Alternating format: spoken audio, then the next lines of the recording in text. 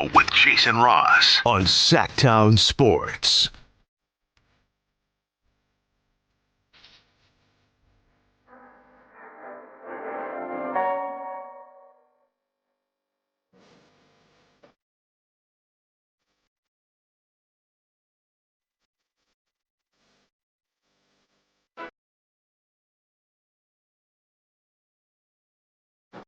Good morning. Good morning. Good morning. How do you feel? You feel it? Can't feel it.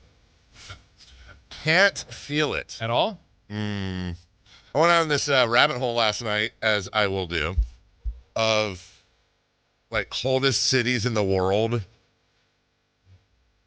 And there's some cold ones, dude. Like, there's this one city in, I think that, I feel like this deja vu. I just talked about this, right, a little bit. It's in Siberia. And, like, yesterday's high was, like, minus 19. So fun. And they talked about how, like, this is no joke, it's like a super luxury to have a garage. Not a lot of garages over there. So, and there's 300,000 something people in the city. It's not like a village where it's like there's colder places, but this is the coldest city. And they straight up have to leave their cars running or the oil will freeze up, which I didn't even know oil could freeze. I didn't either, but. Or they have these, imagine like an insulation blanket, but it's made for a car and it like ties at the end. I'm not making a joke. They call them a Natasha that they put over their car. So just the way that like stuff outside. Natasha, just like the name. So they have these, it's a different thing where like you better make sure, your extremities are covered. You get frostbite. There's all of their pipes, gas, and all that stuff. It's above ground because they're on permafrost. The whole thing is built on permafrost, so they have to have them above ground and also insulated. So we're going through this whole thing. I think it was a British couple or whatever. They do these YouTube series that travel around the world. This is the rabbit hole I got down, and they're in this thing. And they're this city, and they're visiting with people and all that. And then, like about 3/4 through it, they come across these two guys on a lake. And every day they show up and they have this giant square drilled in the lake like a lid that they pull out. And they plunge in the water. They dive in, or they dive in, they get in. Is it possible the water's warmer? That's below the layer? Wouldn't it have to be to not be frozen? Yeah. And they get in and they do their polar bear plunge, and then they're like, "Yeah, it's all about getting out. Like you don't dry off. You get out, and you have to have like your towel or robe or whatever on the ice, so that because if you touch any of the ice with wet hands or fingers, you stick." And people drive there. Like they said, there was this one girl from Moscow that drove down and heard about it and wanted to do it, but they wouldn't let her because she didn't bring slippers for that exact reason, so she wouldn't stick on the ice. And they're going in, and then they go underwater for a little bit. They're in there. I almost said chill underwater, but more like freeze underwater. And they're in for like 5 minutes, and then they get out, and they say it's wonderful for the immune system, and all this stuff, and they do it almost every day. And look, like I'm all about like people are people and humans are humans, and we're all the same. We may look different on the outside. I'm a big fan of that. I don't know that we're the same, dude. Yeah. Like I don't know, we're humans, right? But I often have the thought, whether it's status, race, ethnicity, creed, color, whatever, if X person was raised in this environment, this person was raised in that, would they turn out the same? Would they turn out differently? Whatever. And I feel like if I was born and raised in this place, like I was shipped there as an infant and raised in this place, I don't think I'm getting in I think you would. frozen lakes. Didn't your dad always threaten to send you to Siberia? Where did my dad threaten to send me, man? I know he did my dad was they're starving people in China. That was my dad's. China? Yeah. Have you seen the videos? They're thriving. I know. It was starving people in China. Maybe it was Ethiopia. I think it might have been China and then Ethiopia. I don't know. It was big, if you don't eat that, they're starving people and whatever type of thing. Did anybody ever find out where the actual location was of that city a lot of people referred to in Egypt? Wait, hold on. What was the line? No, BF Egypt. Yes, BF Egypt. I believe that's actually a city in Egypt. Oh, okay. Yes. I am not familiar with the saying. Are you not? No. When somebody says, well, you could say the first word. Wow, that we were all the way out in Egypt. F word. Yeah. Egypt. I got it. Oh, okay. You've never heard that before? Heard that? BFE? No. Wow. I guess it's always been Timbuktu. I mean, Timbuktu's one. Yeah. Yeah. But I've heard BFE before. Many times. That's what we call Never been. I have not. Also, thought about this. I don't have any interest in going to Egypt. Okay. The only reason I would want to go to Egypt would be the pyramids and the Sphinx. Not the food? I can't speak. I'm also a big believer in not speaking ill about a cuisine or anything if I haven't tried it. Other than like Are you sure about that? Like murdering people, but like I've never tried that, but I'll speak ill of it, is my point. There's nothing about Egyptian cuisine that I do love. Like I love Persian cuisine. I love a lot of Mediterranean cuisine minus all the seafood. I dig that. There's nothing about Egyptian cuisine that screams to me, you've got to go. That I couldn't do it like a restaurant here, which I know is not the same, but I'm talking about that's a long flight. It'd be cool to see. It's kind of like, Egypt's kind of like China for me. Like when we went to China, I saw the Great Wall, I saw Shanghai, walked in the Forbidden City. That was it. I have no interest. I have zero interest in going back to China. None at all. Never going to do it unless it's like I got to take my kid or something. Like my son, I think is going this summer for his. He's Mandarin. in when you're in. What happened if he moves there? Well, then I'd be going to China. Yeah, that'd be cool. But I didn't. It was Daddy. It was fine. It was exactly. Sending your kid to China would be a lot cheaper than sending him to Holy USC. crap, you're right. No, and it's so funny because my daughter's roommate, her literal roommate, they have like sections of the dorm, but like the one she shares a room with she lives in China. She lives in, as a matter of fact, in Shanghai, and not now. No, she's back in the dorms, but she like during Christmas break, she flew back home to Shanghai, and of course, and brought Avery back. Like when she moved in, when she came over, and Avery had to rush out to Target and get some because she panicked because her roommate brought her a gift, like a nice. How cute is that? Like a nice to meet you. We'll be living together. They had talked on Instagram a little bit. And so I thought you'd like this, and it was super cute. It was like a little, I don't know, 5-inch by 5-inch little square hand painting thing from that she got there. And then so Avery had to run. She was like, "Oh my God, let me go get your gift. I brought it." And she calls me in a panic, like, "No, what do I get?" So that is such a Dave move. What? That I forgot it, and yes, no, Apple didn't fall far. So now Avery's learned her lesson. So just in case she keeps like piling up like gifts to have on hand for whenever her roommate feels appropriate to get her gifts. And of course she brought her one back from Christmas break, but it's a whole different experience for her. Yeah.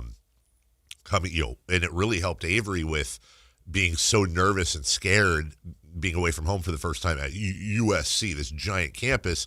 I was like, dude, your roommate is like, imagine going to University of Southern China and your trade positions, like you're an hour flight from home. Right. That ain't the case. So that actually helped a lot. Yep, was on a train of thought. Look, I'm not trying to. There's no way I can say this without triggering people. I can only assure you I'm not trying to. Let's just say that one of the things that's really sad about what her roommate's experience in college so far is, for example, she was when she left for China before Avery left for up here. It was like the day before, and Avery said something very, very, basic, like, all right, see you in a few weeks, have fun, say hi. And her roommate said something like, I hope so. Her roommate's like incredibly nervous about getting back into the country and what she got. It's a whole different experience over there for her. And you could argue, well, is that overblown? And it's fine. She's a college student, whatever you want to do. But the bottom line is still a very young girl who's in this foreign land and like, God, am I going home soon type of thing? So yeah, I have no interest in going to Egypt. Also India. That's one. Okay. No interest. None. Taj Mahal be cool. I'm sure there'd be like, I feel like India would not be a fun experience. In reading about it, looking, hot. I'm not talking about any, whatever. I'm saying, I just feel like it'd be hot and boring there. Not India. No. Greece. Love to go. That's also hot. Yeah, but also blue seas and It's like way hotter. and the food there and just all that. Like in India, it's like Taj Mahal. In Greece, it's like, oh, here's the Parthenon, here's this, here's that, here's that. And I feel like you can also escape the heat a little bit easier in Greece. Italy, definitely. So, anyways, that's your travel segment. How was your day? Good. Yeah. Another Kings game. Did you know it was like a station outing? Not our station, but they took over the suite. Who did? Oh, Chad, KNCI? Tom, Did they? Cody, Joe, Oh. Aaron, Chad. Interesting. That is a great. Okay, instinctively, I'm with you. He's going to say, "Why don't we do that?" But also, don't we not do that because half our station is working during the game? No. Oh, okay.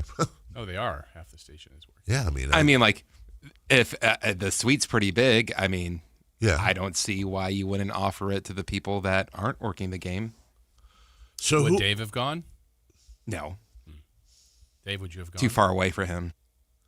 It's not. Yeah, it's Can't get into sweet. It depends on lounges. how encouraged it was.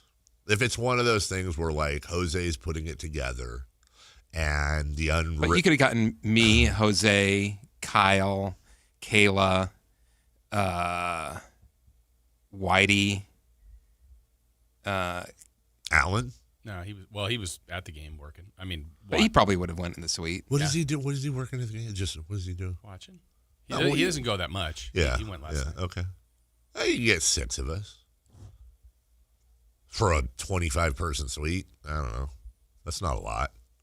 Next time. Next time. Well, that's fine. That's good. Well, we've done it a couple times before. Yeah. Oh, wait. No. We've never done it. Haven't we had an open suite before?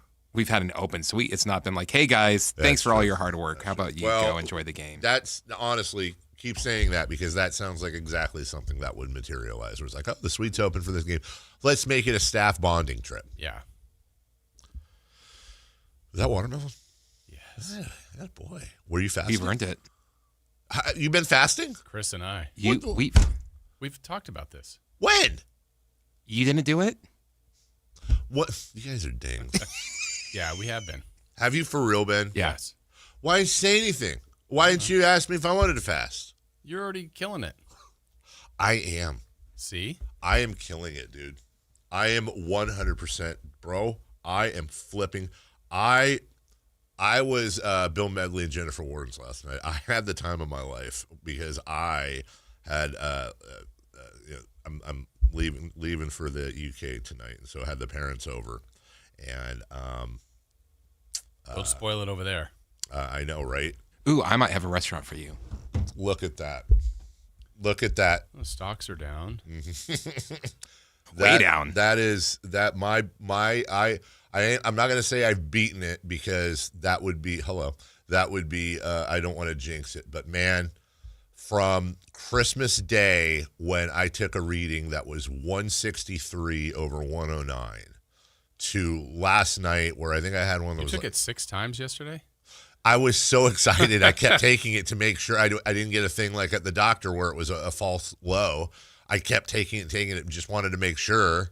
That third from the top is The one, like in a different color, in a good way. yeah. Not like the other ones are like they're going down. Yes, for sure. yes. But that one's really encouraging. What sucks is that it's 121 and so it's technically elevated, but anything 120 or below is normal. And Yeah. It's like, oh, this is my one. Like I haven't had a perfect reading yet, but it goes elevated, hypertension 1, hypertension 2, hypertension crisis. Yeah. And I was like top of hypertension 2. Yeah. Now you're out of that. Well, so far, yeah. yes. Like yesterday was the lowest it's ever been. I'm down in like 120 over 82. Like it still needs to a tiny bit, but like, man, I've been busting my ass. I really have. And also, I didn't know this. When you take your blood pressure after working out, it's lower.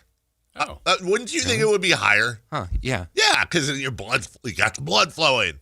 No, it's like 10 to 20% lower every time and then I looked it up. I was like, yeah, I know when you work out. You're working out. You're getting it done. Yes. I don't know when because we did this last year around this time. And Chris and I were talking about it. And then it happened. When was the last time? Here, put it this way. Last time I ate, the Kings were on a 4-game winning streak. Really? I'm really. So this is the longest I've gone. So when did you? So we don't start eating until the Kings win? No. Listen to that, Doug. When did do you want us to die? Help us. Oh, okay. In the media, I know you're asking was the last time we ate. Yeah. Chris, I think was at 6 o'clock on Sunday night. Yeah. I was at 5 o'clock on Sunday night before the Blazer game. No, when did you break your fast? We haven't. It's just about to do it. You're on the breaking air. it on the air. That's why I brought the watermelon. Oh my God! I thought that would be fun. Are you eating watermelon too? Mm-hmm. I brought him some. And you said the last time you ate was when? Sunday night at 5. So 72 would have been last night at 5. I didn't want to do it before the game. You guys went more than you guys went like 84 hours, 80-ish hours. Yeah. 84, 85 Is that career high for me? Yeah, Chris. I think I've gone 4 days. And I'm not hungry at all, honestly. But I would like to try this watermelon. Crazy. And has it been just water or water and? Oh, it was only water. I finally just had broth today, this morning too. Because I think 80-ish hours. I got it. I think I read somewhere, and I don't know how accurate this is, if it is or not, but that the broth can actually break the fast. Really? And last time I did do broth, I'm like, I didn't. I got you. So I didn't want to have anything that breaks it and get all that autophagy going, get all that bad stuff out. Autophagy. What a great word. Yeah. I am 94% super proud of you guys, and I think I'm 6% hurt feeling. And I don't know what to do about that. Yeah. I feel like I was kind of. But if we asked, you'd be like, "Oh, I'm doing this." No, I 100% wouldn't have. Oh, see, there you go. I wouldn't have. Yeah. So don't feel bad. I mean, not that you did, but you didn't do the. You would have felt more bad if we told you and you didn't do it. Yeah. Than us telling you right now. But I think you would have done it if we said we're doing it. Yeah. Unlike the.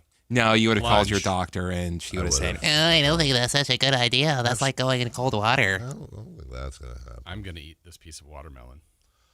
Okay. This is fun. It's as good as. What about you, Chris? Yeah. Okay. All right. He was willing to go longer. Yeah. I said I was going to go tonight. Chris. Are you going to wait? No. I'll have it now. Jason is eating the watermelon. Chris is forking the watermelon, and now he's eating it, and they are chewing. And Jason, it's like really amazing. Honestly, I don't think this watermelon is as good as the last one I had. Like just the watermelon itself. Yeah. But it's amazing. It was okay. Really? Gotcha. It's just got to feel good to have nourishment. I can't believe you're breaking it on the air. Like that's awesome. Anything for the show? Any significant weight loss involved? Have you been weighing yourselves? I did this time. Yeah. I didn't check today. I wish I would have this morning because it probably was a little bit lower, but it was like 12. Wow. You guys are, now that I think about it, you're kind of glowing. Yeah. Is that why Chris has been such a D-bag this week? Because he was hangry? No. No, just no. I don't think I've been extra. No, you haven't. Also, speaking of Chris, I was thinking about this on the way in. I think full. That's it. That's over. You're done for another 3 days. Yeah, that's good. What do we do, Chris? Like, I feel like we should just have this hammered out before it happens at 8:30. So Doug's coming on, right? I'm tempted to kind of make this a 3-way interview. I'm tempted to make this a one-person interview. I know. No, can I be honest? I would be all for that. I think the Kings would get mad. Probably. I think they'd be like, we gave you the head coach and you turned it into a bit with Chris. I don't know if it's a bit. It's a conversation. A couple of former colleagues. Is it one of those things? I feel like this interview, because we haven't talked to Doug prior to. Right. So this is going to, and they're coming off a 2-game losing streak and they're on their way out for a road trip, right? They've lost 3 in a row. Oh, have They lost 3 in a row? Did you miss last night's game? No, I did. I just forgot. I think I forgot about the other one. Anyways. Portland, Miami, and Toronto. So it's going to be like kind of asking for the code red in the movie. Like there's going to be a feeling out process to see is Doug okay with having a little bit of fun? Is it all business? You go to a comedy show, there's like a warm-up act. Right. Like Chris could test the waters. Right, but here's the thing. I don't know if we're going to a comedy show or it's putting Chris at a funeral in the sense of like you don't look. So I'm behind a curtain and I don't know what's going to open. Is it going to be that's the comedy thing. show, funeral, you're corporate outing? You're going to have to figure out the fly. environment by listening audio only. I mean, oh, that's a funeral or oh, that's a comedy show. Yeah, but you think about that. Wouldn't you want Chris to give your eulogy? It would be memorable. It would definitely be memorable. Be like, wow, odd choice. In the words of Jack Nicholson's Joker, I'm glad you're dead.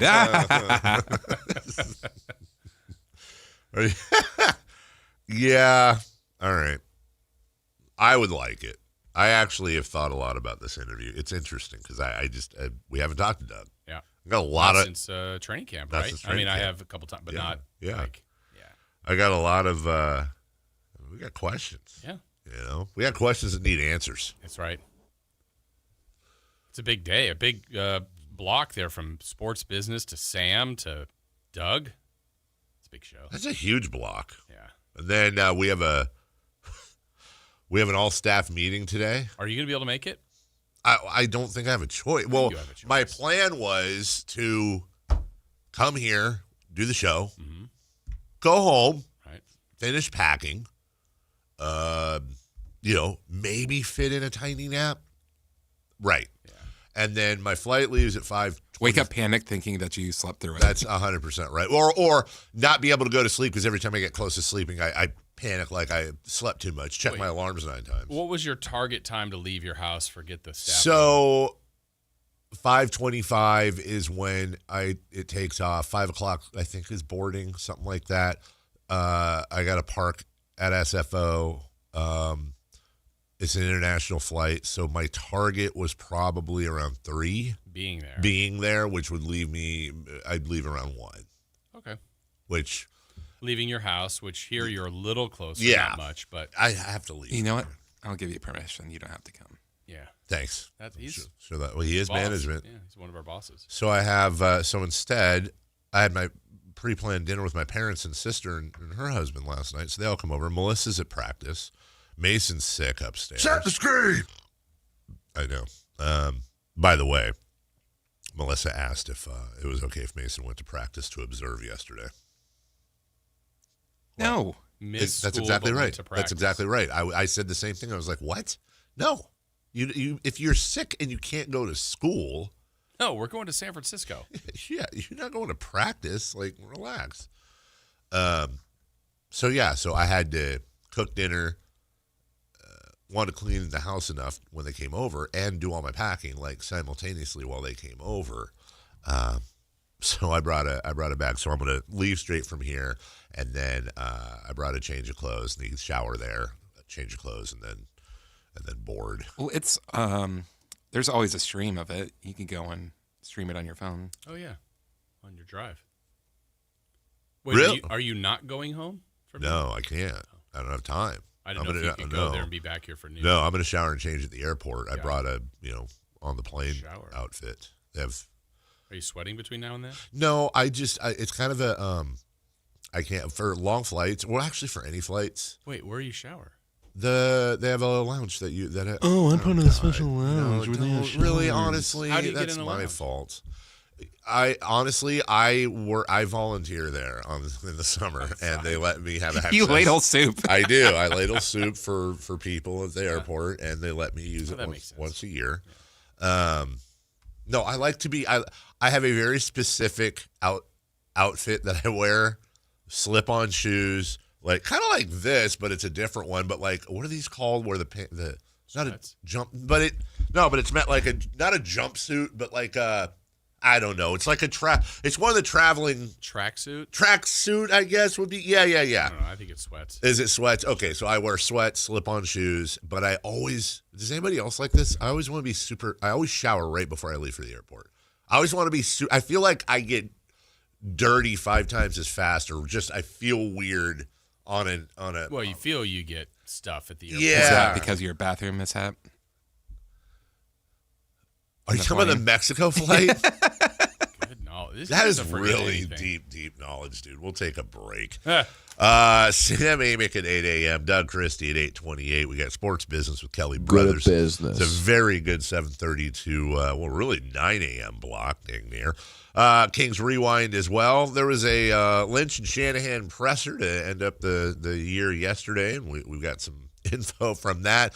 And break up the New York Mets. What are they, the Dodgers, right? Kings fall to the Raptors. We got your audio next. Download the Sactown Sports app. Sacramento sports in your pocket. This is Sactown Sports 1140. Heyo, Johnny Mosley here, coming at you with Thursday's Toyota Tahoe report. The Toyota is fired up and ready to roll. Let's tap the experts to see what Palisades has in store for us today. Thanks, Johnny. Tahoe skiers, Thursday's looking like a solid day on the mountain. Expect mostly cloudy skies with temperatures reaching to the low to mid-40s and overnight lows dipping into the mid-20s. Conditions will be firm and fast in the morning, perfect for carving some early turns. Don't miss it. This report is brought to you by your local Toyota dealers. Toyota, let's go places. Hey, this is Greg Papa. Are you working through a major insurance claim? SunPoint Public Adjusters can help. SunPoint prepares, presents, and negotiates your claim with the insurance company, working only for you, making sure you get everything you're entitled to, not what just some adjuster working for an insurance company thinks you should get. Call SunPoint today at 888-247-7865 or contact us at sunpoint.us. SunPoint Public Adjusters, the gold standard in public adjusting. License number 2N14884. Guys, if your energy is low, your strength isn't what it used to be, or your drive feels off, it's not just getting older.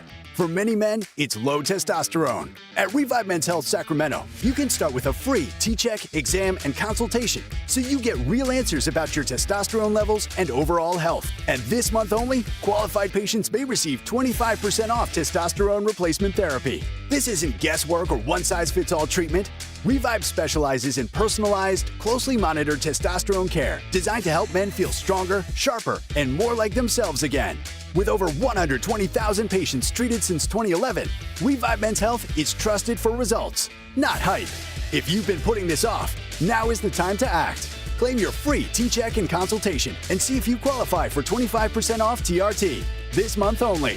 Call 916-619-3000. That's 916-619-3000. Or visit ReviveMen'sHealth.com. Terms apply, must medically qualify. This Sactown Sports 49ers report is brought to you by Kia of Vacaville, located beside the Vacaville outlets. 49ers season comes to a close in Seattle on Saturday, losing 41-6. San Francisco playing without all pros George Kittle, Fred Warner, and Nick Bosa, and the injuries proved to be too much to overcome. San Francisco finishes the year 13-6. As for Seattle, they advanced to the conference championship game, where they will take on LA, who defeated Chicago in overtime 20-17. Catch that game right here on Sactown Sports beginning at 3. Football season is here at Kia of Vacaville. You can score big in a new 2025 Kia Niro LX with up to 53 MPG combined at Kia of Vacaville. Perfect for road trips, tailgates, and cruising to Levi Stadium in style and comfort. But don't wait. Inventory is limited at Kia of Vacaville, and these deals won't last long. Visit KiaVacaville.com or stop by right next to the Vacaville outlets for friendly service, easy shopping, and unbeatable value.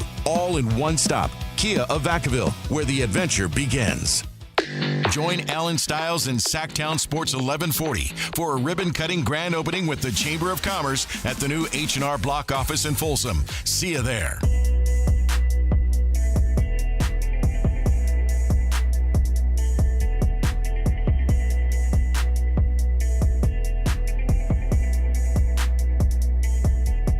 The Carmichael Dave Show with Jason Ross. Call or text at 916-339-1140. On Sactown Sports. You were so impressed with Chris's weight loss that you lost control of your hands. Yeah, I dropped my phone, and Chris enjoyed that. I think I have a replay of that. Oh, okay. I didn't know you were recording. Chris is the king. It was great. Chris is the king of laughing at other people's mishaps. Yeah. Like, truly. I think it's because, like, I've got really bad little brother energy to where I have to, like, poke at people. I and thought it's you were 'cause an only child. I am, but Oh. I'm, like, the youngest cousin of our group of cousins who always, like, picked on me and stuff. So I think it's a combination of only child and youngest child at the same time. Yeah, well, it's so weird, too, because I was the youngest guy at the station for a while, and you were a young guy at the station for a while. was at one point. You were, exactly. And now Then Hoover came into office. Now we're the vet. See, the problem is when you say horrible things to Jason for no reason whatsoever, he now glares at me to reflect to you. Yeah. And I feel like he's glaring at me. And I didn't do anything, but it makes me very, very uncomfortable. Hey, I think you are probably. How many years are you here? My first. Okay, what are we talking? Are we talking internship, part time, or full time? Not full time. Like, when did you get here? I got. When was your first paycheck? That would be in 2000. Okay. So I would bet on that you're probably in the top. I was going to say top 5, but maybe at least top 10 in longevity here. Yes. You, Marsh. Yeah, I'm now number 2, I think. John, when you say here, you mean in the building or at Sactown building. Sport? Yeah. You, Pat, Marsh. Pat's number 1. Pat's number 1. And our big boss was before that. We've had a few others recently. Tom, Steve, gone. Yeah. Tom, gone. So I think it's Pat. I think it's Pat, then me, then Marsh, and then we have some others like Karen and Leslie. That's right. I don't know when Cindy got here, but it's been a long time. Man. Chris is up there. Yeah. Grizzled old vet. Chris used to come in his beaten up, dirty Red Sox hat, delivering breakfast pizzas. Singing Poker Face. Uh-huh. It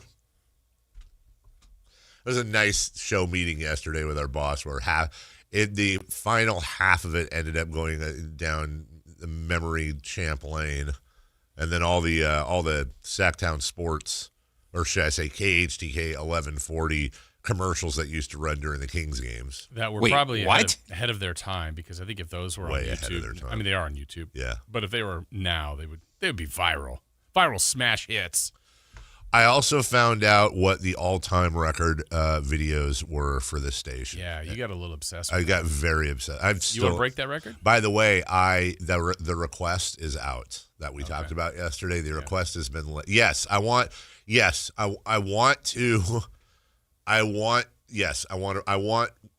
to own that record. Okay. I do. Something to chase. I mean, we own that record. The two of you were part of that record, yes. Yeah. Mostly Jason. Were you there? Well, I was there probably that day. Yeah. So. All right. Well, that's a goal for 2026. Let's do it. All right. Kings-Raptors last night. Yeah, let's go. My goodness gracious, it sure started out really, really awesome. Swings to Clifford, ball fake left, drives right, Euros left, and feeds it out to Levine. Steps into the triple and buries it. 7 points for the Zach attack. Zach attack. Here he goes with the steal. The paint knocked out of his hands by Schroeder. It's grabbed by Zach Levine. Lead pass ahead. Malik, right wing. Stop and pop for 3. He's got the triple. 32-28. Malik Monk's first knockdown, coming in his second three-point attempt. Yeah. Hey, how about this Dylan Cardwell guy? He seems like we might have something in this dude. Schroeder now. Left elbow area, full spin, slips a pass inside. Dylan Cardwell with the two-hand flush. Your clean play of the game on that super setup from Dennis Schroeder. Yeah, so, and that, honestly, Kings, big first quarter, nice lead, and that is how things would end. Yeah, it was fun. Great showing by the Kings. The second quarter was okay. Yeah? Yeah. Actually, it was fine. Second quarter. They gained ground. We'll pick it up there. They build on what they were doing. How about a Russ 3? Around the horn they go. DeRozan to Westbrook. Westbrook knocks down the three. Well, there, in that instance, the spacing worked out very nicely for Westbrook and the Kings. It's 77-69. That was our early third. Okay. I kind of skipped the second. Oh, boy. This quarter, not so much. Halftime score is 62-52. Kings outscored Toronto 30-26 in the first, 31-26 in the second. That's pretty consistent. Hold them to 20s. We'll take that. And at halftime, I think one of two things at least happened. Either A, Toronto grabbed a bunch of smelling salts, ate the Mario Invincibility star, and I'm not going to say it took PEDs, okay, but anything could be a performance in it. It could, maybe caffeine, maybe they had Starbucks. Meanwhile, I think the Kings watched a movie. I don't know what happened because the third quarter Kings were not the first half Kings, and the third quarter Raptors were certainly not the first quarter. Well, they are from Toronto, so you don't know what's going on in Canada. No idea. Yeah. They're sneaky. Right. They are sneaky. Here's Norm Powell with the drive. But saved by Adebayo, gives now to Powell. Powell drives inside, Euros to the right, and scores. It's the biggest lead of the ball game for the Miami Heat.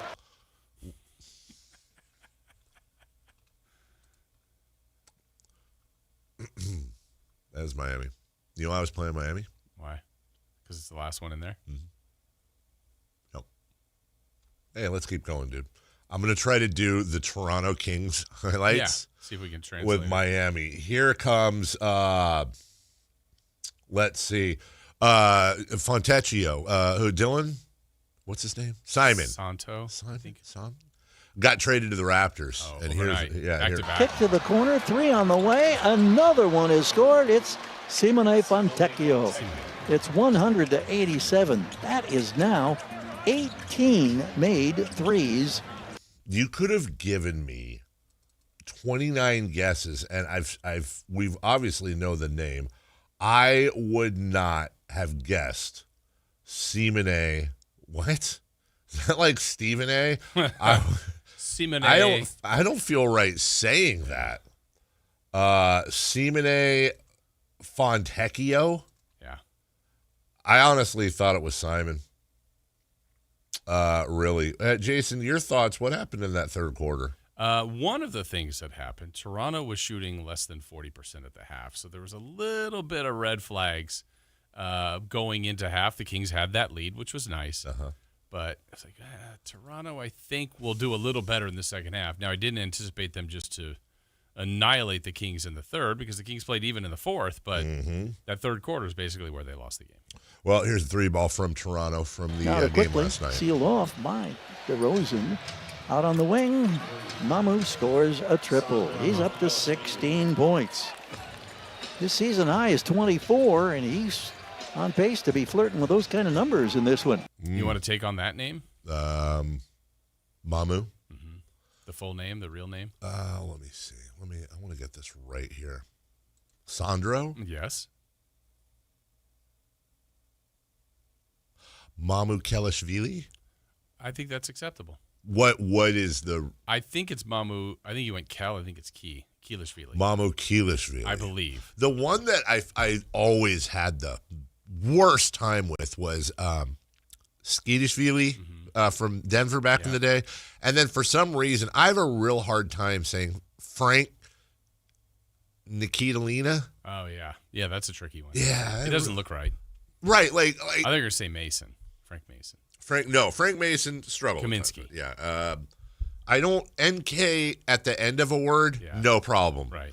Also weird that I never thought of this before. His first name ends with the NK and his last name starts with an NK.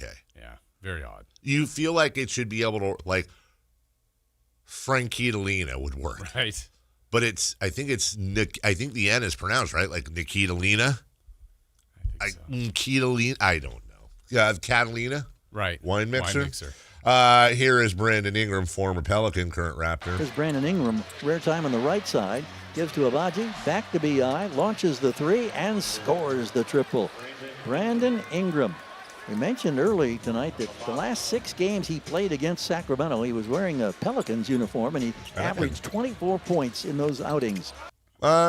Just going to read this highlight as it's written. Monk turnover leads to Dick score. Monk drives baseline right, hooks a hard pass that was intended for DeRozan. Stolen, another turnover, run to the rim. Grady Dick scores at 6.5 seconds to go. My goodness, the Raptors now with a 43-point third quarter. It's their largest lead. Yeah, it would get worse, Jason, as far as that 33-point. How about a 43-point third quarter, 43-21? If you take out the third quarter, yeah, all right, the Kings won by 9. Yeah, light work. Light work. Unfortunately, Emmanuel quickly shut the lights off. Quickly going to fire for 3, scores it, turn out the lights. And this one is all but officially over.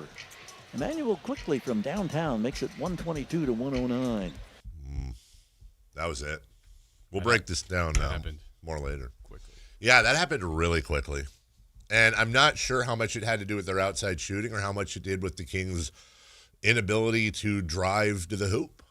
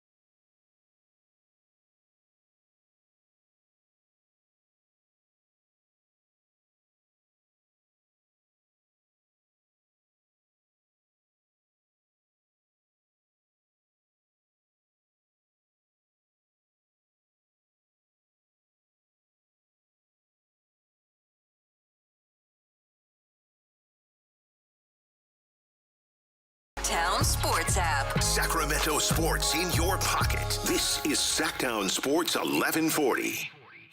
Pizza's here. Oh, great. I'd love some, but I'm worried about my stomach issues. If you're worried about having diarrhea, gas, bloating, stomach pain, or loose, oily stools, it may not just be stomach issues. It could be a condition called exocrine pancreatic insufficiency, or EPI. With EPI, the pancreas doesn't release enough enzymes to break down food, but EPI is manageable. Use the symptom checker on identifyepi.com and talk to your doctor. That's identifyepi.com. Sponsored by AbbVie. This message comes from Viking, committed to exploring the world in comfort. Journey through the heart of Europe on an elegant Viking longship with thoughtful service, destination-focused dining, and cultural enrichment on board and on shore. With small ships that bring travelers closer to the destination, there's more time to explore. And every Viking voyage is all-inclusive, with no children and no casinos. Discover more at Viking.com. When your check engine light comes on, do you see a repair bill or do you see peace of mind? For 20 years, CarShield's been the name America trusts to help keep you on the road. While other companies stop covering you when your car gets older, CarShield offers protection plans up to 200,000 miles. With over $1 billion in claims paid, we don't just promise protection, we deliver it. Don't let a breakdown break your budget. Get the flexible month-to-month coverage you deserve. Go to carshield.com. That's carshield.com today. Milo's Pro Rewards members go big during Lowe's Pro Savings Days. Get member volume discounts plus an extra 5% off eligible orders with a quote of $2,000 or more. Plus, buy more and save more with up to 25% off DWV pipes when you spend $250 or more. Lowe's, we help, you save. Valid through 123. Exclusions, more terms and restrictions apply. Can't be combined with any contract or special pricing. Loyalty program subject to terms and conditions. Visit the Pro Desk or Lowes.com/terms for more details. Subject to change. This is the story of the one. As the purchasing manager at a manufacturing plant, she knows the only thing more important than having the right safety gear is having it there when you need it. That's why she partners with Grainger for auto reordering, so her team members can count on her to have cut-resistant gloves on hand, and each shift can run safely and efficiently. Call 1-800-GRAINGER, click Grainger.com, or just stop by. Grainger, for the ones who get it done. Wesley Financial Group is not a law firm. I'm Chuck McDowell, founder of Wesley Financial Group. Did you buy a timeshare because they told you it was a great investment? That's a lie. Most timeshares can be bought online for $1. To find out what your timeshare is worth and to cancel it, call us today and we'll send you our timeshare exit kit free with all your options for cancellation. Call Wesley for your free exit info guide. 800-771-1300. That's 800-771-1300. Big savings are back at Folsom Lake Honda, your one-stop Honda shop. Looking to own or lease? We have options for everyone. Plus, lower interest rates at Folsom Lake Honda make for lower payments. It's no wonder Folsom Lake Honda is your one-stop Honda shop. Get an instant cash offer for your trade at FolsomLakeHonda.com. We'll buy your car whether you buy from us or not. Visit us today at FolsomLakeHonda.com. Folsom Lake Honda, yeah, your one-stop Honda shop.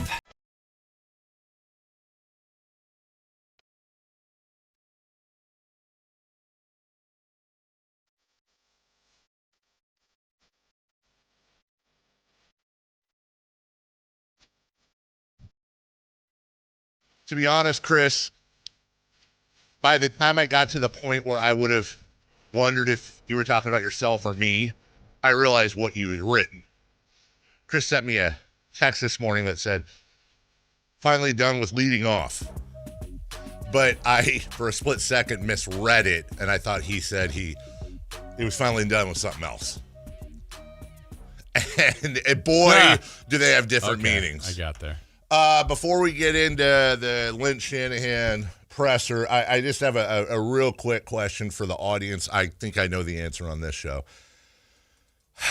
Is there anyone other than me in this vicinity that is in any way actually legitimately, and this is a Charlie Brown Lucy football thing, I get it, and I'm aware the football is going to get yanked as soon as I try to kick it. With the trailer just dropping, is there anyone else excited about the new He-Man movie coming out? I know on this show there isn't. Dork. I'll wear it. I'll wear it. Is this one of those weird ones where Jason was too old for it and I was too young for it? I know you were probably too young for it.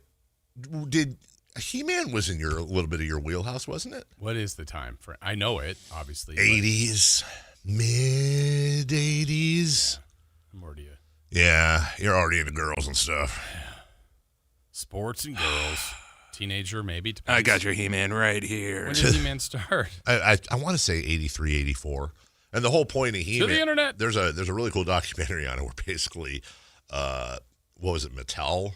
Or whoever the parent, they asked some dude to make up a superhero that had no lore from scratch, basically, because they missed out on the Star Wars action figures. And so they didn't want to do anything that had a comic book or anything before to start a whole new superhero. And they came up with He-Man. And then subsequently, and then the girls were like, I want a superhero. And they came up with She-Ra. How long do you think He-Man was on television? Oh, God. Probably, honestly, now that I think about it, probably wasn't that long. I'll say 4 years. Okay. It debuted September 5th. 83? 1983. Okay. So I should have been. Yeah. That's right in there. End date, November 21st, 1985. 2 years? Yeah, what an impact. What an impact. Oh, yeah. He-Man. I forgot who he was. Tila, Man-at-Arms, Cringer, Battle Cat, Cringer / Battle Cat, Orko. Yeah, no, that's... No? Maybe you could take Matt George. Skeletor, obviously. I don't think... No, Matt's way too young for No, I know, but it just sounds like... They've tried live-action movies before. It sucked. I think Dolph Lundgren was He-Man, I think. That checks out. They've tried that with Street Fighter as well. Anyone into it? Someone will be. Someone will be. I'm really... Maybe you could do a show outing with our listeners. I would love... Hey, I'd love to. If we could get a theater for a screening, I 100% would be into that, man. Chris got a theater for a screening. For what His was... birthday. That's right, he did. You don't remember what movie? No, MacGruber. No, I do. I don't think... He was watching his phone. I loved that theater. And that was really cool. There's no but behind that. Like, that was legit awesome. Also, food was great. Food was amazing. I don't know where the catering came from, but she is talented. That was from El Rincon, Carnitas. Well, I was joking. I thought your mom made it. No. She made this. Didn't she make the She salsa made or something? something. My mom's friend made the salsa, which is incredible. It's the best salsa I've ever had. Well, that's why I was being a wise guy because I thought it was your mom that did that. Your mom did it. Your mom did the catering. So, no, I don't know if the He-Man folk would let us do a screening there. Yeah, that at least not in the beginning. Either way, your home of He-Man, Sactown Sports. John Lynch and Kyle Shanahan did their post-mortem on the season, and one of the questions, of course, one of the first questions was, "Hey, Brandon Aiyuk, what the heck, man?" Here's John Lynch. You know, the plan in terms of the transaction, that will come in due time. I think it's safe to say that he's played his last snap with the Niners. It's an unfortunate situation that just went awry, and I will look long and hard at what could have been done differently, but sometimes it just doesn't work out, and I think that this was a case where that happened. Miserable Niner fan texts in at 916-339-1140. They need to make a Thundercats and Voltron movie. Yeah. I'm a Thundercats. I was a Thundercat guy. Thundercats, ho. But I don't, Snarf and all that. Big time Thundercats. But Voltron might work. Speed Racer, I think they've done. They did. What was that? Jason Statham? No, somebody. It Christina was somebody. Ricci. Was it Christina Ricci? Mm-hmm. I think John Goodman. Really? I do not remember that. He played the car. I knew it happened. Now I got this visual Christina Ricci driving John Goodman around a track. Hey, was that John Goodman? I don't know. So yeah, here's what kind of pisses me off about this Brandon Aiyuk thing. It really does. Why are they, and by they I mean well-paid athletes, why is he allowed to do this? Like, why can't they just go, okay, cool, we're taking all the money back.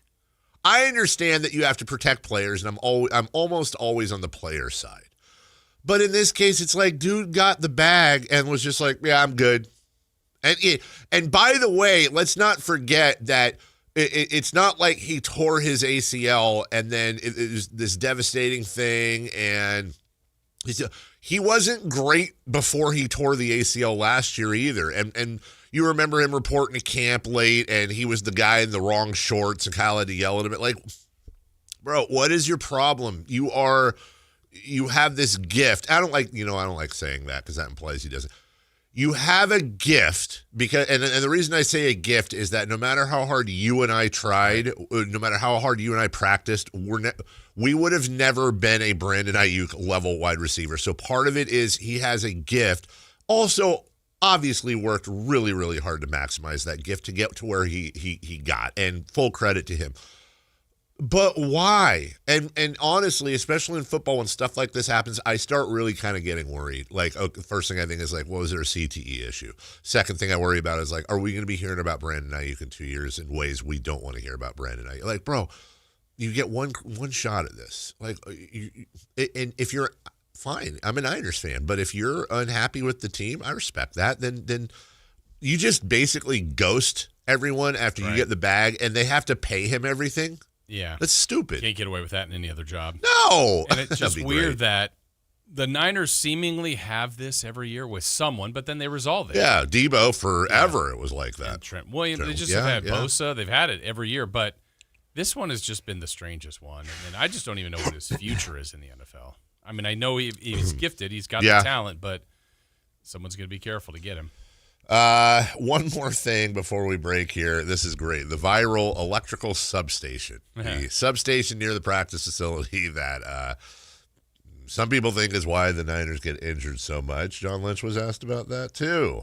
Because it deals with allegedly, the health and safety of our players, I think you have to look into everything. And so our guys we've been reaching out to anyone and everyone to see, does a study exist other than a guy sticking an apparatus underneath a fence and coming up with a number that I have no idea what that means. That's what we know exists. We've heard that debunked. So yes, we will look into it. We have.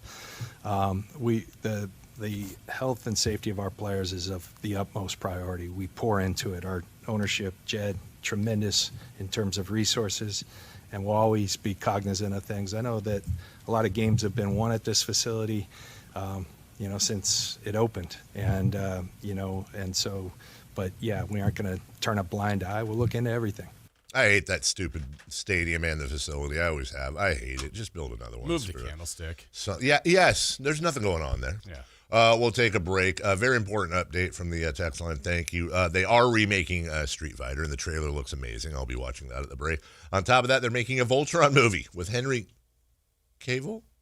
Cavill. Damn it. Who also is rumored to perhaps be playing the younger version of Aragorn in the upcoming Lord of the Rings prequel, sequel. Search for Gollum. I know you like Harry Potter. Harry Potter. We'll take a break. Hour number 2 coming up. Don't forget, Kelly Brothers at 7:28, Sam Amick at 8, Doug Christie at 8:28. When we come back, 3 for Madness. The Chiefs, the Mets, and Dylan Cardwell. What do they have in common? Nothing other than they're in 3 for Madness next. Visit SactownSports.com and join the Sactown Sports 1140 newsletter. This is the story of the one. As a safety manager at a manufacturing plant, he does everything he can to keep his coworkers safe. From finding ways to reduce risks to keeping safety supplies in stock. And for that, he relies on Grainger. Grainger offers a broad range of quality products and next-day delivery, so he can always play it safe. Call 1-800-GRAINGER, click Grainger.com, or just stop by. Grainger, for the ones who get it done. It's tax time, y'all. If you want to file free, this next one's for you. Now taxes is so free. Terrible tax, free edition only. Roughly 37% of filers qualify. Simple form 1040 returns only. How this is tax. Love that jam. Up next, commercials. Intuit TurboTax Free Edition. See if you qualify at TurboTax.com/free. No schedules except for Earned Income Tax Credit, Child Tax Credit, Student Loan Interest, and Schedule 1A. It's a new year, and Aleve is here to help you keep your New Year's resolutions on track. Whether it's a daily walk, hitting the gym, or spending more time with friends and family, Aleve's got your back. With up to 12 hours of body pain relief per dose, Aleve keeps you moving with long-lasting body pain relief so you can chase those dreams and achieve your goals. Don't let body pain slow you down. Keep going with Aleve, because this year is your year. Try Aleve. Use as directed for minor aches and pains. When life calls for a little extra, a kitchen upgrade, paying off debt, or that dream vacation, Valley Strong Credit Union is here to help. With a Valley Strong home equity loan, you can tap into your home's value with competitive rates, flexible terms, and local guidance you can trust. Get approved in as little as 5 minutes, with funding in as few as 5 days. Your goals are within reach. Visit valleystrong.com to get your offer today. Valley Strong Credit Union. Grow your possibilities. Equal housing lender, NMLS number 456506. Heyo, Johnny Mosley here, coming at you with Thursday's Toyota Tahoe report. The Toyota is fired up and ready to roll. Let's tap the experts to see what Palisades has in store for us today. Thanks, Johnny. Tahoe skiers, Thursday's looking like a solid day on the mountain. Expect mostly cloudy skies with temperatures reaching to the low to mid-40s and overnight lows dipping into the mid-20s. Conditions will be firm and fast in the morning, perfect for carving some early turns. Don't miss it. This report is brought to you by your local Toyota dealers. Toyota, let's go places. Guys, if your energy is low, your strength isn't what it used to be, or your drive feels off, it's not just getting older. For many men, it's low testosterone. At Revive Men's Health Sacramento, you can start with a free T-check, exam, and consultation so you get real answers about your testosterone levels and overall health. And this month only, qualified patients may receive 25% off testosterone replacement therapy. This isn't guesswork or one-size-fits-all treatment. Revive specializes in personalized, closely monitored testosterone care designed to help men feel stronger, sharper, and more like themselves again. With over 120,000 patients treated since 2011, Revive Men's Health is trusted for results, not hype. If you've been putting this off, now is the time to act. Claim your free T-check and consultation and see if you qualify for 25% off TRT. This month only. Call 916-619-3000. That's 916-619-3000. Or visit ReviveMen'sHealth.com. Terms apply. Must medically qualify. Sactown Sports 1140 fans, here's a win you don't want to miss with H&R Block. Join us for a ribbon-cutting grand opening with the Chamber of Commerce at the new H&R Block office in Folsom this Thursday, the 22nd, from 11 till 2 p.m. The first 150 guests score free tacos. Plus, you can enter to win gift baskets from local Folsom shops. And new clients filing at this location receive a special discount. Celebrate, win, and save at the new H&R Block in Folsom. A smart play for tax this year with H&R Block. KHD HD1 Sacramento, KYMX HD3 Sacramento. From the Power Business Technology Toshiba Studios. This is Sactown Sports 1140.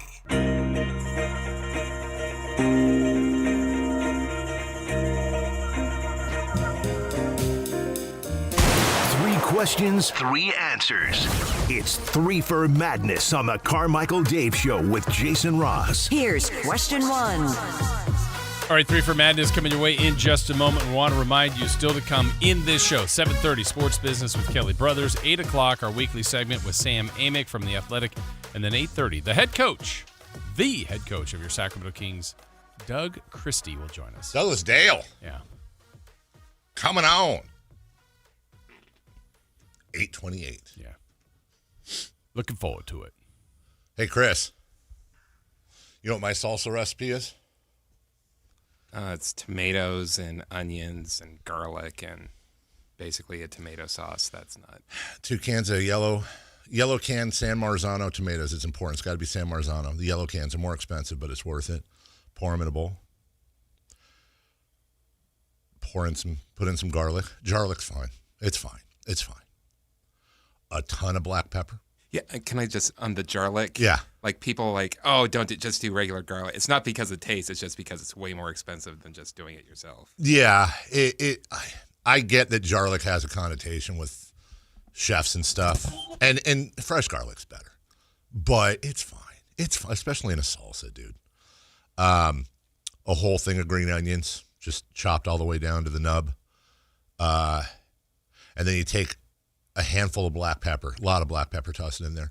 Then a huge handful of oregano, dried oregano, and you rub your hands together to kind of activate it, let it drop in. Put a clean hand, maybe a glove, squeeze because they're whole tomatoes, squeeze them up until they're the size you want, mix it, salt to taste. That's it. It's honestly one of the best salsas I've ever had. Where's the cilantro? I love cilantro, but I don't put cilantro in there because both my kids have that dish soap gene for some reason with cilantro. You absolutely can I'll add cilantro on the side, but I leave it out generally for lime. Lime for sure, absolutely you can do that. But it's so simple, it's so easy too, dude. It's such a simple thing, and then just put it in a mason jar. You always got salsa. See, I need my salsa to have spice. Well, you can add jalapeno. You can add whatever. That's a great thing. That's the base. I don't like the tomato-based salsas. Oh, you like the pepper-based? Yes. Yeah. No, I'm not. Look, that's the more traditional, where you're rehydrating that plastic bag. You get the seeds and the stems out, and then what do you do? Blender, and then strainer. Oh no, I have my mom's friends make it. She makes the best in the world. I think I still got some frozen in my freezer.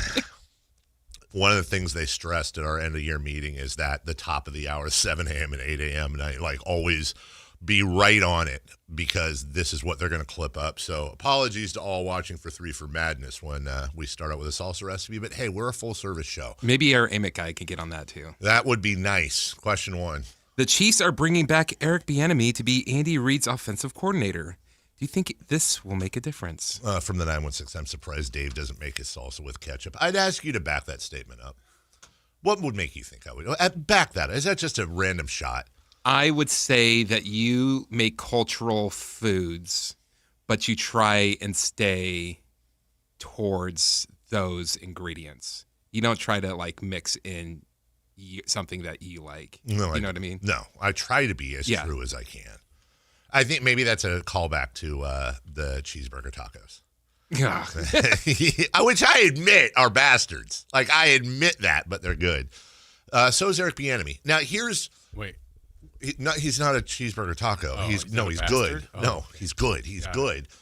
I think this is the big question with Eric Bieniemy. Now, the numbers kind of back this up. Obviously, Patrick Mahomes, here's what I without being embedded with the Chiefs, I expect that, look, Patrick Mahomes is one of the best weapons in the game, fully in his prime. You might have 1 year left of Travis Kelce. I don't know. Who's getting married soon. The Chiefs are definitely in flux, but I think as long as you have Kelce, Mahomes, Andy Reid, and Chris Jones, you've got some pieces to build around. I feel like the Eric Bieniemy thing, in part, is a security blanket for Patrick Mahomes, putting him in a comfort zone, which I think is important. Here's what I don't know, and I've always wondered about Bieniemy, and the suspicions, the allegations, should I say, are loud because he was, for like 3 straight years, he was the number one assistant candidate that was getting a head coaching job. And you look at all these assistants, not just OCs and DCs, but different young assistants that have just leapfrogged him. And I remember us having conversations on the show, like, dude, is he just like the worst interviewer? How is Eric Bieniemy not getting a head coaching job? And look, not for nothing, but also Eric Bieniemy is a person of color too. Give him a damn opportunity. What's going on? That's always a question with the NFL, but it's now become, I wouldn't say advantageous because it's on skill, but you also have the Rooney Rule and you also have compensation for that as well. So there are a lot of things with Eric where I was always like, who, by the way, speaking of being old, remember very fondly at Colorado as a player. And you go, okay, is it because these GMs know the game far better than we do in most cases, certainly are more connected, and are talking to Chiefs personnel, and it's like, yeah, he's kind of, he's this, he's that, he's whatever, but Andy's calling the shots. Eric Bieniemy's basically wearing a headset and rah-rahing, but Andy's the genius behind everything. Well, they're going back to Bieniemy. So is this a psychological thing? Or do they need Bieniemy's acumen? I'm rooting for him. I would like to think Eric Bieniemy is a hell of an offensive coordinator.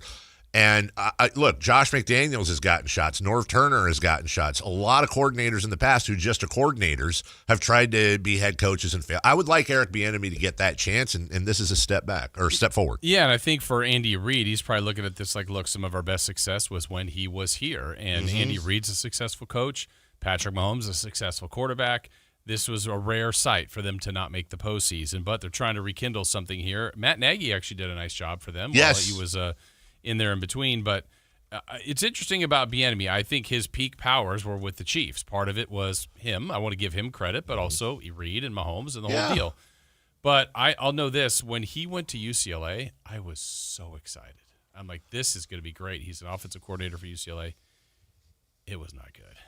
No. Now, again, is that a product of what he had? Is that him? I don't know. But from Washington, the Commanders, to UCLA, to bouncing around a little bit, maybe this is just where he needs to be, and this will be the best of Eric Bieniemy. I hope so. I hope so. I mean, not that I'm rooting for the Chiefs, because that's a whole different thing. I'm like actually okay with the Chiefs not, being.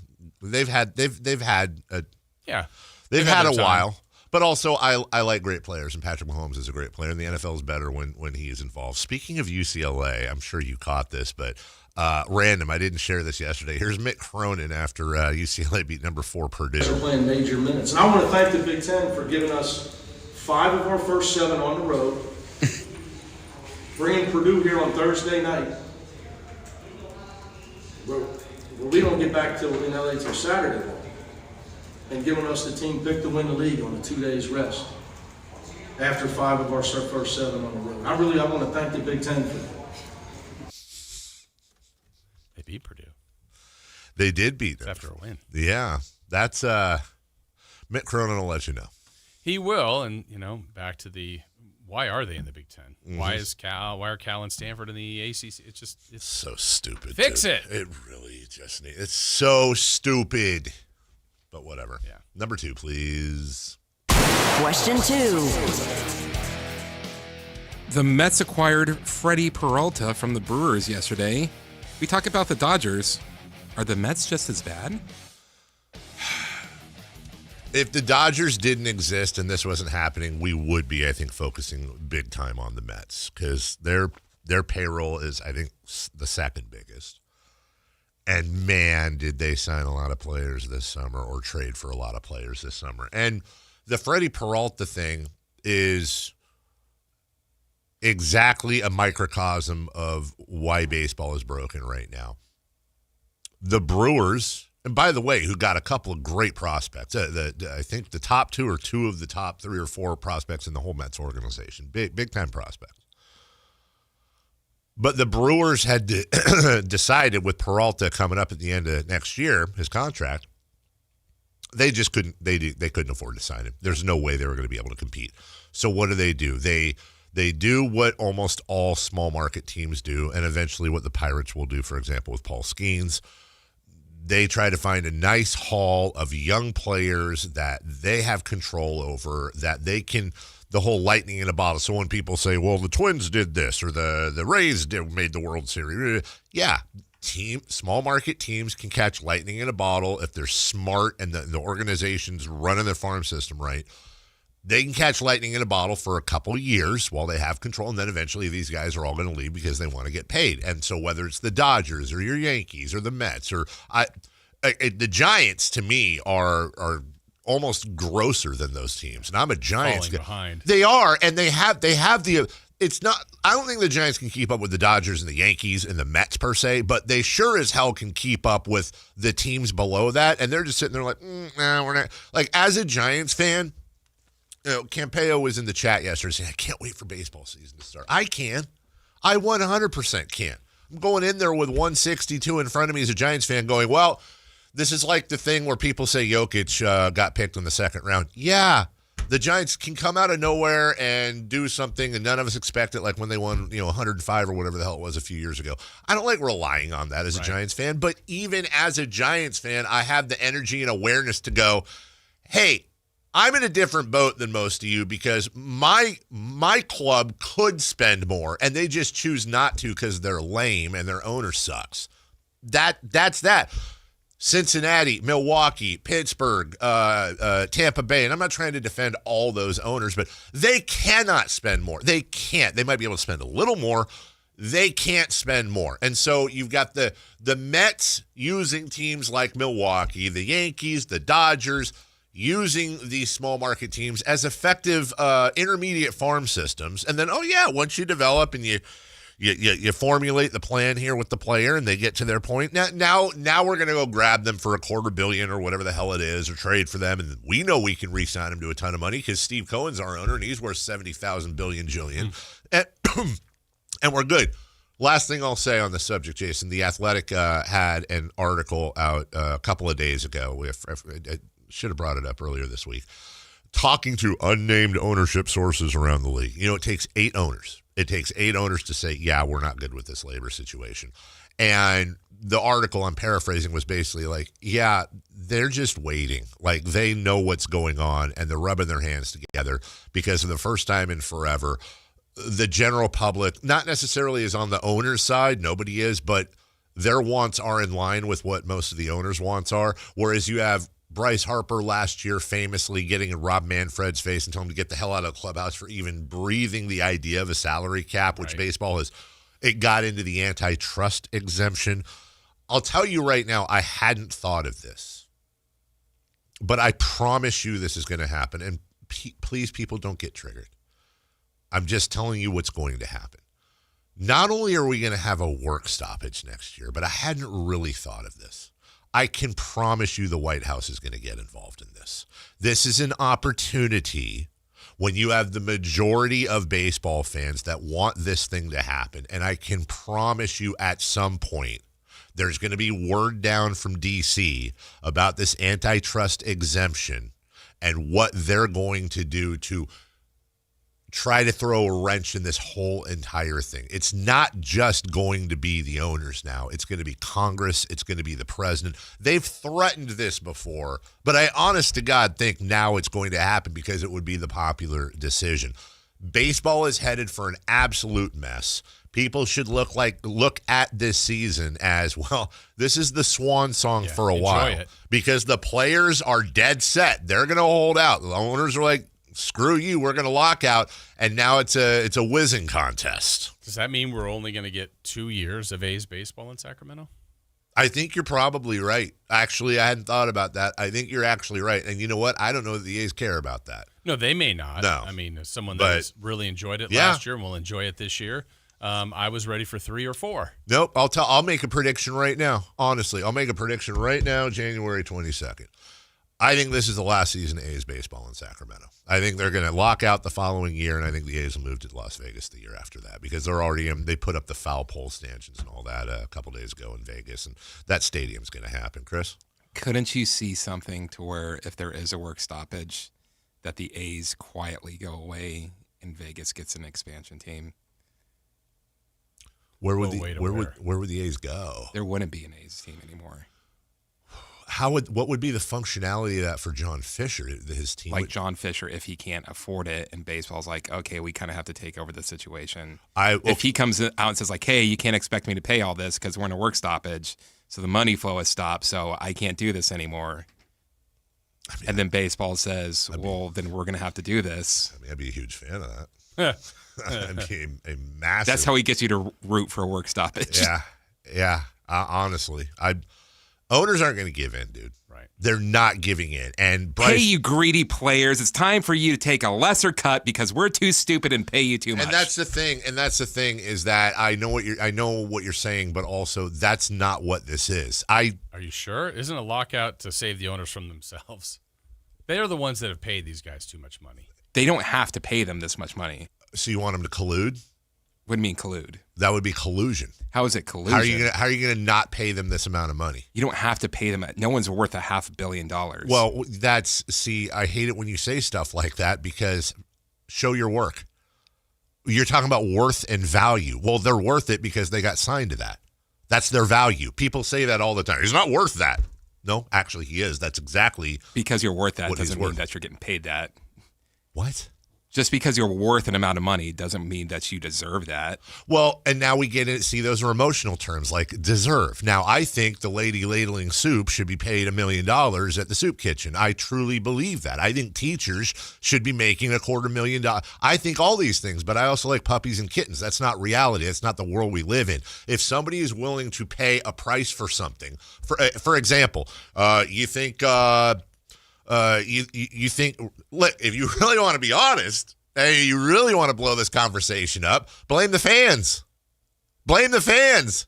Because they're sitting there, we're all bitching. We're all bitching about all these players making all this money. But then, moo, let's get our season tickets. Yeah. Moo, let's buy a $15 beer. There are a lot of empty seats in huge baseball towns. I get it, but overall attendance numbers disagree with that on the whole. Yeah, and I wouldn't even know how you could quantify what Shohei's worth. Shohei's underpaid. Yeah, I mean, I don't even know what the number From was. a straight value standpoint, bring out. Yeah, he's only making $2 million a year. That's a good point. And that's the thing. Normally I would say, yeah, I'm with you. I have screw the owners. Seriously, screw the owners. This isn't about the owners. It just so happens like that meme where it's like the worst person in the world makes a good point. the fans' wants in many of these cases having to do with this lockout are going to align with what a lot of these owners' wants are going to be. Are they? They want a chance to compete on a leveler playing field. Yeah, but like the idea, I think that they want cheaper tickets. I think that you want to go to a game without paying $500. I think they do too, but I also think that that's Fred and that's Billy and that's Jane and that's Gina, and until we have a fans union, it's not going to matter. They're still going to go. They're still going to moo. They're still going to buy 4 $15 beers. They're still going to pay $25 in parking. They're going to take it right in the ear, and they're going to say thank you very much. Are they after a year of a lockout? After a year of a lockout, of course it's going to hurt them. But football, basketball, baseball, these are insane prices. Insane. There's nobody in the Super Bowl. I understand the Super Bowl is a thing, but what was I saying the other day? Like parking off-site is like $450 or something right now. Come on. They're paying it. Oh, the national champion was insane. Yeah, in right. Miami. Maybe that's what it was. Yeah. I think that's what it was. They're paying it. And I know this is sacrilege, but until the people take some responsibility in this, until the fans have to take some ownership. I'm not saying it's their fault. I'm not saying it's half their fault. But, bro, you have to take ownership in this. No one is holding a gun to your head and telling you got to buy these beers and you got to buy these season tickets and you got to pay the parking and you got to buy 4 hot dogs. Nobody's telling you to do that. You are voluntarily doing it and then going, it's too high. Well, then don't go. But aren't you also at the risk if everybody all of a sudden stopped going? Like there's the fan union you've talked about. Yes. We'll use the Kings. They just stopped going. Sure. Nobody's going. Well, they kind of have. 11 lowest. Well, they did update that number. Did but they? Still. Oh, no. Tell me about that. Was it wrong? Yeah, it was. Oh, okay, good. But it still was, No. Just so people know. 11. Like when it came on the box score, that was jarring. I'm like, yeah, there was something like 11,290, and then somebody, I think it was really low. Nate Duncan tweeted out there was the lowest crowd in the NBA this season. Yeah, Pelicans doesn't matter. I think it was back. It was closer to like 15, but because still, it wasn't full. It was funny you say that. I'm glad because Kevin John, Channel 10 tweeted out. Channel 10. Yeah. Okay. Tweeted out like a video of the crowd, and I was like, dude, there's not 11,000 people here. But anyways, but if everybody stopped going, then aren't you also at the risk of like, well, remember when we were going through the threat of moving? Well, you guys can't keep your team. Look, nobody's going. Well, look at the A's.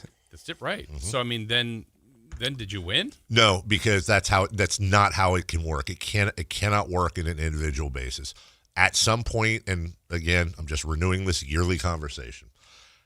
At some point, either in our lifetimes or shortly after, somebody is going to do it. Somebody is going to unite, if not all the fan bases, many of the fan bases. They're going to announce a fan union. They're going to have a charter. They're going to have it set up for all, and it'll start in one sport and spread where they have real, actual power. I think there's something there, but I think it's hard to get unity. Like it is. So using baseball, Dodgers and Yankees are spending. They're good. They have great attendance. Yes. Oh, A's do your thing. Yeah. Marlins, whatever. They're not going to make a point. Right. Pirates. Yes. We're going to win. We want a World Series. We want to watch Shohei. We're going. Let's do it to basketball. The basketball union, everybody say, hey, we got to change this. Let's affect pricing and player salary. Yep. It's the year the Kings are like the 1 seed. That's right. We're going. Yes. We're going to be selfish. We want to go and see them. No, you're 100% right. You're not going to get unity. But if you could get 25%, and on top of that, when it comes to doing a union, it's people think like, well, we're just not going to go. No, it would also involve picketing entrances.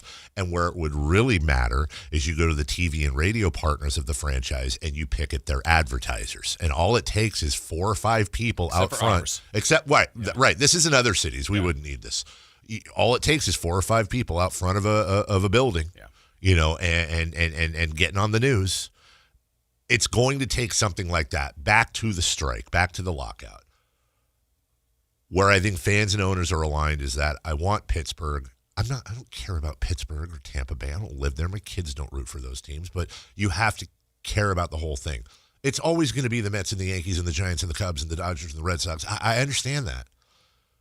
But look at football, who has it mastered, where Kansas City was.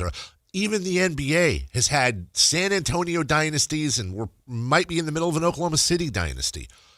Your small markets have to have a chance to maybe they have to work a little bit harder, just like OKC. Sure. OKC has to run on different rules, but they adapted. They overcame.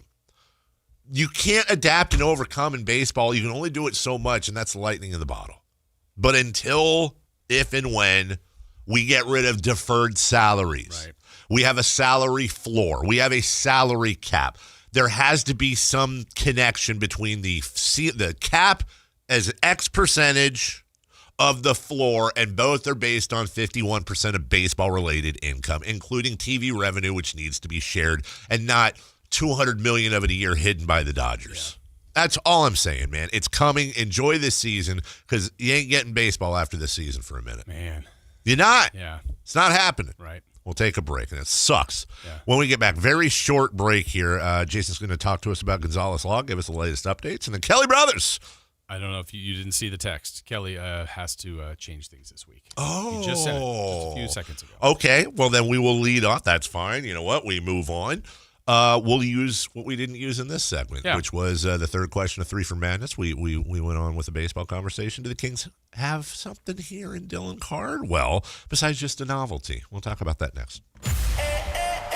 Two new voices join the midday. Matt George and Kayla Anderson. Weekdays 10 a.m. to 2 p.m. Watch online at SactownSports.com, on the app, or in your car. Listen to the latest on the Sacramento Kings, the San Francisco 49ers, and all breaking news. Northern California is covered. 10 a.m. to 2 p.m. The best in the middays during your weekdays are on your local sports leader. Sactown Sports 1140. Hey there. Let me tell you about Jonathan Gonzalez. Gonzalez Law, lawyer right here, Sacramento. He's local. You can reach him, and how you do that, saclegaldefense.com or 916-304-9187. He has helped a lot of people in our community. He's been very good at his job for a long, long time. As you know, no case is too big or too small for him, and he is here to help. He was undefeated as a trial lawyer with an undefeated record. Never lost in 2016, 17, 18, 19, and he plans for more in the future. He is very good at his job and very effective. And the fact that he's here and not one of those lawyers that you see on TV and they claim to be local and they just show like a fake video of something in Sacramento. You're like, yeah, they're not from here. Where are you from? Where are you from? So that's why you need to call Jonathan Gonzalez. He can help you whether you're going through an auto accident situation, a wrongful termination, maybe a sexual harassment case, or you'd like something removed from your record. That's called an expungement. He can do that. He is specialized in that and help you get back on your rights and get back on the right track. So it's Jonathan Gonzalez, Gonzalez Law, downtown Sacramento, saclegaldefense.com, 916-304-9187. Get as loud as you can for Monster Jam! The one and only Monster Jam. Packed with stunts, smiles, and jaw-dropping skills. See the world's best drivers tear up the dirt in your favorite Monster Jam trucks. Like Gravedigger, El Toro Loco, Megalodon, and more. Only at Monster Jam. Coming to Golden One Center this Friday through Sunday. Brought to you by BKT Tires. Savings available on select opening night tickets. Heyo, Johnny Mosley here, coming at you with Thursday's Toyota Tahoe report. The Toyota is fired up and ready to roll. Let's tap the experts to see what Palisades has in store for us today. Thanks, Johnny. Tahoe skiers, Thursday's looking like a solid day on the mountain. Expect mostly cloudy skies with temperatures reaching to the low to mid-40s and overnight lows dipping into the mid-20s. Conditions will be firm and fast in the morning, perfect for carving some early turns. Don't miss it. This report is brought to you by your local Toyota dealers. Toyota, let's go places. Join Alan Stiles in Sactown Sports 1140 for a ribbon-cutting grand opening with the Chamber of Commerce at the new H&R Block office in Folsom. See you there.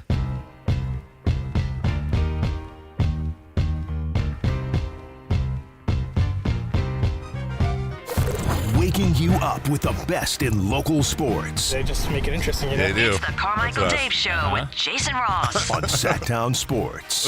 Kelly Brothers will join us at a later date. And Jason had a great point.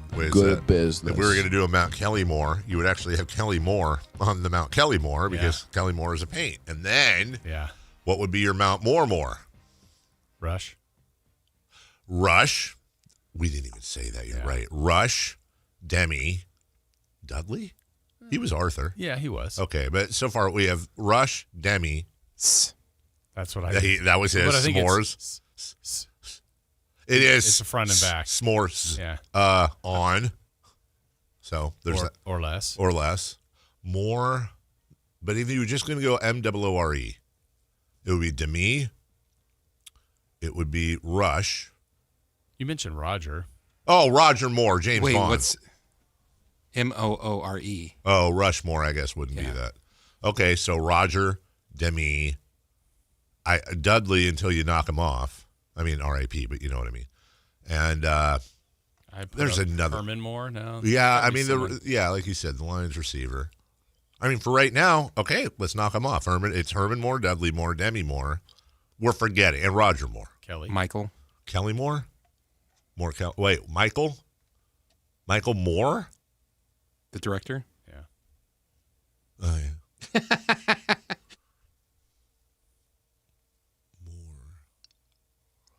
More of Dylan Caldwell is what I say. Yeah, Cardwell there we is go. what I say. My goodness gracious.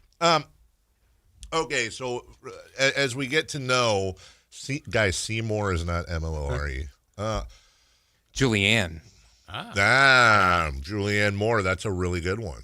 As we get to know Dylan Cardwell, at first it's like, okay, G Leaguer. This is like, hey, Dylan Cardwell.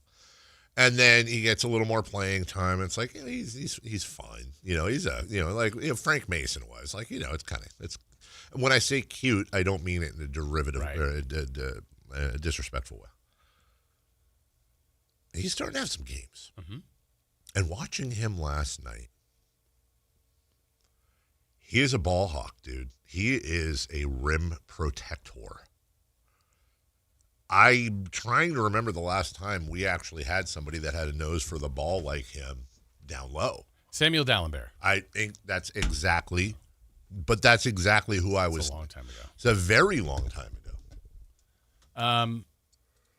I think what they have right now at the moment clearly is something that fills one of the biggest voids the team doesn't have. Yes. So that's where he shines. I think because he's on the two-way and you have limited days to play him, I would only play him at home.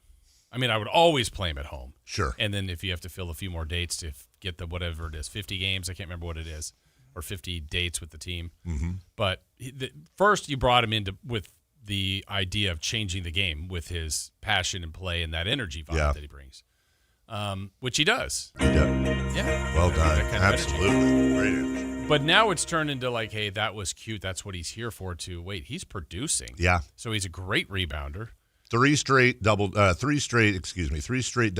rebounding games, and he had 9 the game before. And, Jason, these are in 25, 21, 26, and 19 minutes. Yeah, and then you go, all right, well, could you start him at center? Well, there is drawbacks. Like, there's some offensive deficiencies, no doubt. So that's where you go, okay, can you project and go, what if he has – a lot of times big men like go and work with Akeem Olajuwon. I don't know. I would like make it. He some sound we're gonna play later. He talked about how much he's learned already, like when he was at the draft combine for the Celtics with Al Horford. Right. And I think he's willing to listen and learn. Yes. He's very appreciative of where he is and that he's even here in the league. Yes. So I think while you have him, this right now is a success for the Kings. An undrafted rookie. Yes. That you not only are playing, he's now playing well and deserving minutes. It's just, okay, now step 2 for him, or the next step would be develop your game. And that's going to be critical this offseason to find more of instead of the dunker spot and alley-oops, and those are all important to his game. But there's times, Dave, where he'll get that great rebound, and he might be 2 feet from the basket and looks lost. Yeah. And that's okay. I'm not down on that because that's where he is right now in his development. But he'll get there, or he needs to get there. If he does, then they have themselves a nice player. Was a fifth-year senior at Auburn. I'm reading a scouting report here. Auburn's ultimate connecting piece. His difference-making as a rebounder and play finisher made the Tigers one of the better offenses in college basketball. When he's 6'11", was 255, now better, but wingspan around 7'4". And a lot of talk about his finishing, meaning dunking, et cetera, and touch around the rim, and his rebounding. But what I'm really curious about with him is his defense. And I'm not talking about his defense as far as being a shot blocker. We can see that. As far as being a rebounder, we can see that. I'm really curious to see if Dylan Cardwell has the whole package, meaning can he be a plus, if not shut down defender, man-to-man? Yeah, and so far it looks like he can. I mean, because I think the other part, we all look at shot blockers and know what the value is of that. But there were playoff series before when like people would just attack Rudy Gobert and try to pull him out and get him out of the paint, get him out of the key, and then have their impact because their best defensive player was drawn out of there. Or screen and roll and get him in, Shaq, they used to always get him in pick and roll. It's like, well, now he's got a guard, and that was difficult for Shaq. Yep. So far, Cardwell can move his feet pretty well with guards. And, I mean, look, it's tough to stay in front of any speedy guard in this league anyway.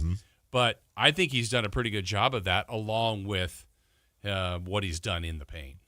It's really interesting because I want to make sure to give let's not go overboard, okay? There's I see a lot of people comparing him to Dennis, saying, hey, he could be a Dennis Rodman type. And which, on its surface, I don't disagree with that. Like, he could be a Dennis Rodman type, meaning like a diet. Let's not forget, Dennis Rodman is a Hall of Famer, one of the most unique defenders and rebounders in the entire history of the game. That's an awfully high ceiling. It's not, well, he could be Dennis Rodman. No, that's a big ceiling to have.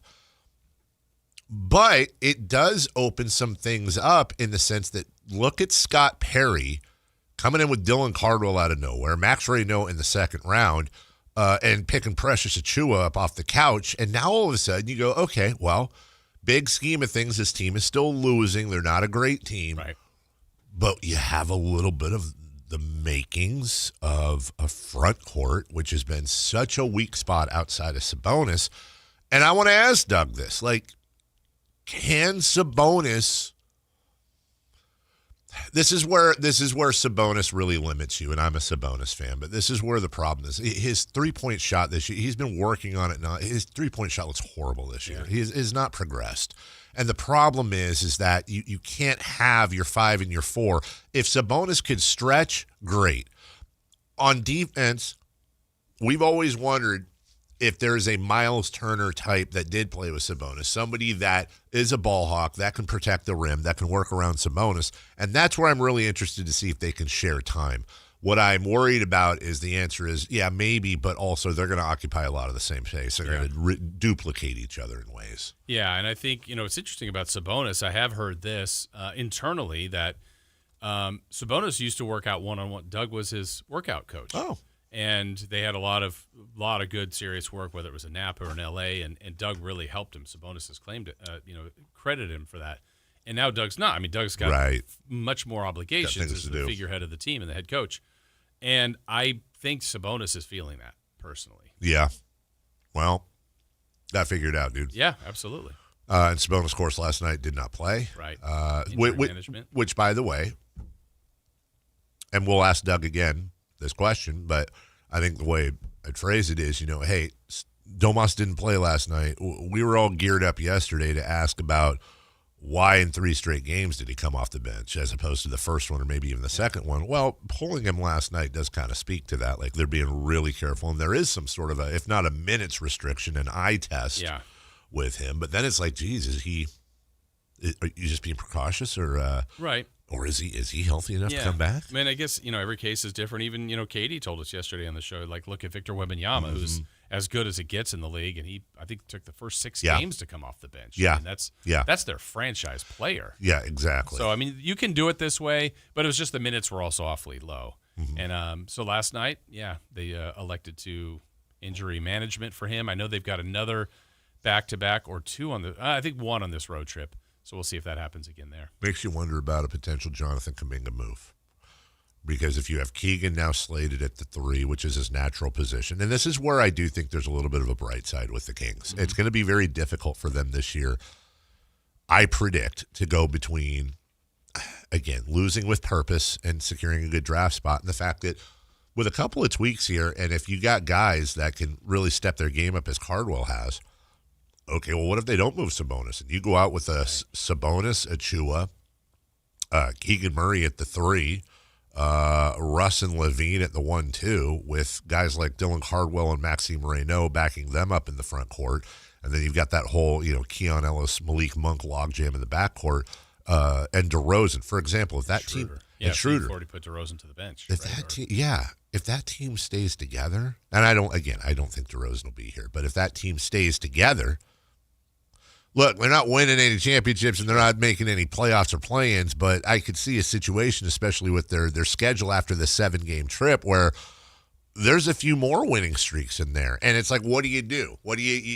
It's on Scott Perry to mitigate this. It is. And again, you can't this is where discipline comes in from him, and I believe he will try to do that as best he can, because I don't think you move a player just to move a player. You've got to feel like you are even in the trade or winning the trade. Obviously, you make a tribute. Like, this is going to benefit us, whether it's immediately, which I think is less important, as opposed to draft picks and assets. But I think almost everybody that is trading wants draft picks. Yes, so the Kings are in the market of what everyone else is in the market for, but do they have the players that other people want? And I think there might be one or two, but what's it going to cost? Well, I'll tell you right now, if it was DeRozan for Kuminga and whatever they have to send back salary-wise, big win for Scott Perry. Just big win for Scott Perry, because DeRozan's a sunk cost, God bless him, but it's just on this team he is. Whereas Kuminga's a piece you might have for the future. And judging by what he did the other night, there's still a lot of talent in that kid. Yeah. We'll take a break. When we come back, Kings Rewind. We take a look back at the Kings versus the Dinos last night. Then, top of the hour, don't forget, Sam Amick at 8.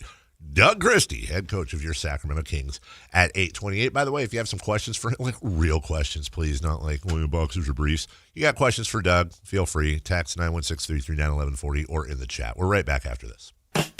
This is Bill Cartwright. Join us Thursday, February 5th at the Golden One Center for the Sacramento Sports Hall of Fame celebration. At Power Business Technology, we're not another big box corporation. We're your neighbors, locally owned and operated. We know what businesses like yours need, from reliable printers to high-performance copiers. We'll help you find the right solution with personal service you just can't get online. Need setup or support? We're just down the road and always happy to help. Power Business Technology, family hometown service with big-time solutions. Contact us today for all your business printing needs at 844-POWER-BZ. That's 844-769-3729, or visit us at powercopiers.com. Heyo, Johnny Mosley here, coming at you with Thursday's Toyota Tahoe report. The Toyota is fired up and ready to roll. Let's tap the experts to see what Palisades has in store for us today. Thanks, Johnny. Tahoe skiers, Thursday's looking like a solid day on the mountain. Expect mostly cloudy skies with temperatures reaching to the low to mid-40s and overnight lows dipping into the mid-20s. Conditions will be firm and fast in the morning, perfect for carving some early turns. Don't miss it. This report is brought to you by your local Toyota dealers. Toyota, let's go places. When life calls for a little extra, a kitchen upgrade, paying off debt, or that dream vacation, Valley Strong Credit Union is here to help. With a Valley Strong home equity loan, you can tap into your home's value with competitive rates, flexible terms, and local guidance you can trust. Get approved in as little as 5 minutes, with funding in as few as 5 days. Your goals are within reach. Visit valleystrong.com to get your offer today. Valley Strong Credit Union. Grow your possibilities. Equal housing lender, NMLS number 456506. Hello, everybody. Talking to Chad Hoblet here of Hoblet Dodge Chrysler Jeep Ram. Chad, what's going on for the Start Something New sales event? As the new year gets going, getting the family everywhere they need to be can be challenging, but it gets a lot easier when you save up to $8,000 off MSRP on new 2025 Jeep Grand Cherokees. They are one of America's favorite SUVs for a reason. It doesn't just get the job done, it gets it done in style. It's true, the Jeep Grand Cherokee continues to be loved by everyone I know who has one. It's easily one of the best SUVs on the road today. Whatever you're looking for, Hoblet is the place to go. From new Jeep Grand Cherokees to hundreds of certified pre-owned vehicles at the Hoblet Certified Pre-Owned Supercenter, with over 100 vehicles under $30,000. Time to start something new with Hoblet Dodge in Woodland. Search, select, and save through their whole inventory at HobletDodge.com. Unbeatable prices, unbeatable selection. Nobody beats Hoblet, period. 8,000 total net savings on select new 2025 Jeep Grand Cherokee L after 2,500 factory rebates and 5,500 dealer discounts. Choose this net savings. VIN number 746-802 and 746-803. See dealer for details. When a person is seriously injured, there's no substitute for the personal legal relationship offered by the local NorCal firm of Ashton & Price. From the first attorney meeting, every important decision is made with a direct consultation with, and I can't believe I have to say this, a real, live, experienced, flesh and blood local attorney. It's called Home Court Advantage for a reason. Ashton and Price, serious local attorneys for serious people with serious injuries with no fee until we win. For the best local advice, don't think twice. Call Ashton and Price. This is the story of the one. As the purchasing manager at a manufacturing plant, she knows the only thing more important than having the right safety gear is having it there when you need it. That's why she partners with Grainger for auto reordering, so her team members can count on her to have cut-resistant gloves on hand, and each shift can run safely and efficiently. Call 1-800-GRAINGER, click Grainger.com, or just stop by. Grainger, for the ones who get it done. Finding great candidates to hire can be like, well, trying to find a needle in a haystack, but not with ZipRecruiter. Its powerful technology actively finds and invites qualified candidates to apply to your job. So while other companies might deliver a lot of hay, ZipRecruiter finds you the needle in the haystack. See why 4 out of 5 employers who post a job on ZipRecruiter get a quality candidate within the first day. Try ZipRecruiter for free at ZipRecruiter.com/free. That's ZipRecruiter.com/free. ZipRecruiter. Sactown Sports 1140 fans, here's a win you don't want to miss with H&R Block. Join us for a ribbon-cutting grand opening with the Chamber of Commerce at the new H&R Block office in Folsom this Thursday, the 22nd, from 11 till 2 p.m. The first 150 guests score free tacos. Plus, you can enter to win gift baskets from local Folsom shops. And new clients filing at this location receive a special discount. Celebrate, win, and save at the new H&R Block in Folsom. A smart play for tax this year with H&R Block. Guys, low energy, low drive, or strength not what it used to be? For many men, it's low testosterone. At Revive Men's Health Sacramento, start with a free T-check, exam, and consultation to get real answers. And this month only, qualified patients may receive 25% off testosterone replacement therapy. Call 916-619-3000 or visit ReviveMen'sHealth.com. Terms apply. Must medically qualify.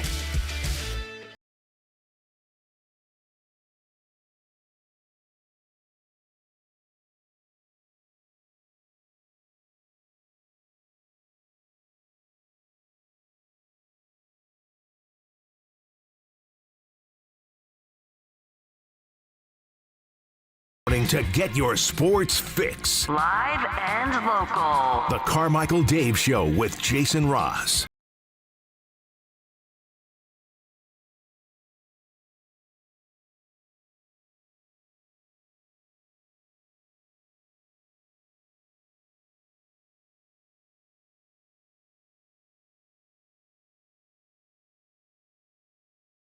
More, Jason. Oh, man.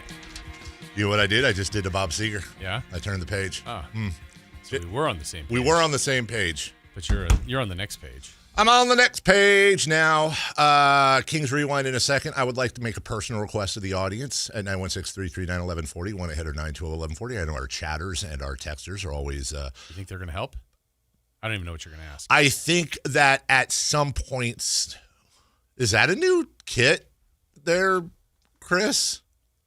Yeah. I've never seen that. Oh. It is a black, what we would call a jersey, Man City jersey with silver kind of puffed out logoing. What kit is that? It's their away kit.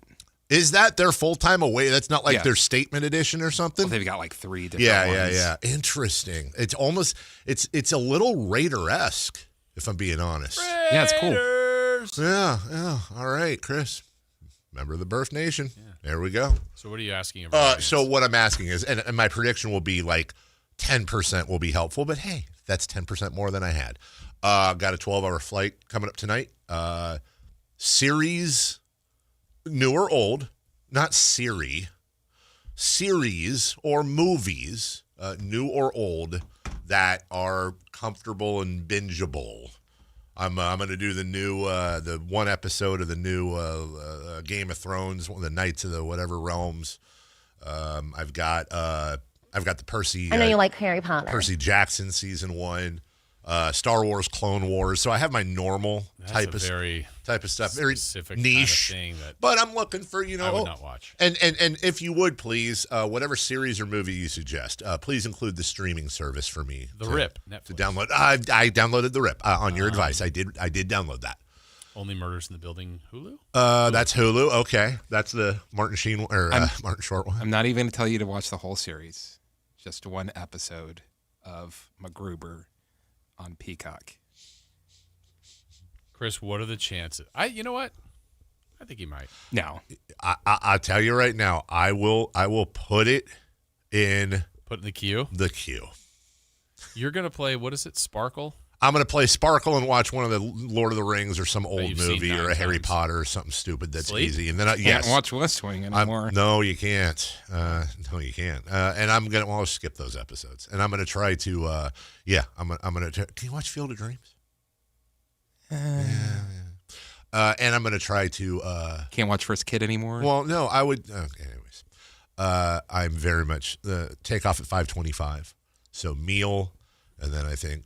Night. Lie down and see you later. Oh, lie down. After the shower? You set me up. So I'm going to. They serve a big old hot fudge sundae on I'm Flying United in like the glass thinger, right? Huh. They do that for Coach? They do. They do. Chris and I are in the back and middle seats. That's where I am. I'm actually in the middle. It's a 3-4-3 setup in economy, and I am in the second from the left middle seat. Are you? No. Will you be able to lay down? Yes. Oh, wow. Yes, I will. Yes. Yeah, dude, it's a 12-hour flight. What do you I want? have never lied down enough. I have not either. Besides way the aisle. overrated. You live in the front row of a plane. Let me tell you something, dude. I'm just going to be. How do you spell freaking MacGruber, dude? Why is M-A-C. M-A-C-G. Okay. Let me spell it out for you. M-A-C. Capital G-R-U-B-E-R. Oh, no. Oh, no. You freaking turds. Oh, hey, look. Oh, no, MacGruber. I'm on the page. I'm ready to download. You can only download with Premium Plus. Yeah, I'm not upgrading my Peacock for. Watch commercials. If you didn't spend so much on your flights. I'm fine with watching commercials. It's either upload that or not lay down. You can watch it at the lounge. I got my Wi-Fi there after the shower. If I hadn't done it already, I'd bring my backpack because I got all my stuff in the car. I'd bring in my backpack to lay out what I got. My little fan. And I'm not talking about some short guy. Good job, Dave. Yeah, I'm talking about like my little USB fan I'll put on. Get my pillow. Kings replay starts right now.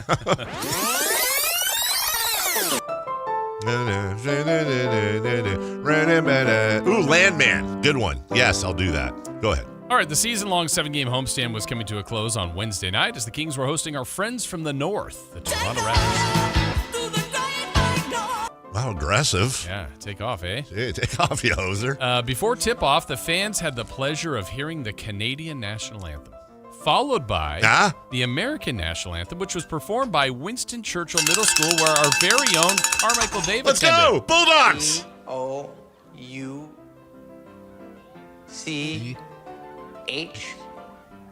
Correct. I am the smartest man alive! I don't know where he gets audio of me in 4th grade, but seventh grade, but there it was. Well, Celebrity Row is excited for this one, too, as 4-time Pro Bowl quarterback and Stanford legend Andrew Luck was in the house.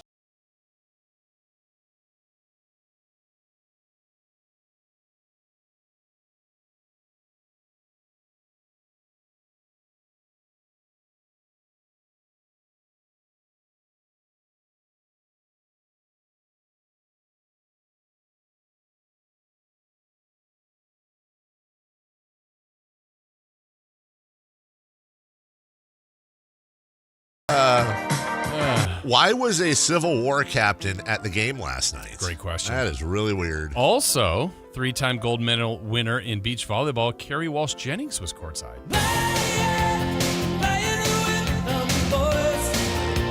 Just so you appreciate Chris's work, that is the song that was played during the Top Gun volleyball scene. It's good work. You're not telling me that. I'm not telling you. I know you know that. I'm telling everyone under 40 that. Back to you. I mean, the guys were in jorts. Oh, my God. Sweaty and just all greased up. Yeah. Yum, yum. What? Who said that?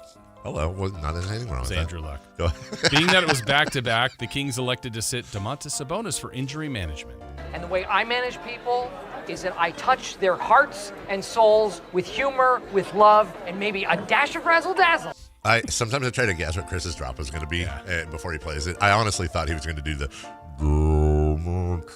Isn't that usually what he does for an intro? Yeah, but guy? I was thinking, I was wrong. Oh, Lord, have I displeased you? with the injuries. Right. It was also Russell Westbrook night. What the hell? Russell Westbrook? Well, Russ was honored all night long with his amazing career accolades, including being the all-time leading scoring point guard that included several great video tributes. Fun. Yeah.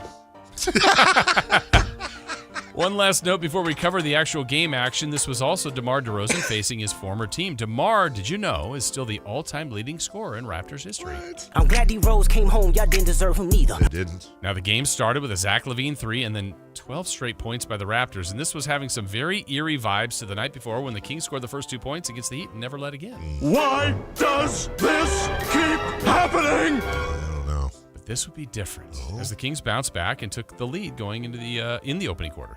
Haha, second chancey in your face. Listen to me, you piece of shit. They capped the end of the quarter on a buzzer-beating bank three-pointer by Malik Monk. I'm a pizza guy. That's right. The second quarter was also good for the Kings as Sacramento took advantage of a rough shooting half by the Raptors. We are laughing. We are laughing at you. We are. The Kings bench provided a nice spark, some great energy. Yeah, right now. They did. And some good drives to the hoop. Hey, right now. That just couldn't be stopped. How about Dodge Chrysler Jeep Ram with them? I'm having such a good time. I'm having a ball. I miss Wham. Back to you. I do. At halftime, the Kings owned a 61-52 lead. Everything really wrapped up nicely. Much quicker than usual. Yeah, the Kings' first 4 wins of the homestand was highlighted by complete 4-quarter performances and no bad quarters. That season trend of a bad stretch showed up in the third as the Raptors blew right past the Kings and dominated the third 43-21. And all this time I've been going through such pain and personal anguish. Such hell! Jim. The Kings' double-digit lead was now a double-digit deficit entering the final quarter. What the f***? That's true. What the f***? That's what we were saying. Yeah. Sacramento would scratch and claw and fight, but just couldn't break through, and so the Kings still end up with a winning homestand. That's good. But they lost the final 3 to end up with 4 wins and 3 losses. That's bad. Well, the Kings will head east today on a very difficult road trip that features Cleveland, Detroit, New York, Philadelphia, Boston, and Washington. Hey, Howard. Not only will the teams be tough, the travel conditions are awful as the Kings are heading to several cities that are expecting one of the worst winter storms in years.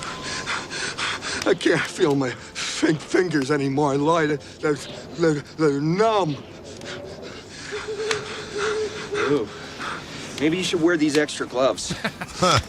My hands are starting to get sweaty. Come on, Harry. It's so good. There you go. That's how it played out. We'll take a break. Well done, boys. When we come back, all right, if you're not tuned in, you're missing out the next 40 minutes at the very least. Sam Amick joins us next from The Athletic, followed immediately by Sacramento Kings head coach Doug Christie, who I believe will be on his way to the airport, taking off for this road trip. So we got a nice hour for you. Sit back, relax. We're right back after this. The 10th Annual Sacramento Sports Hall of Fame celebration is Thursday, February 5th at the Golden One Center, inducting the class of 2026, plus honoring all of our past inductees. See Sacramento's 50 greatest athletes of all time. This is Bill Cartwright. This is Jerry Royster. This is Tony the Tiger Lopez. This is Dusty Baker, proud member of the Sacramento Sports Hall of Fame. Join us Thursday, February the 5th at the Golden One Center for Sacramento's best sports night of the year. Get your tickets now at SacSportsHOF.com. This is the story of the one.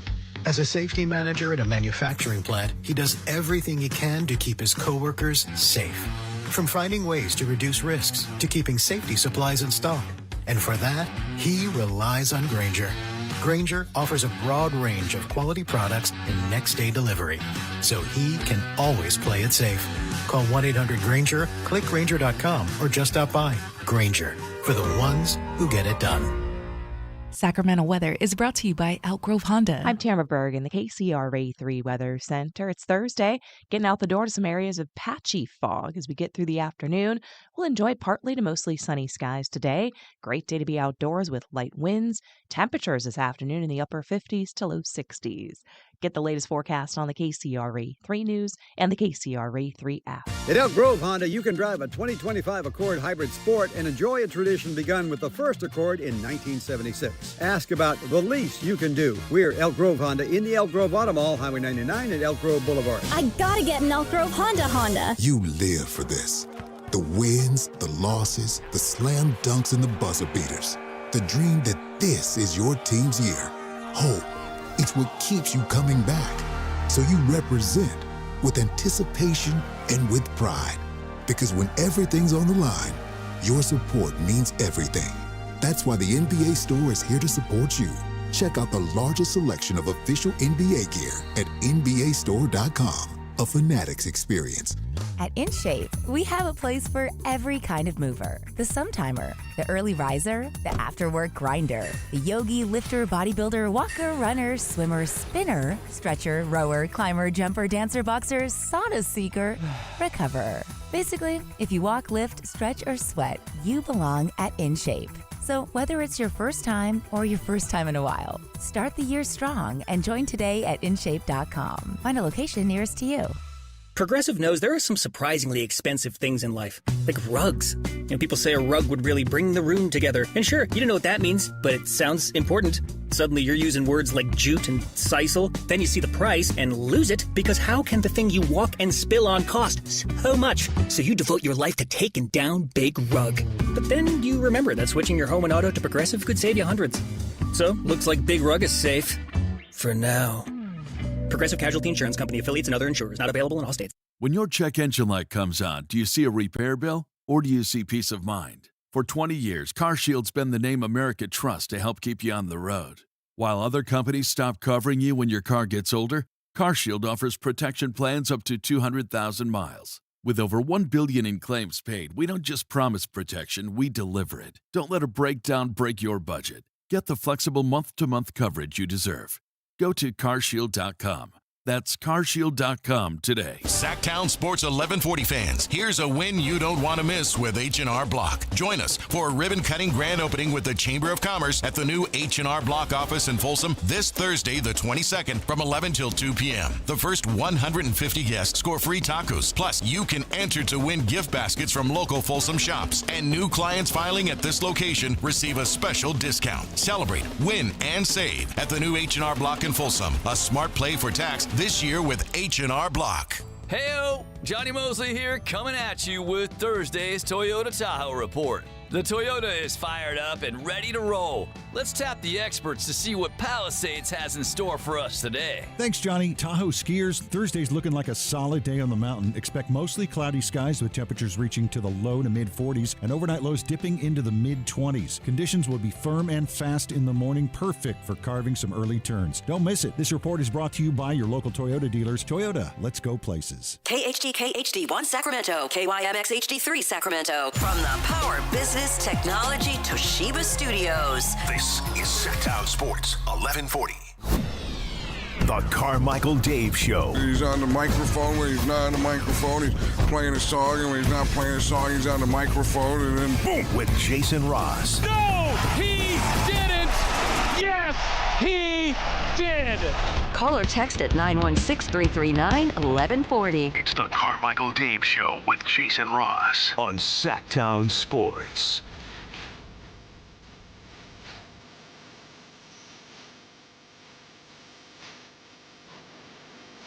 Welcome back. Chris tells us Sam is good in our ears. Well, we'll be the judge of that. That remains to be seen. We'll judge that over the next 20-odd minutes. Maybe not odd, though. Maybe 20 productive minutes. From The Athletic. We got to get it aggregated. The most listened to segment on the air. I got to quit saying that. His agents are going to ask for so much money next year. He's demanding. Golly. From The Athletic. Senior writer of the National Basketball Association, Sam Amick. Sam, it's Dave, it's Jason. Good morning.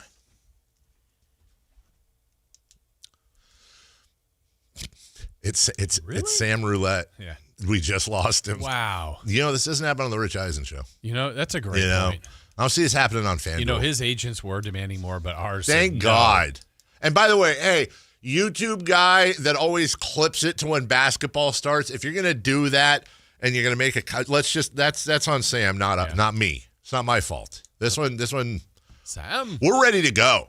We got questions for him about the trade deadline. It's 2 weeks away. It's 2 weeks away from this very moment. Probably not.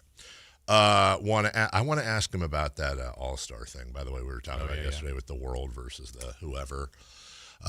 Hearing Sabonis to Toronto rumors might be. Well, they didn't showcase him very well. No, they just cased him. There was no showing at all.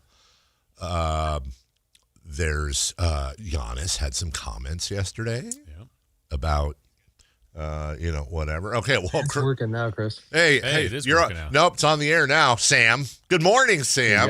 We got it. Good morning. Hi. Are we on video or phone? I There we go. think we're on video, and we're just waiting video. for there we go. Dirt and Sprague. He doesn't do this on Dirt and Sprague in That's Portland. Hey, good morning, Sam. How are you? Good morning, guys. Doing lovely. How are you? Great. It's coffee time. Is it coffee time? The old Keurig working overtime? Yep. Yeah, okay. Yep. Yeah. Nice athletic hoodie right there. Well done, Sam. I am a company man. Sam's opening up the fridge to get creamer, I assume. And is it hazelnut or French vanilla? I don't think you closed it properly. Yeah, you got to close the fridge, dude. You're letting It's almond creamer. Almond cream. Oh, that's okay. Very fancy. All right, putting nuts in your coffee. All right, Sam Amick. All right, YouTube guy, you can tag it right now I'm uncomfortable. As the basketball talk starts. Jimmy Butler, ACL, always sucks. Hate that. Hate injuries. But business does go on. And the natural thought, at least in my brain, and I think a few others, is, with a couple of things here and there, DeMar DeRozan for Jonathan Kuminga works quite well, or even Zach LaVine and DeMar DeRozan for Jimmy Butler's contract, which has a year left on it, I believe. And Jonathan Kuminga also works well. What, if anything, are you hearing about, renewed, continuing talks with the Kings and the Warriors? Honestly, like always, I could be missing something. Nothing on that front. Yes, you can jump into the trade machine and some of that makes sense. But, the Levine one, I have not inquired about. I probably should. The DeRozan one, I was a little surprised that the immediate feedback was probably not. I don't know exactly how the Warriors see it. It was more on the DeMar side that was not one that was necessarily seen as a good fit. So, I don't know that the Warriors even know what they're going to do. Mike Dunleavy made it clear, the other day in his presser that he wants to see how this looks for a while. I mean, Jonathan being out there was obviously a change, and scoring 20 plus points in 21 minutes. And, I don't know. They are a whole lot farther away from their goal now than they were before the injury. So they got a new calculus. Sam, how about Kuminga's perspective here? Because I seemed reluctant to sign. He did sign. I think he has been verbal at times of wanting out of there, and then had 9 straight DNPs, and I think that would have continued had we not had the Jimmy Butler injury. He does play. He did play pretty well and produced in the amount of minutes he played. What do you think he thinks of the organization? I mean, does he still want to be there in 2 weeks? No, I definitely don't think he does. I mean, I was curious if he was going to play, you know what I mean? Like when they needed him, if he was going to go ahead and kind of take his ball and go home, that would have potentially become a players union league issue. And he didn't do that. But no, I mean, the animosity in that situation remains pretty high. His agent obviously continues to take the discussion publicly. And you could argue that he was responding to the Mike Dunleavy press conference. And if anybody listening didn't see it or hear about it, his agent, Aaron Turner, had tweeted out basically a kind of a sarcastic response to Mike Dunleavy's quote about supply, or not supply and demand, but just the lack of demand for Jonathan. But it's just, become a mudslinging contest, which is not ideal. To Jonathan's credit, I know people keep saying this. It is funny. You watch the games, and in that Miami game that I was at before Jimmy Butler got hurt, his body language is good. He's getting up off the bench to cheer for his teammates and seemed to be at peace with the state of affairs. But as far as his plans and what he wants, he definitely doesn't want to be playing there. So that's kind of the question is, now that Jimmy Butler's hurt, oh, hey, we have a Jonathan Kuminga on the bench that we can now plug in. Now we need you. But it almost seems like, tell your wife, you know what, we're gonna go with the lady down the street and move in with her, and then she boots you, and you're knocking back on the door after that saying, you know what, let's make up. It just seems like there's some irreconcilable differences, at least on the outside, that may not buy into a long-term relationship with these two. I agree, and I'm going to sound, maybe it's because the coffee hasn't kicked in yet. I'm going to sound grumpy in the morning. Like, too bad. Like, yeah. You know what I mean? Like, yeah. I think I'm a little bit I'm gravitating towards, again, if people didn't see it, the Brian Windhorst energy from the other day when on ESPN, Wendy kind of lost his mind and was just like, I'm paraphrasing, but like, I'm done talking about a guy who has not accomplished that much. That's the thing where the type of framing that you just put on it, Dave, like, okay, that's Jimmy Butler in Miami. That's Jimmy Butler in Minnesota. That's, to an even greater degree, Giannis Antetokounmpo in Milwaukee. That's the caliber of player that gets that kind of treatment. I think in retrospect with Jonathan, the more I've looked at it, it's like, man, and I might write this here, soon potentially, but like, he had an avenue to come join the Kings for less money last summer, and that deal likely would have gotten done, and he would have been playing all year long, and that's the one where he would wind up making roughly $15 million a year instead of 23. So I get it, but like, you still willfully chose to go back to an organization that you knew wasn't really that excited about your basketball contributions, and should not be shocked that this is the way it's gone. Sam Amick from The Athletic joining us. Sam, kind of same team, and we just mentioned him, Jimmy Butler. I mean, that's awful injury. Hate to see that. Hate to see a season being done. But they brought him in, and they were doing some pretty special things last year until Steph's injury in the playoffs. They want to win this thing. It doesn't look like they can, specifically without him. Do they look to shop him, being probably one of their bigger chips that they have? Jay, deepest apologies. The dog just distracted me. Which team are we talking about now? The Warriors and Jimmy Butler. Is that now with that injury, is that about the way they can think about, any way they think about trying to trade him?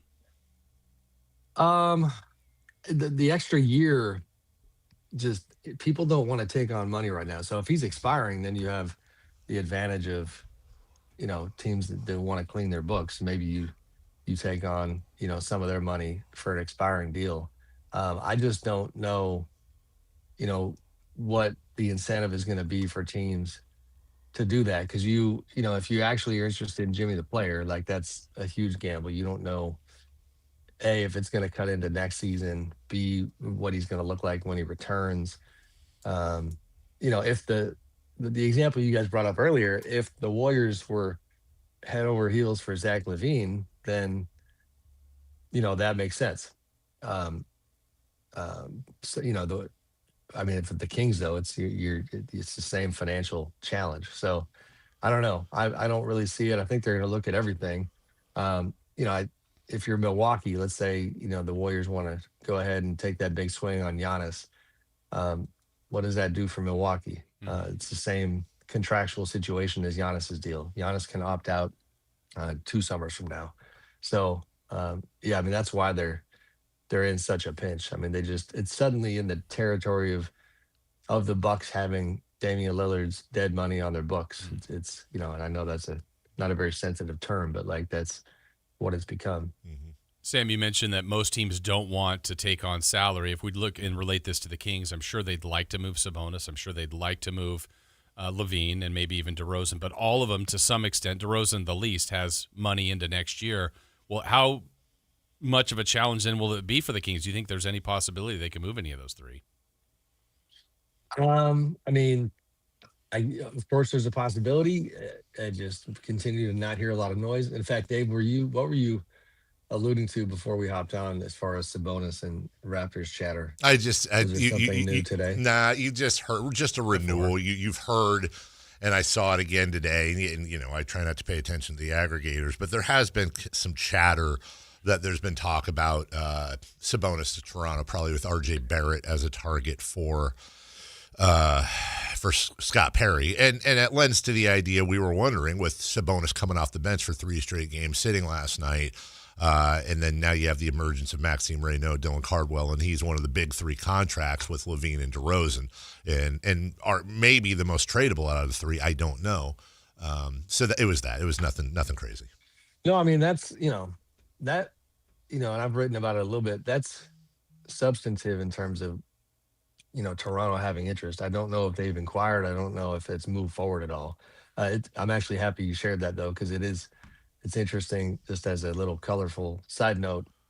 I saw Scott Perry at the game last night and chatted with him a little bit, and he actually broke off from saying hello to go have an incredibly warm interaction with RJ Barrett before that game, and it really struck me that, like, man, RJ, like, Scott drafted him in New York.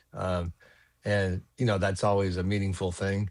But my goodness, like, if you didn't know any better, you would have thought they were actual family. I mean, RJ's level of excitement to see Scott was through the roof. So that kind of got my attention a little bit. So, we'll see. The Raptors in general, they're interesting because I kind of love this. There had been a lot of chatter about their GM, Bobby Webster, who, was promoted after Masai Ujiri was kind of shown the exits. And there was this, rumor or chatter going around that Bobby was under a lot of pressure to do something big trade-wise right now because he didn't have a contract after this season.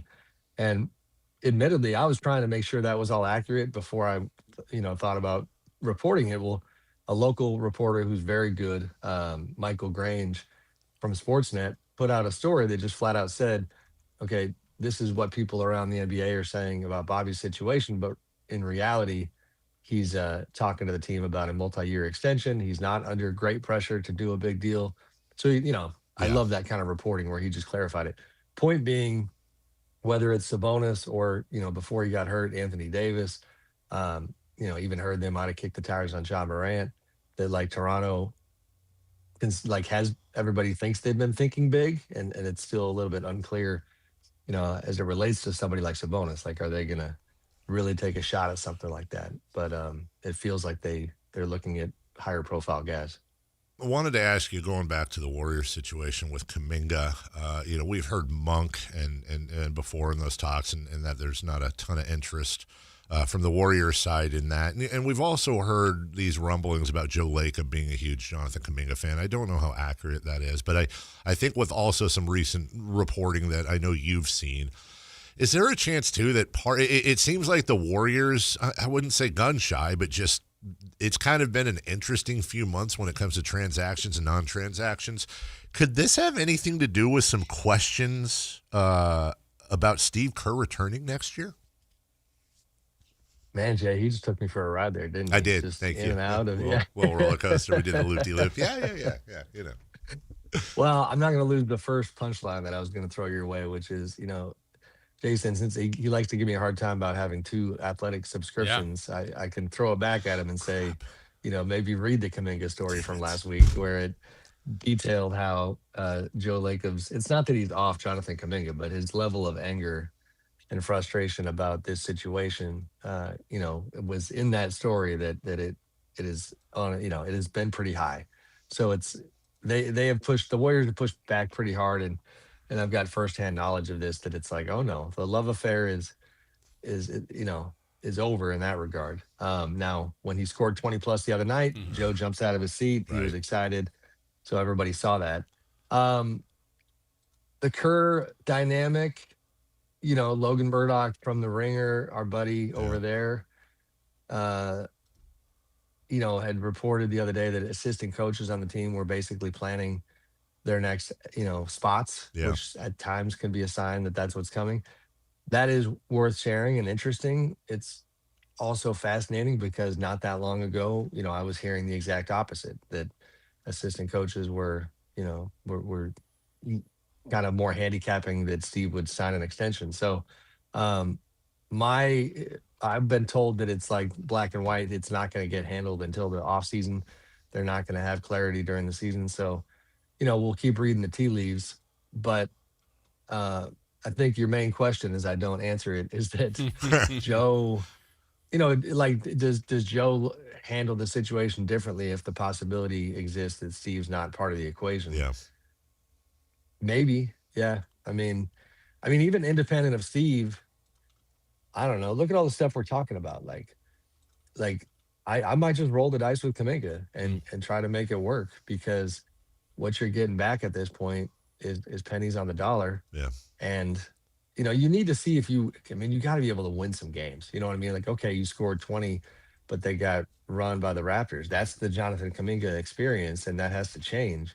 You put up good numbers against the Timberwolves in the second round of the playoffs when Steph Curry went down and opportunity opened up, but they lost those games. So I think they're legitimately going to monitor these next couple of weeks before deciding what to do. Sam, over the last couple of weeks when we've talked to you about the trade deadline regarding the Kings, the name that you keep mentioning is Keon as probably the one that's most coveted, most targeted. Still in the same place there with him? Yeah, for sure. Yeah, I'd be pretty surprised if he's not, not only the first one out the door, but the, I don't know, maybe the only one out the door. Yeah. That one is just, as far as people knocking on the door, it remains not an issue.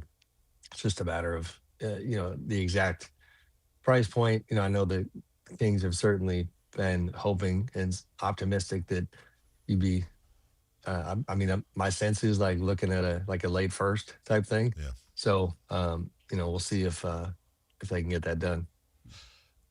Sam, you mentioned really quickly Giannis Antetokounmpo in Milwaukee, but his comments last night, we read everything with a magnifying glass. The selfishness, they've only got X amount of games left, got to get it done, blah, blah, blah, blah, blah. Also reading reports that there are some teams that are kind of waiting for that domino to fall one way or the other. They don't want to make moves that would take them out of a potential surprise Giannis sweepstakes. You're his best buddy. You had that great interview with him last week. Does last night, what are you sensing one way or the other with Giannis at this point today at 8:21 a.m. Pacific? Yeah, he does continue to show angst, and it's funny because like the second that our conversation was like a breath of fresh air for Bucks fans. Like, then on the back end of that, he gets booed.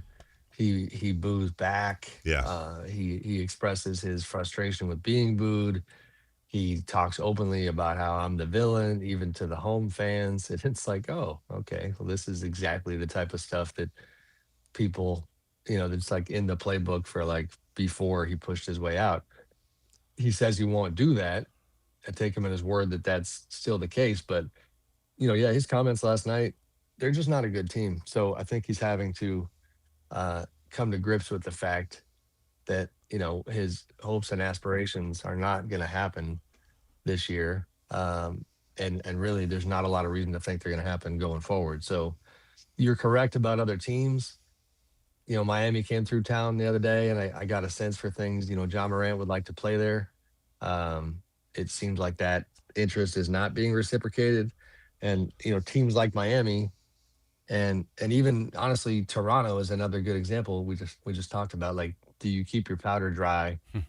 Because, people see Giannis as a significantly better option than some of the other names we've been talking about.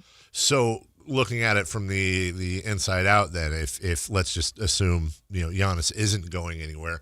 Again, back to the Kings, we've heard whispers, and this is where I don't know how much substance there is here, but the tires have been kicked on Zach LaVine by the Milwaukee Bucks. Whether it's LaVine or not, if the Bucks decide to not trade Giannis, do you think John's move over there would be, okay, well, we're not going to trade him out, let's bring him some help? I know they're limited a little bit, but do you see them being active one way or the other, depending on that decision? Yeah, I still, I've got a good feel for John and his style. And, quick context, this is a guy that literally helped Giannis learn how to drive when he came over as an 18-year-old. And, and has been through this whole journey with him. It just feels like John is a ride or die type mentality. Like, I'm not quitting this guy until he quits me. And that I think leads me to believe he is going to continue to try to add to the roster. The Zach stuff is real, but the list of Bucks targets is pretty long. They also have been reluctant to, teams would love to get their hands on Ryan Rollins. They've got I don't want to get it wrong. I think it's a first. I think it's 20, 30, 31, something like that, could be in play, but people tend to think that they're just not going to touch that pick. So they are limited and they are kicking the tires. People are still trying to figure out how far away they are from actually moving on something, because it doesn't seem like they've been, actively trying to get something done. Gotcha. All right. That's Sam Amick. And you can read him, as I do, at the Athletic, not once but twice for 2 subscriptions, and so much more. And Sam, stay tuned. Try 3 times. Yeah, maybe. Might need to go 3. Third time's a charm. Stay tuned. Get your pen ready, because as soon as we hang up with you, Doug Christie will join us. So. Oh, let's go. Yeah, we'll see if we can go. break Say some. hello to the head coach for me. I sure will. We will talk to you next week. Have a wonderful weekend, my man. All right, boys. Be good. Thank you. That's Sam Amick of The Athletic. We will take a quick break. We want to be on time for the head coach of your Sacramento Kings, Doug Christie. He joins us next. 2 new voices join the midday. Matt George and Kayla Anderson. Weekdays 10 a.m. to 2 p.m. Watch online at SactownSports.com, on the app, or in your car. Listen to the latest on the Sacramento Kings, the San Francisco 49ers, and all breaking news. Northern California is covered. 10 a.m. to 2 p.m. The best in the middays during your weekdays are on your local sports leader. Sactown Sports 1140. You ever notice how the other guys scream about massive discounts on their Dodge, Chrysler, or Jeep Ram vehicles? Then you get to the fine print and boom, another $5,200 in mandatory ads. At Hoblet, we don't insult your intelligence. The price you see is the price you pay. No mystery add-ons, no bait and switch, no gotcha when you sit down to buy. Hoblet, family owned for 77 years. Transparency, straightforward pricing. Buy it right, buy it at Hoblet. If you're serious about your golf game, then you need to know about Total Game Fitting at the Hagen Oaks Golf Super Shop. Whether it's the TrackMan-powered player performance studio for your best fit clubs, or the cutting-edge technology putter fitting studio, or the free Bieniemy ball fitter and 3D foot scanner, the Hagen Oaks Golf Super Shop offers you total game fitting from head to toe with equipment and apparel. Find your advantage at the Hagen Oaks Golf Super Shop with the latest offering of new golf products in Northern California. Fulton Avenue at the Cap City Freeway. Guys, low energy, low drive, or strength not what it used to be? For many men, it's low testosterone. At Revive Men's Health Sacramento, start with a free T-check, exam, and consultation to get real answers. And this month only, qualified patients may receive 25% off testosterone replacement therapy. Call 916-619-3000 or visit ReviveMen'sHealth.com. Terms apply. Must medically qualify. Never have I ever called my sister from the finish line of my first marathon. Hello? You won't believe where I am. Are you running? Mile 26. I'm gonna make it. Switch to T-Mobile's 55 Plus plan and get iPhone 16e with its advanced camera system on us. Plus, 2 lines for just $30 a line. Guys, I can't believe it. I knew you could do it, babe. That was amazing. Mom, how do you feel? I feel great. I can't feel my feet. Let's take a picture, and then you may carry me to the car. Share every stride, every mile, every memory on America's best network. Switch to T-Mobile's 55 Plus plan and get iPhone 16e on us and 2 lines for just $30 a line. With 24 monthly bill credits and 2 eligible port-ins on Essentials 55 Plus for well-qualified customers with autopay plus taxes, fees, and $35 device connection charge. Credits end and balance due if you pay off early or cancel. Contact us. Finance agreement 128 gigabytes, $599.99 required. Best mobile network in the U.S. based on analysis by Ookla of Speed Test Intelligence Data 1H 2025. Visit T-Mobile.com. Celebrate the new year in style with a new Honda from Stockton Honda. Whether you're shopping new or pre-owned, Stockton Honda has the selection and savings. With new Hondas in stock and ready to go, now is the time to save on your favorite Honda in person or online. CR-V, HR-V, Pilot, Accord, Civic, and Ridgeline. It's a new year with endless possibilities. Get the deals that make it easy to say yes. Upgrade and save today at Stockton Honda. Anytime, anywhere, it's all here. StocktonHonda.com. Join Alan Stiles and Sactown Sports 1140 for a ribbon-cutting grand opening with the Chamber of Commerce at the new H&R Block office in Folsom. See you there. Capital Casino, conveniently located on 411th North 16th Street in downtown Sacramento.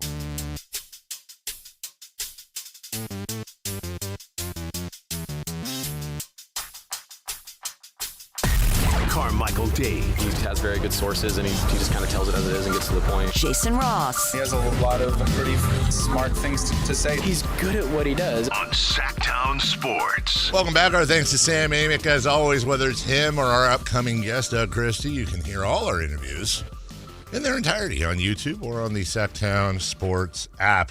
Joining us right now. I'm used to it. I'm used to saying it now. You are? Yeah, I am. It's got a nice ring to it. It does have a nice ring to it. The head coach of the Sacramento Kings and former Sactown Sports afternoon host, Doug Christie. Doug, it's Dave and Jason. Good morning. Yeah, it all sounds weird, man. How you doing, guys? I know at first it sounded weird to you. Have you gotten used to it yet? Head coach of the Sacramento Kings, Doug Christie. People call me a lot of things, Dave. I'm just saying. Yes. Absolutely, man. It's a true honor. Hi, Jason. The other guy, whatever, man. How you doing, buddy? I'm doing great. We were going to turn this over to Chris to have him talk to you, but we were afraid of all of that. Well, listen, I said everything that I had to say to Chris personally when I called him just a few minutes ago, so his ears are full. Mm-hmm. Yeah. There you go. Yeah, I can't repeat what he said to me. Well, you deserved every single second of it.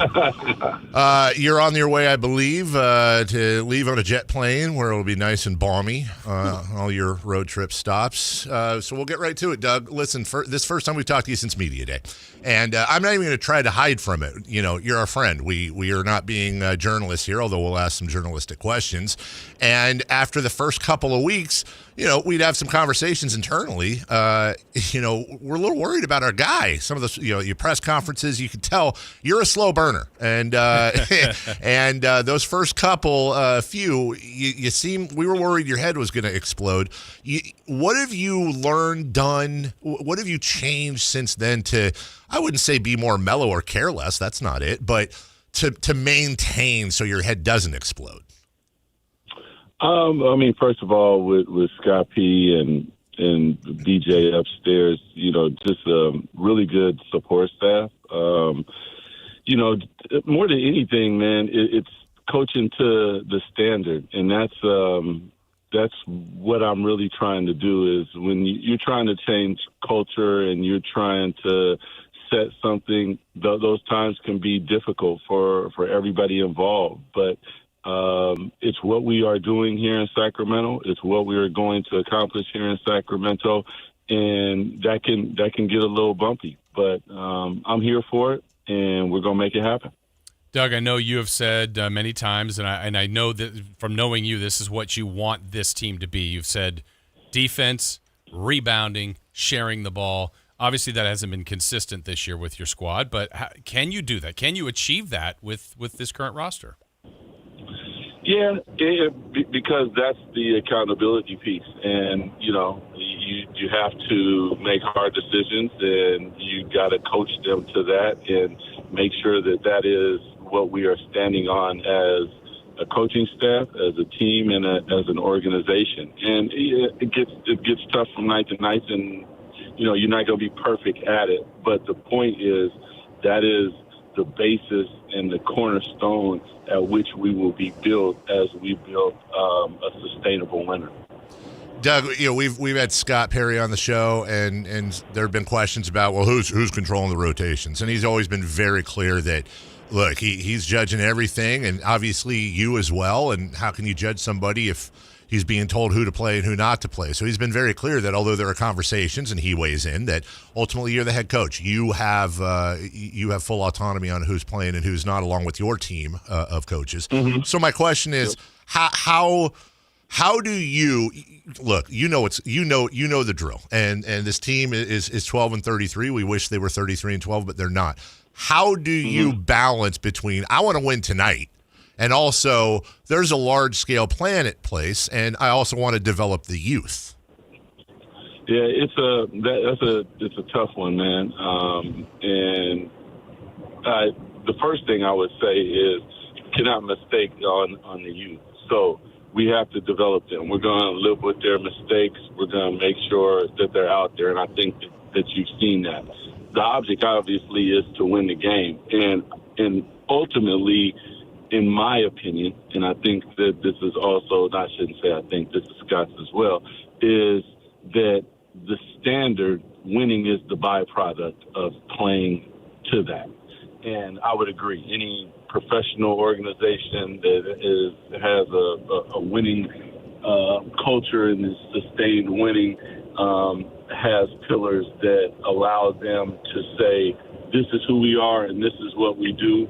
And that, that's where with the veterans and the different things, it's a mismatch sometimes of trying to find who's going to bring that energy, who's going to play, really hard, who's going to be on the defensive end, who's going to rebound the basketball.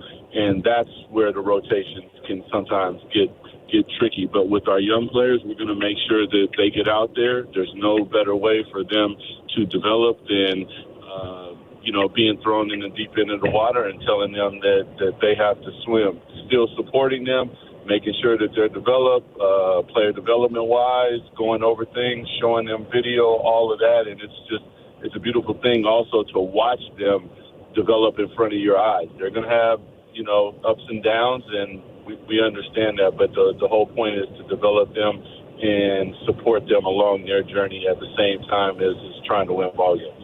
Doug, you talk about the standard that you're trying to achieve for this team and this organization. This year, the way it's gone, there have been let-ups in a game for whatever reason. Last night, look, it's going well. Third quarter happens, and it just kind of falls off a little bit. Is it tougher for you to take as a coach when maybe the standard drops or those moments happen and maybe the veterans are out there? Is that a tougher one to see them kind of have it happen to them? Even when I look at last night, I put that one on me personally. But, it is because, the standard is there, and we have to reach that, and we have to coach them to that. And it's the toughest part to go away as a coach. And these are things that I'm learning as I continue to go. Because everything, in my opinion, is my fault. So when I'm watching the film, I'm like, I should have done this. I could have done that. And, hindsight is a monster, but it's where I live at. And I want to be the best for them. And I want to make sure that I put them in the best positions to be successful and win based upon that standard. To answer your question, Jason, that's the part that just rips my heart out. But it's what, I have to go through and live with that on a day-to-day and night-to-night basis that makes it incredibly hard to sleep in a lot of different things. But I am a glutton for punishment. Doug Christie joining us on Sactown Sports. Doug, it's obviously you're juggling, but it's a lot easier said than done. So I do have a rotation question. I know one of your standards, very important. This is from when you were a player here, is defense and hustle. And we asked you at media day, hey, look, you had mentioned that, hey, if guys aren't going to hold themselves to the standards, they're not going to play. And we wondered, okay, that's easier said than done. Is that going to come to fruition if it does during the season with our higher paid or longer term vets? And you said it in the post game about Zach LaVine a couple days ago, not to pick on him, but it's recent.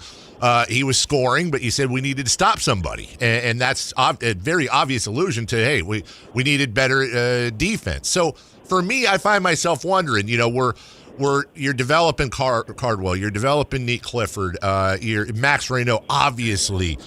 Keon Ellis and especially Devin Carter, as much as you can, help me with the rotation issues with them, especially when they fit one of your big pillars. Yeah, sometimes it's obviously difficult to, guys will find a game, whether that's a little bit offensively, if they're, part of it is you're working on the defensive end. You don't want to be the sieve in that with straight line drives and things like that. And, when Keon was out for a few games and then, he was back. So one thing that you don't want to do is you don't also want to. Those guys have found a rhythm for themselves, and you have to respect that at the same time. They have won 4 games. They're finding their rhythm, and you're hoping in your mind that they figure that out. And in moments when they don't, then you have to make subs. But when you talk about, 12, 13 deep, that's a whole different animal than even 10 deep is hard sometimes. So, unfortunately, those guys have been out of the rotation. Malik has played some really good basketball. And at the point guard position, obviously we got Russ and we got Dennis there. So, it gets tough. You want to play them all, but, there just aren't enough minutes to go around, and some guys are out, and that's just how it happens when you're the coach and, everybody's like, I want to play, but everybody can't play. Well, Doug, I'm sure there was, when camp started, you didn't even know what you had in a guy in Dylan Cardwell. That would be one of the success stories. Now, as a two-way guy, he's come in, obviously brought a great vibe and great feel to the game for the home fans, but now he's giving you production. What do you think you have in him now and maybe where his future can go? With Dylan, first of all, it's just an honor and a privilege to coach a kid like that. He does everything that you ask as a coach, everything that we are as an organization, from standards and pillars. Like he totally is that. He brings, when we first came, a lot of my coaches were like, "Oh man, you're in love when we're in summertime," and I was like, "Yeah, I am," because in my opinion, and Scott and those guys, as we scouted him and ultimately got him, you're looking at a kid that not everybody will say can play in the NBA because, it's not the jump shot and the offense and the flash and all of that stuff. But he has an NBA skill right now. He's a grown man. He is strong. He is competitive. He protects the paint. He plays with energy. He gives multiple efforts on the defensive end. He will jump for a rebound, dive on a loose ball, get up, sprint the floor, communicate at a high level. So all of those things for me jumped out right away. And, how long it was going to take him to kind of get the feel of it, the G League has been marvelous for him. And I think that he went down there, and Will and his staff with Big Max down there, they have done an incredible job with working with him, making sure that he's prepared, giving him the minutes and the opportunity. And then when he came here, he was a lot after the first stint. He was a lot more ready. Put him in the game, and I think that you guys can see he affects winning. He truly does. That type of rim protection helps your perimeter, and it allows guys on the perimeter to be a little bit more aggressive. Now we begin to win the possession game. He's going to get offensive rebounds. That's part of the possession game. You're going to turn people over. That's the other part of the possession game. And all of a sudden, he's affecting winning. So a big fan, and super excited that he's in a Kings uniform. A couple more for Doug Christie on his way to the airport as the Kings begin a long road trip. All right, Doug, as we begin to wrap up, I want to put you on hiatus as the Kings head coach and welcome you back to Sactown Sports. And what I mean by that is I want to rely on analyst Doug Christie here, rookie coach. Still, last year, this year, but, what would you say, and I know this is going to be the tougher one of the two-parter, what would you say you found to be your biggest strength this year as a head coach? And also, I don't want to say failure, but what have you struggled with, or what do you need to get better at? I would say the first part of that is probably the leadership aspect. I consider myself a leader, and just the ability to galvanize them and continue to bring them together. I think that's part of, and that goes with communication at the same time. Never perfect in those areas, but I think that that's a big area that I'm pretty good in. As far as the coaching aspect, I would say part of it is the ability to continuously coach to that standard, because you make mistakes, but do you grab them right away? Is it 2? Is it 3? And there's a fairness in there that I know that as a player they feel, and that all of that for me eats at my heart, because there's a purity in the game that I subscribe to. I want it to be done in a certain way, and that's the way that Scott sees it, and the organization as far as who Sacramento Kings players are going to be, what they subscribe to, and the product that is delivered on the court. And just trying to find that balance of making sure that I'm on top of that. Like, in my opinion, last night I didn't do as good a job. Like, it's never personal. It's always about winning. It's about the organization and making sure that we deliver a product that the fans can be proud of. Doug, you talk about the challenges you have to go through doing this for the first time. You've got one other opportunity coming up for the first time is a trade deadline. You've been through it as a player. That's always a challenge. People does get worried where they're going to be shipped off. They don't know. Well, now you're a coach, and you're coaching this group, and this group could be the same team you have in 2 weeks, but it also could have a different face or multiple different faces. Just, I know you don't know who's going to be dealt, if anyone, but just what is your thought entering that, knowing that you might have a few different guys come February 6th? That one is interesting, because there's a dynamic and an energy that can be affected by, some guys who don't maybe take that the same way, meaning the trade deadline. But it's tough. I mean, more than anything, Jay, you just control the things that you can control. The guys that are here, we're going to love them and coach them and pour into them 100% every day.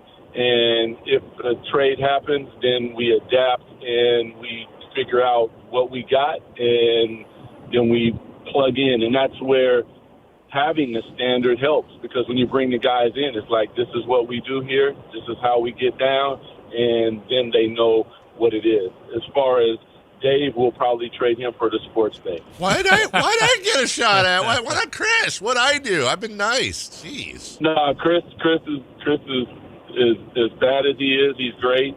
And Jason, as terrible as he's spectacular. You, on the other hand, my friend, yeah. You're gone. What Dave. did I You're do? Gone. I'm like 50 Cent in that meme. What'd I do, man? All right. Well, they're telling us we have to wrap up, and that's a great note to wrap up on too. By the way, Dave's gone. I like asking nice questions and stuff. All right. Well, Doug, look, we appreciate you joining us. Hey, you weren't talking about me when you got mad at that press conference, were you?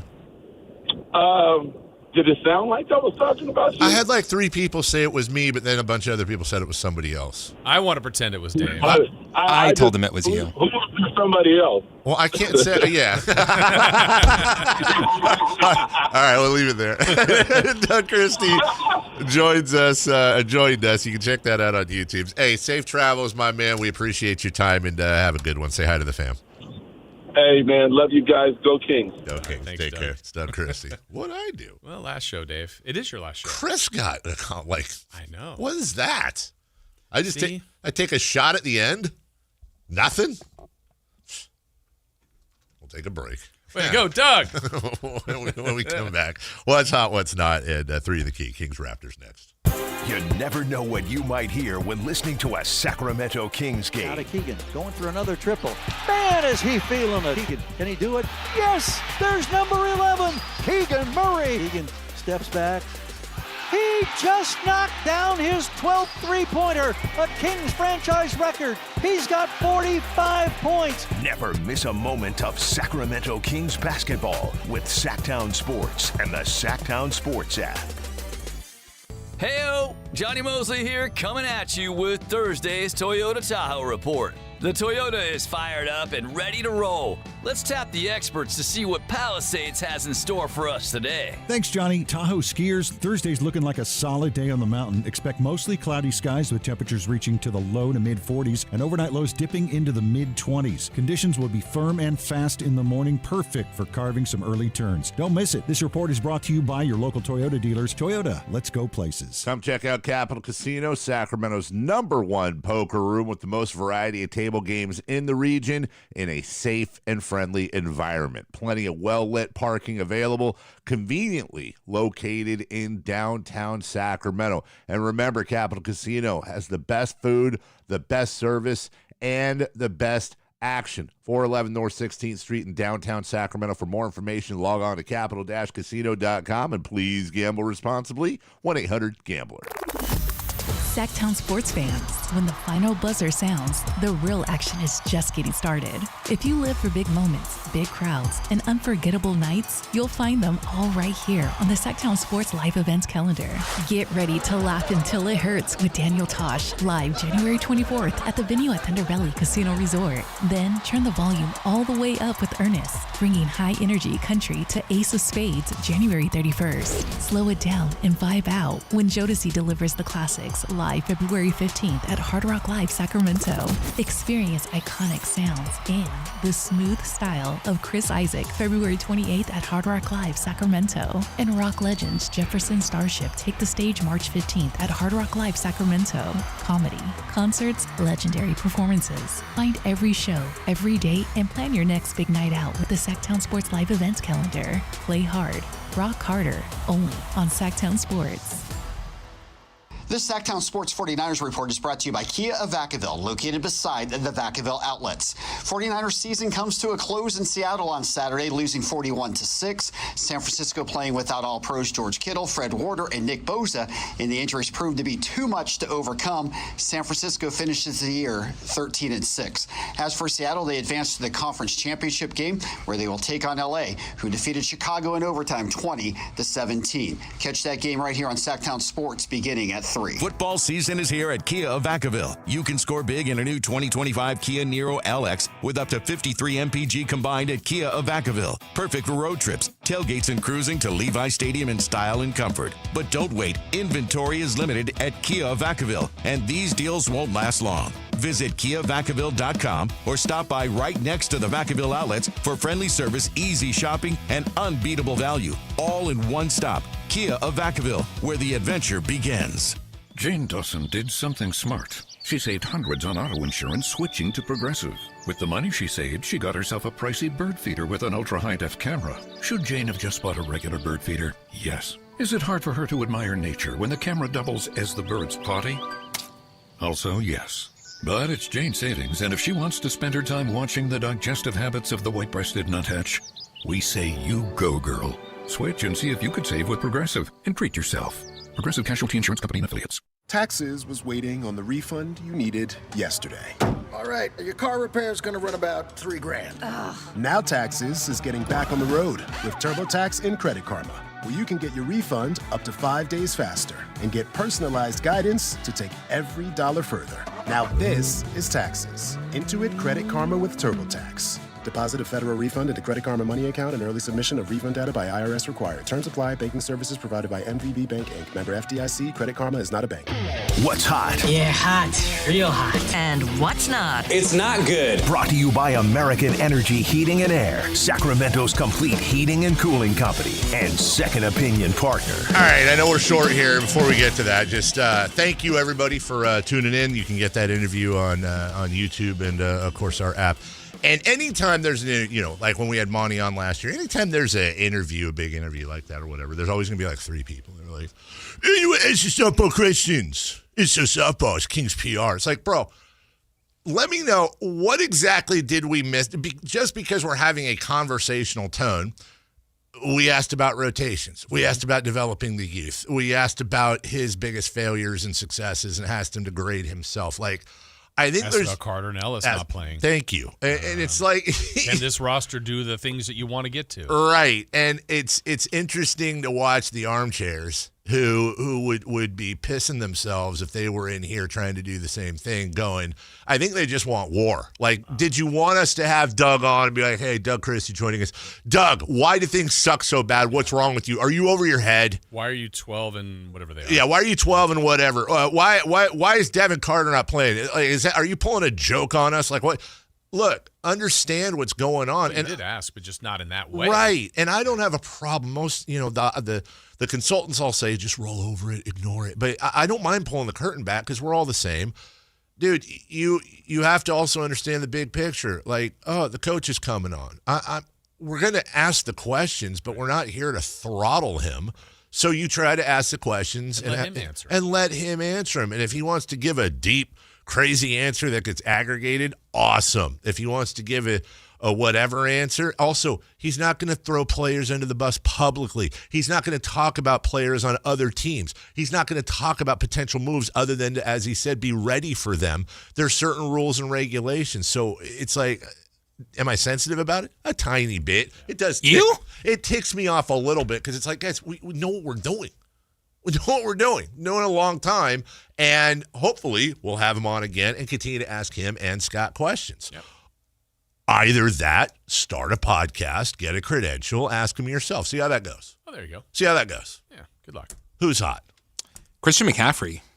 Yeah. According to Adam Schefter, Christian McCaffrey is believed to be the first player in NFL history to be a finalist for the MVP, Offensive Player of the Year, and Comeback Player of the Year all in the same season. That's pretty good. Remember when we all thought he was going to tear his Achilles?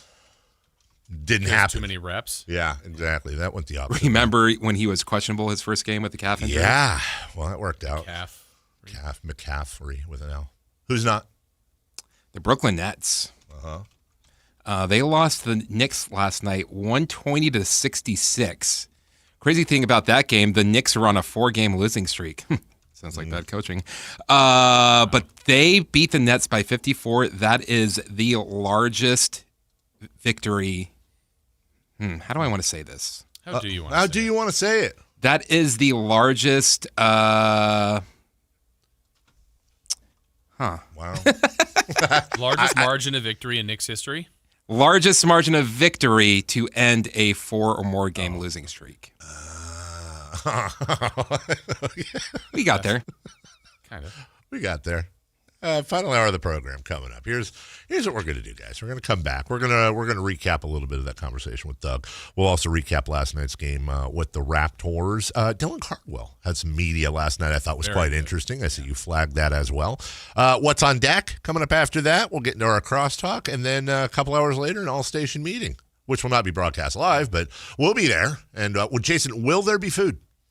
Ooh. Yeah. Yeah, we'll be back after this. Live and local. With everything 49ers. Intercepted by Fred Warner. Dives for the end zone. Touchdown! San Francisco!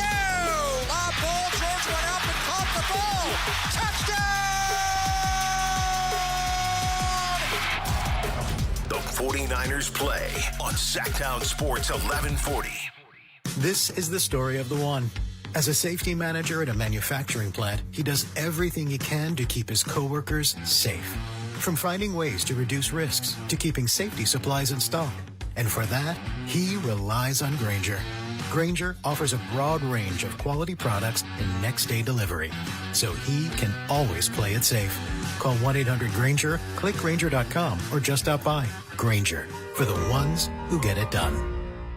Power Business Technology is proud to be a 100% independent, locally owned and managed Toshiba copier dealer. Local ownership cuts out the red tape, allowing ourselves to never be too busy to personally answer the call when our clients need us. Recognized for excellence in service execution, training, and customer service, we're proud to be named a Toshiba ProMasters Elite Dealer since 2021. Contact us today for all of your business printing needs at 844-POWER-BZ. That's 844-769-3729. Or visit us at powercopiers.com.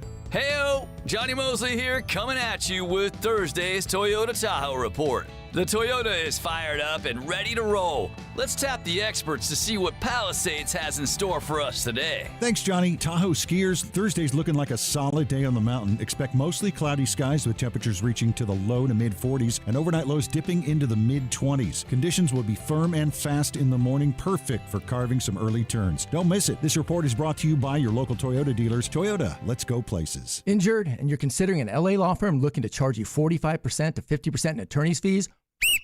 That's overcharging. Ashton & Price has been around for over 25 years, and I can tell you no matter how complicated your injury case, you should never be charged 45% or 50% in attorney's fees ever. Direct, experienced, unrelenting, and honest local representation matters. It's called home court advantage for a reason. Ashton & Price Serious Local Attorneys for serious people with serious injuries. So for the best local advice, don't think twice. Call Ashton & Price. I don't typically make New Year's resolutions, but this year I need a change. I need to get healthy, work out, lose some weight, and get back on track. But figuring out what to eat is my biggest issue. I need to eat the right food so that I stay full and have energy all day long. I know the solution: Omaha Steaks. Starting the year strong is easier and more delicious with premium portioned proteins from Omaha Steaks. From handcrafted USDA-certified tender steaks to gourmet burgers, versatile chicken and pork, seafood, and more. They have an unmatched variety of high-quality proteins that everyone loves. And when you deserve that cheat day, and we all do from time to time, they also offer desserts and easy-to-prepare comfort food. Support your fresh start with high-quality proteins from Omaha Steaks. Let Omaha Steaks deliver high-quality proteins right to your door. Visit omahasteaks.com and get an extra $35 off with promo code SKY at checkout. That's OMAHA steaks.com, promo code SKY. Terms apply. See site for details. Sactown Sports 1140 fans, here's a win you don't want to miss with H&R Block. Join us for a ribbon-cutting grand opening with the Chamber of Commerce at the new H&R Block office in Folsom this Thursday, the 22nd, from 11 till 2 p.m. The first 150 guests score free tacos. Plus, you can enter to win gift baskets from local Folsom shops. And new clients filing at this location receive a special discount. Celebrate, win, and save at the new H&R Block in Folsom. A smart play for tax this year with H&R Block. Capital Casino, conveniently located on 411th North 16th Street in downtown Sacramento. KHD1 Sacramento, KYMX HD3 Sacramento. From the Power Business Technology Toshiba Studios. Sactown Sports 1140. The Carmichael Dave Show. He's on the microphone when he's not on the microphone. He's playing a song, and when he's not playing a song, he's on the microphone, and then boom. With Jason Ross. No, he didn't. Yes, he did.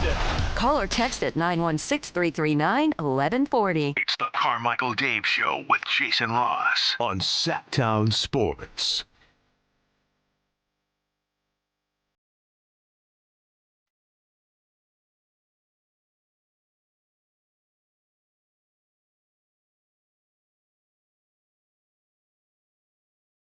Welcome back. Final hour. Just a reminder. Jason flying, well, I wouldn't say solo, but solo and a half. Calling Chris a half. Yeah, well, because I've seen so many times where like you'll be in the. It's my favorite part. This is really true. My favorite part, because I always do try to watch when I'm not here, is the open. Right? You know, you do the blah. Yeah. And there will be times where you're just like you do leading off, which is wild. Eventually, but there's a little blah in there. And my favorites are when like Jason's monologuing. You're monologuing. And Chris I think it's a combination of the coffee hasn't completely kicked in. And also he's like setting stuff up or whatever. He's working. I'm working here. And then you'll throw him the ball. Okay. I'm going to do a dog analogy. You're calling Chris a dog? No. Well, we got this little automatic ball thrower for Christmas for the dogs. And so Gracie, the psycho dog we have, she goes and she chases the ball and she gets it. And then she looks at us and then she just drops the ball across the room and runs away. Right. And like, I feel like sometimes it's that like you throw the ball and then Chris is, you'd like for Chris to grab it, come back and bring it back to you. Right. And I think he just kind of sometimes, you'd be like, hey, Chris, your thoughts on that? It's good. And then there's some silence and then you just kind of move on. That's your favorite part. I enjoy watching you, Alberto Tomba, to go back to yesterday, slalom your way through that segment when sometimes you're hitting the tennis ball against the wall and it comes back, and sometimes it sticks and falls to the ground. And it's entertaining. Yes. And it's entertaining. Okay. Good. For me. Yeah. Maybe not for you. Gotcha. So that's tomorrow morning. And looking forward to it. We're back, and then I'm in New York all week. We'll have a full week of fun and hijinks. The fun part is you're going to have Anthony on Thursday, Friday. Oh, and then the next Monday and Tuesday. Vacation Chris again. Where are we going this time? Tahoe. Wow. What's in Tahoe? Yeah, what Tahoe in the winter? What are you doing up there? You don't ski? I like to look at the snow. I don't think there's much snow out for there. 4 days. Look at the snow. Hey, there's some snow. That's 5 seconds, Now back dude. inside. Now back inside. You gonna sit by a When you fire? go up to the snow, you only look at it for 5 seconds. I mean, and okay, maybe that's an exaggeration. You don't like to walk around? A day. A day. Are you going to slide in it at all? Play in it? Any activities? Toboggan? Walking around. Trash can lid? Snowball fight? Snowball fight? Any, maybe Build a a nice snowman. Yeah. Would you Dude, like? I didn't know that they charge for parking up at the casinos up there now. They do. Like $20. What? Are you serious? Yes. I didn't know that either. When did that happen? I haven't been there in a long time to the casinos up there, but when did that happen? I don't know. It's just like I was told it. I'm like, okay, liar. And then I looked it up. By the way, you've had the camera off for a while. I've waited this long because a couple people in the chat are making me angry. So sorry to other people in the chat that I like. Yeah. What is this, PR? Yeah, well, you know what? No camera. Till now. Till you weren't it. So you missing 4 shows, Chris? Or 3? Yes. Well, it's one of those things of just like I have to use vacation time or then I'm not accruing anymore. So use it or lose it. There's a spammer in the chat, by the way. I just looked that's thirsting after one of our hosts. Can we get them to relax? Thank you. It is Jason, but I didn't want to call you out. Well, all right. Well, have fun in Tahoe. I'll be in New York next week doing the show. Jason, you and I'll be hooking up cross country, and I wanted to mention Ken Rogers, the documentarian director of the upcoming San Francisco 49ers doc. Is that on HBO? It's some big network, which I should probably figure out before he comes on. Is going to join us next week in the 6 a.m. hour to kind of go over that. All right. Final hour of the program. What's on deck next? Kings-Raptors. And we've been talking a little bit about Dylan Cardwell. Dylan Cardwell, who is very quickly, it's like if Dylan Cardwell was given a handbook, I don't think this handbook exists. But if it did, and it was titled, How to Get Kings Fans to Love You, he's pretty much hitting most, if not all, the stops. And if he wasn't given the handbook, he should probably write it. Honestly, you're probably right. And look, he might turn out to be this way. I don't know. I certainly don't want to seem disrespectful. But let's just say right now, not an all-star, not an MVP, and not a Hall of Famer. Right. This city, I think at its core, Sam Amick pissed a lot of people off last year, and I had his back on it as a native Sacramentan. Like he was talking about little brother syndrome, okay? And I think a synonym for little brother syndrome that might not make people so sensitive, I get it, but I also think in a sense it was accurate, is underdog. This city very much, I think, always considers itself, whether it is or not, a blue-collar city, an underdog, a place nobody wants to live, a little bit in common, although I don't think is nationally maligned, as a Detroit, as an Oakland, as a Stockton, as a Cleveland. Those cities nobody goes on vacation to, allegedly. And people from here or who have made homes here are very, very proud of this city, almost like the secret we know that we don't want you to know. You don't like Sacramento? That's fine. We don't want you here. That's good. Already enough traffic. And when you get a guy like Dylan Cardwell or a Bobby Jackson or a Scott Pollard or, name a ton of examples who, maybe not in Bobby's case, but they seem to be maximizing their talent. They seem to be hustling at 100% all the time. And you know what? They also play with emotion and fire and joy. Dylan Cardwell has in a very short time, it's not just the 10 rebounds, it's not the 4 blocks, although that helps and that helps. Dylan Cardwell has ingratiated himself with our fan base. His little hand gestures, the smile, the joy he gets after. I'm good with that. I want that. As long as it doesn't stop you from getting back on offense, yeah. I'm good with all that. He had a block late in the game last night, one of his 4, that he kind of did one of those gestures to the fans. Yeah. And I don't know what Jamal Shed said to him from Toronto. Yeah. But I'm guessing in some version, like, dude, look at the scoreboard. Right. Like the Kings were going to lose. I think it was on that foul, and he was saying, dude, we just, you got yeah, I think there was a foul. Or are we talking about two different things? You're right. Someone, maybe Levine, Scotty someone else Barnes. fouled him. Yes. But he swatted the ball out of bounds and kind of did a little Yes. And the crowd loved it. And I actually did a double take of the scoreboard. I'm like, there's like a minute 4 and they're down like they're not winning. Right. But that's who he is. I don't think he's like, it's not a taunt by any means. No. It's, I'm playing hard. Let's get the crowd going. Appreciate my effort. I appreciate you. And then when he talked post-game, like G-Man stuck around. He heard that. Henry and I were on the post-game, and he popped back on the air. He's like, I don't know how you can't love this guy. Right. And just what he says, how much he appreciates his opportunity. It's refreshing. It is. And I know at some point, things wear off, and maybe if he's in year 6 and he's still here, whatever it is, it's like, I hope that he still plays with that same kind of appreciation because, look, it's still a job, in the end, but it's a great job. It is. And there's some drawbacks, but you're well paid. He's got a gift. There's a shelf life that you could be an athlete.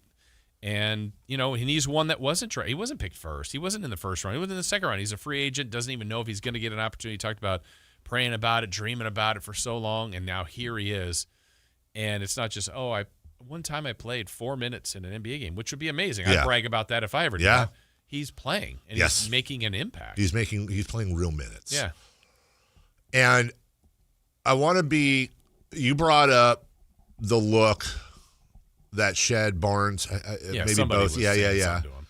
Probably like relax. I'm not immune to that in this sense, but I think there's a difference. So there is the example of the linebacker that sacks the quarterback when they're down 35-10 and does a dance. And pounds his chest, points to the name on the back. Yeah, nice You're play. like, great, dude. You're. But I think the more again, maybe I'm wrong. I get the sense from Dylan Cardwell that they could be up 30-10 or down 30-10. And if he makes a good play, if he makes a play that helps his team, he's going to celebrate. Now, he's not pointing to the name on the back. I don't think it's about me. I think it's about let's go. Here we go. Let's make it happen. And it's not a John Halliburton yay either. I think there's real emotion behind it. And I welcome that. Yay. You see these players, and I don't fault them, that are so institutionalized by the profession. They're making $20, $30, $40 million a year. They have emotion on game winners and big things and this and that, whatever. Maybe the occasional fist pump on the and one. But when you see somebody out there, I think you encapsulated it really well, Jason. When you see somebody out there who gives off the vibe of like, I'm living the dream. Yeah. I can't believe I just blocked this guy's shot. He's a super good player, and I sent it into the third row, and some lady probably has a black eye now from the force of that shot. Sorry, lady or sir. I'm just so happy to be here, and I'm going to enjoy. That's the vibe I get off of him. Maybe I'm biased. No, I'm with you. Dylan Cardwell spoke after the game about the third quarter. Yeah, it's on us. Like, the coverages didn't change. Nothing changed at halftime. We didn't make any adjustments on purpose because we were doing well in the first half. And for some odd reason, as a unit, we just didn't buy in and we didn't lock in on that third quarter.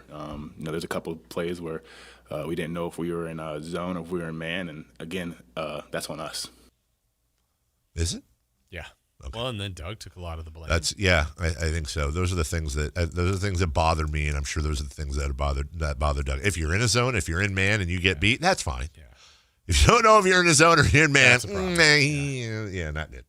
Dylan Cardwell on improving his own game. Yeah, man, just sticking to my routine. When I was in pre-draft workouts, I asked about Al Horford when I was in the Boston Celtics pre-draft, and they mentioned how much of a pro he was in his routine and how he just continued to rep out the things that he wanted to get better at each and every day, and that's how he went from a post player shooting only hook shots with the Hawks to, you see him not now, but when he was at the Celtics, expanding his game to the three-point line. And so I asked him how he did that, and just like I said, he just bought in his routine. He was very specific about going to bed at the right time and getting to the gym at the right time and being consistent and all that. It's a long season, and, it's easy to get off task. It's easy to get off of your routine. And so I try to make sure my routine is, dead straight. My wife holds me accountable each and every time. Like every time after a game, she takes my phone and makes sure I'm in bed at a good time. And so Really just being a professional. That's my New Year's resolution, is being a professional on and off the court, and how I take care of my body, and how I approach the game. I love that. I know. The whole press conference was like that. Dylan, give me your phone. Yes. It's bedtime. Bedtime. It's bedtime. You want a story? Here you go. Here's some herbal tea. Catherine, a lady I don't know on Twitter, I forgot she sent this to me a few hours ago. Sacramento to Alabama transplant here. Watched Dylan play at Auburn, where my daughters currently attend. He brings joy to the game and to his community. Sacramento got an absolute gem of a player and an even better human. He's still beloved at Auburn. That's awesome. Those are nice references. Yep. I mean, I think a lot of people would say that here. And Auburn's super close to us, so that's cool. Yeah, just up the hill. Yeah. Why is she a transplant? It's close. I'm going to take this moment to ask, have I ever mentioned on the air, I feel like I have, that up until I was like 8 years old, I thought that Auburn and Georgetown were here. I think we all thought that. Okay. Really? It wasn't just me? Yeah, them in Oakland. I really wow, did. Auburn and Oakland are like I'm watching John Thompson and Patrick Ewing. Patrick I might Ewing. see him. Allen Iverson. And then Charles Barkley went to Auburn right up the hill. That's okay. I'm not the only one. Here's Dylan Cardwell on making the NBA. Yeah, for sure. It definitely took a lot of prayer to get to where I'm at. I want to, put it out there that I only averaged, 5 points. 5 rebounds a game in college. That was my highest. 5 points is 5 rebounds a game. And last year, other than that, I think like a career, 4 rebounds per game in college. And so, my transition to the NBA, a lot of people question my rebounding. You're 6'10", you're 6'11", and you're a great offensive rebound, but defensively, what's the problem? And I think a lot of that was I was used to boxing out because the SEC, we got a lot of people like myself in there, and so I'm trying to keep them off the glass and then keep my off the glass. But here, there's only a handful of guys like Mitchell Robinson, Steven Adams, or guys you really, really have to make sure you're boxing out. But other than that, you can kind of hit and go get. And so me and my player development coach, Gary Adams, we just nailed really how can we become a better rebounder, because that's how I'm going to stay in this league, is being a rebounder and being an energy guy. And so that's something I look forward to each and every day, is a rebounding ball. It's a gift.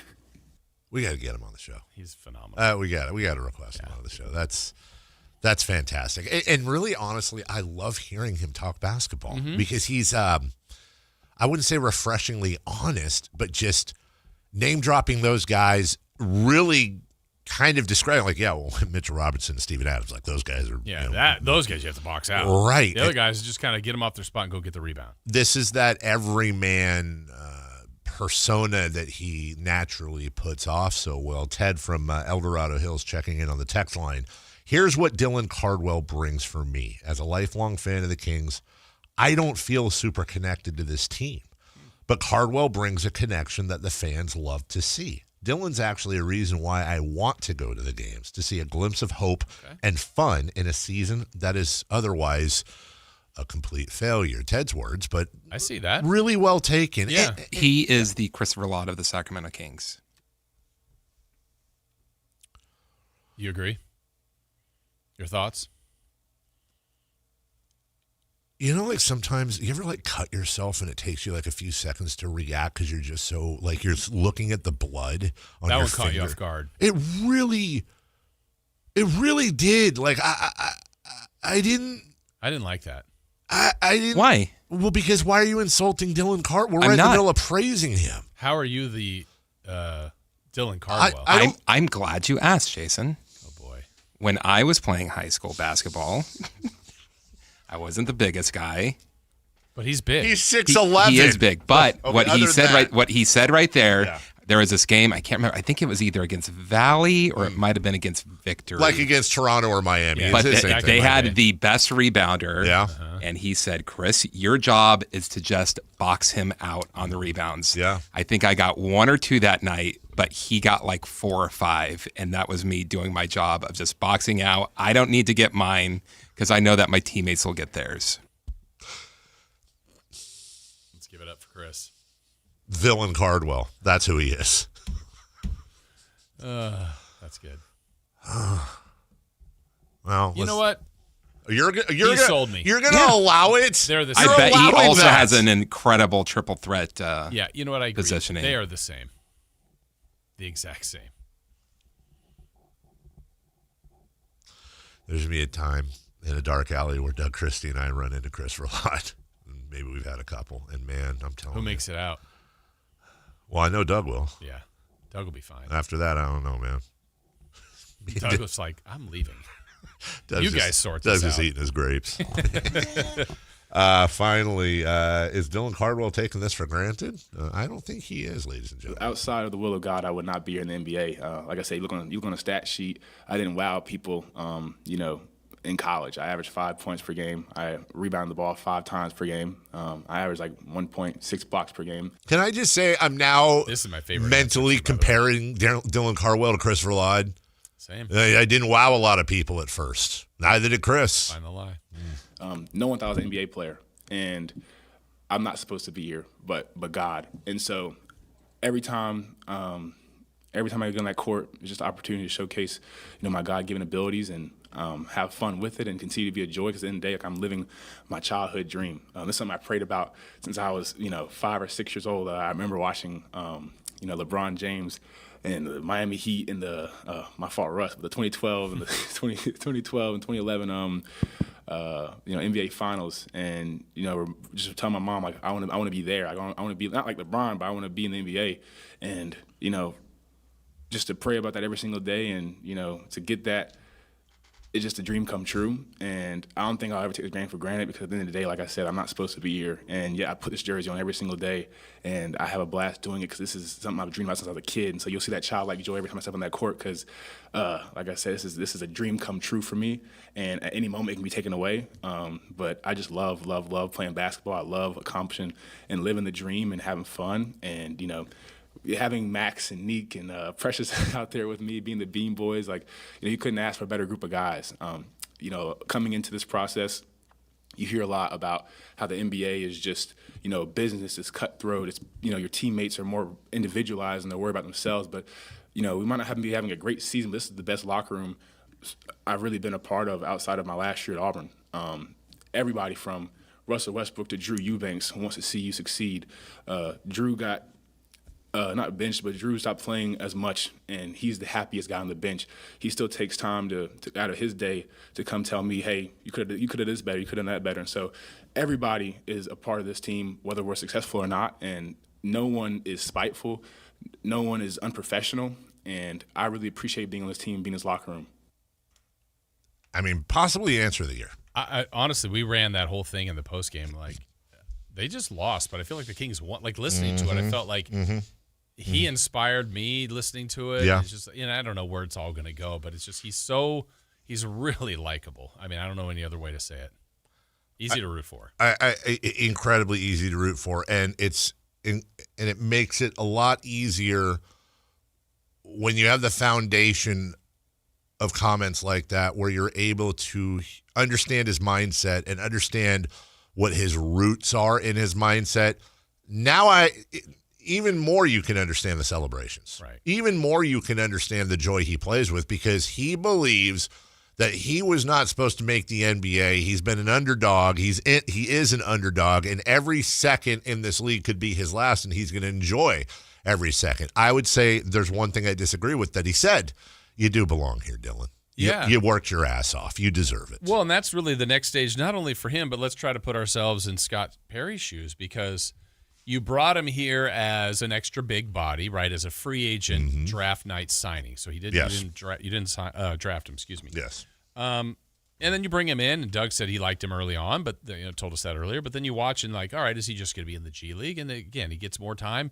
Maybe if the Sabonis injury doesn't happen, I don't know if we ever see Dylan Cardwell. Probably not. But it did Seen happen. in Stockton. So now we've seen him. He has produced.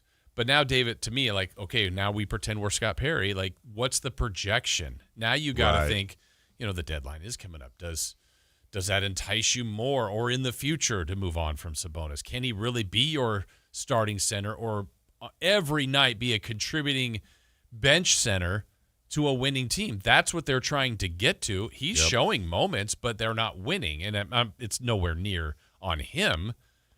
But that's what you're trying to project in the guys that you are keeping.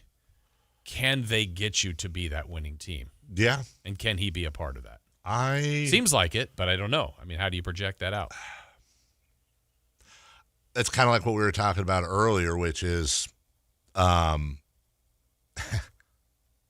it seems like more than a gimmick or more than oh, look, that's cute. He's getting some time. And we've seen players that we've gotten hopeful about before that have come up. Who was the guy? Mississippi State, second-round pick, Robert Woodard. Yep. I was really, really excited. Yeah. I'll give you another one. The end of one of the really rough years. I don't remember what year it was, what season, in the 2010s somewhere. At the end of the year, based on injuries, maybe trade deadline, Ray McCallum played basically every minute for like the last couple weeks of the season. There was a couple games with a triple-double. Like, he was putting up massive numbers. You're like, is this something? It wasn't. But it was something because he was playing 35 to 48 minutes every night, and you play that long, you're going to produce some numbers. But that's the hard thing to project when you're scouting and or a GM. Off a short sample size, would you describe Dylan Cardwell as tough?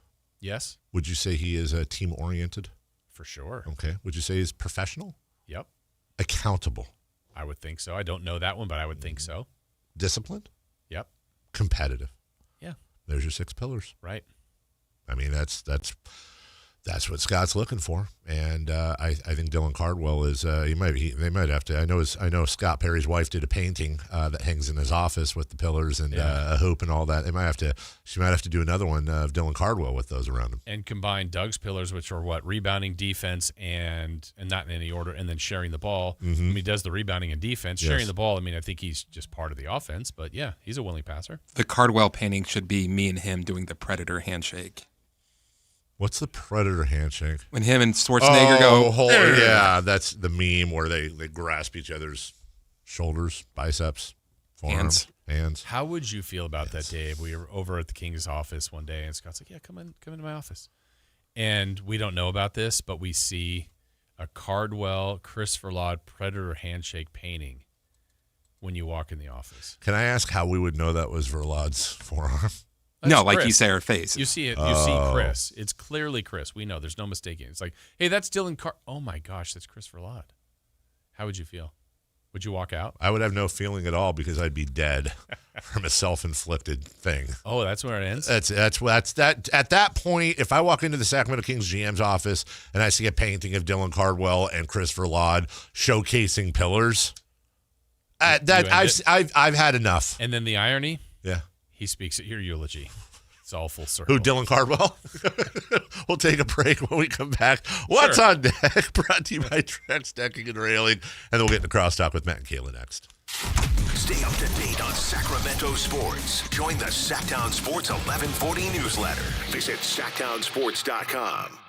Heyo, Johnny Mosley here, coming at you with Thursday's Toyota Tahoe report. The Toyota is fired up and ready to roll. Let's tap the experts to see what Palisades has in store for us today. Thanks, Johnny. Tahoe skiers, Thursday's looking like a solid day on the mountain. Expect mostly cloudy skies with temperatures reaching to the low to mid-40s and overnight lows dipping into the mid-20s. Conditions will be firm and fast in the morning, perfect for carving some early turns. Don't miss it. This report is brought to you by your local Toyota dealers. Toyota, let's go places. When life calls for a little extra, a kitchen upgrade, paying off debt, or that dream vacation, Valley Strong Credit Union is here to help. With a Valley Strong home equity loan, you can tap into your home's value with competitive rates, flexible terms, and local guidance you can trust. Get approved in as little as 5 minutes, with funding in as few as 5 days. Your goals are within reach. Visit valleystrong.com to get your offer today. Valley Strong Credit Union. Grow your possibilities. Equal housing lender, NMLS number 456506.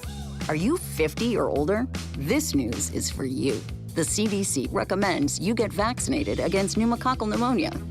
Even if you're healthy, your age puts you at risk. People 50 or older are over 6 times more likely to be hospitalized with pneumococcal pneumonia compared to adults 18 to 49. Just one shot can help protect you. Learn more and schedule at vaxassist.com. That's VAXassist.com. Sponsored by Pfizer. When your check engine light comes on, do you see a repair bill or do you see peace of mind? For 20 years, CarShield's been the name America trusts to help keep you on the road.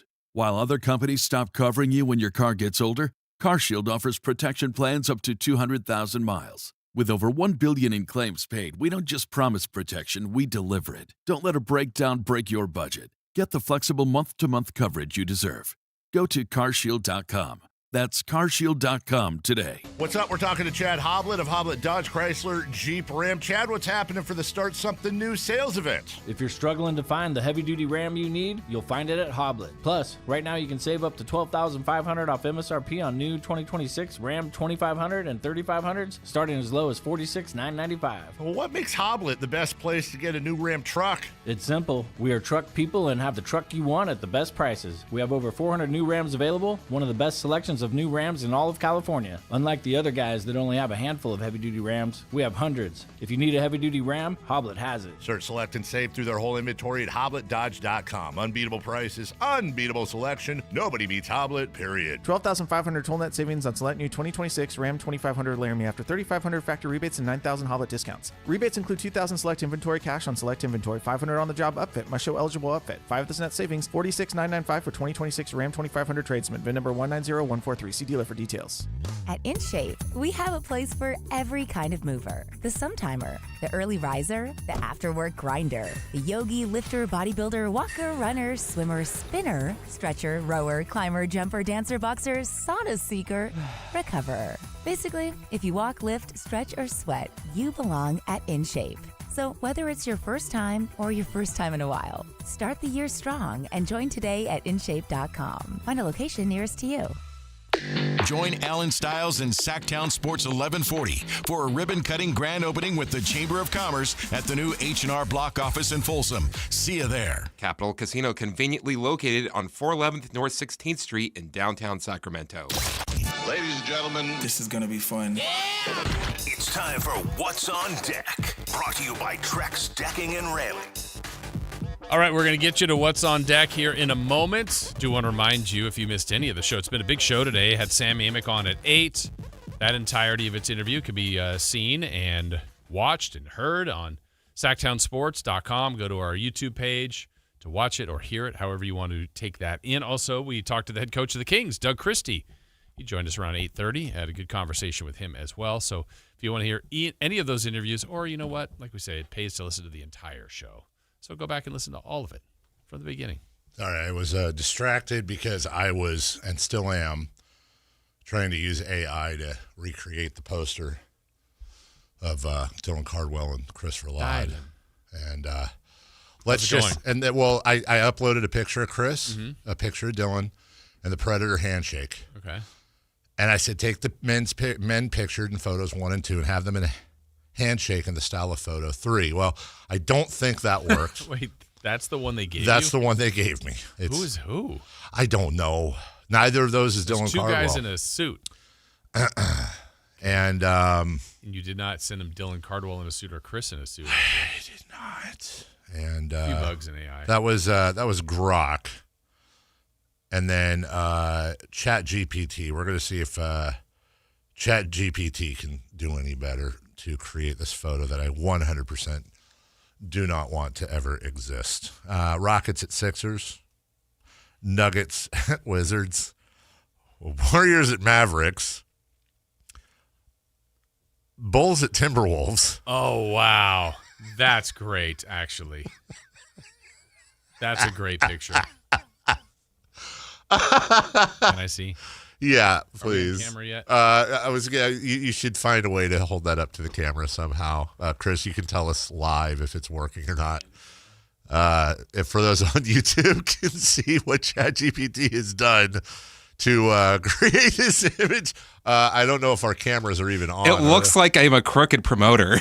I don't think our cameras are on, are they? Or are they? Oh, they're not. Hold on, let me fix that for you. Great bit, Dave. Jason, keep holding that up for a few seconds. That doesn't really look like Dylan Cardwell, though. That's the problem. It looks like you. It doesn't really look like Dylan Cardwell. I don't want this to be made into a thing. Good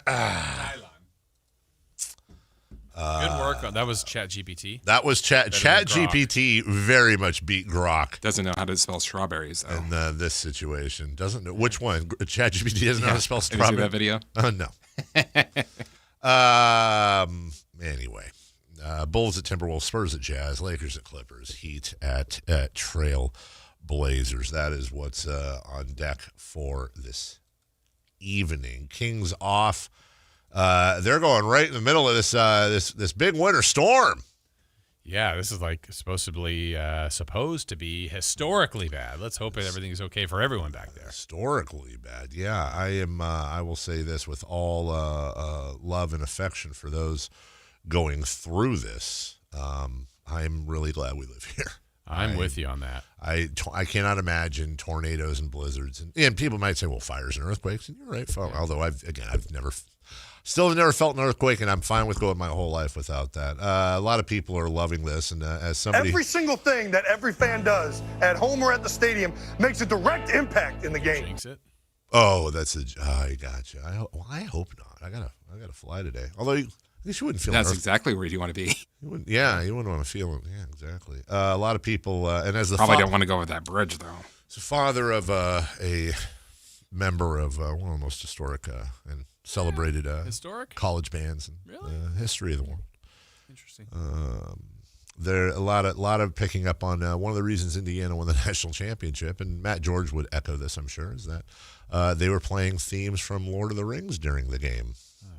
You sound like I know you like Harry Potter. Nope, it's Lord of the Rings, and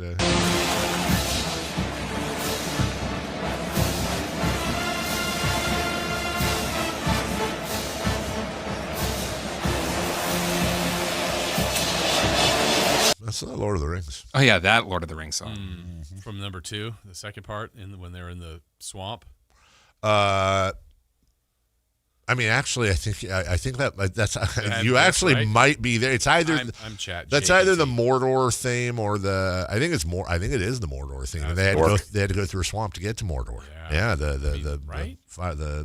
swamp with the RUSs, rodents of unusual size. Oh. Princess Bride. I'm fine with you not watching Lord of the Rings, but golly. Yeah, I don't know why I missed Princess Bride. I missed it when it came out. I've heard a lot of people like it. I think I would. It's fine. Oh. See, I think it might be one of those where if I saw it now, it's like, it's not as... I would say it's better than Neverending Story, which is also fine. It's better than Neverending Story, and I love Neverending Story. Neverending Story was great. Well, my sister named her dog after one of the characters, Falcor. Was a flying luck dragon.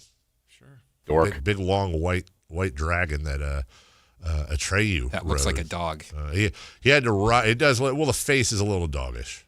He had to ride Falcor because his horse Artax got too sad and got swallowed up by the nothing. I don't know. I'm so sad. Hey, listen. There are a legion of 40-pluses out there that were scarred for life when Artax sunk in the mud, and Atreyu was trying to pull Artax, and he couldn't. And, try. Yeah, see, it's only I don't know about the movie, the song though. Oh, Neverending Story. Yeah, by the guy from. Gugu. Yeah. I never remember the name of the band. No, I think it's. Was it a guy? I think it's the lead singer from Kaja Gugu, if I remember right. Which is a different. No. You know what? You know what I'd like to get on the show someday. Maybe not though. Is Chris's mom? Whoa. No, really, Limal. Because didn't he sing it? Yeah, no. Is he from Kaja Gugu? I think you're right because I think I've heard that before. I sometimes I wonder if Chris is kind of a fraud and like, did little Christopher Lloyd cry when Atreyu sunk? I didn't see it until I was way older. Oh, so I was probably in 8th grade. Did he stand up with Atreyu when the song came on? I wasn't doing that. He's riding through, Do you know what the one that got me as a little kid? Which I don't think you ever see is The Wizard. Yeah. Let me tell you something, dude. Lean for the hook. So, I want to turn it down so we don't get whatever, so we can hear the hook. This is a freaking banger. This part. So good. You know what it kind of gives me vibes about now that I never thought before, but because we played it yesterday, is the NESTLES song we played yesterday. They're a little in You think every song is the NEST? Well, no, Steve. Nelsty. Ooh, that was nasty. That was nasty. That's a banger, dude. Bring that music back. Let's freaking go, dude. Almost said something else. In addition to what's on deck tonight, brought to you by Trex Decking and Railing. Why don't you remember, we'll do some programming notes here. Matt and Kayla. No, I don't know if you've heard. We have a new midday show. We do. Matt and new Kayla. Afternoon show. We do have a new. This is the height of luxury. It really is. They're going to join us for a little bit of crosstalk coming up a bit later. And you never know. You never know what we're going to talk about. That's right. It's not planned. Then we're going to do celebrity birthdays after that as we wrap up. And then again, Jason and Chris tomorrow. And then all week we're going to have some fun. No Matt Barrows. No, and tomorrow you're missing the final episode of Greg Papa, right, for the season? Oh, no. Wait a minute. Oh, no. Right? Wait a minute. Yeah. Well, no. Damn it. I land in London at noon, which is 4 a.m. here. But it takes me 3 hours to get to Leeds. So I can't. I was just thinking, oh, God, I don't want to. Well, hold on. When is Greg Papa? 9 a.m.? Yeah. 5 o'clock, 5 p.m. We can't just come in for the Greg Papa. I feel bad. I didn't think about that till just now. I don't want to miss the last Greg Papa interview of this year. Well, cancel your trip. I mean, are you missing some big basketball games for Coach Mel or Mason? Well, it depends on Mason's recovery. Well, he tried to go to practice yesterday. You can't go to practice if you're sick. No, you can't go. Are there really any big games? It's high school about. Come on, man. We'll take a break when we come back. Crosstalk with Kayla and Matt and Kayla and celebrity birthdays and more next. The San Francisco 49ers play on Sactown Sports 1140. Touchdown 49ers! Every game on your #1 sports station. Don't miss the action on your local sports leader. Sactown Sports 1140. Hey, it's Carmichael Dave. I got to tell you, I am so excited to get this decking project started with Trex Decking and Railings. From the first time I stepped foot in the showroom last week, I was so impressed. So many color options. Heat-resistant composite deck. What does that mean? That means I don't have to do any maintenance on it whatsoever. They even have a deck designer, so you can go online and see what your dream deck will look like on your house. Just visit Trex, that's TREX.com to get it started. Tell them Carmichael Dave sent you.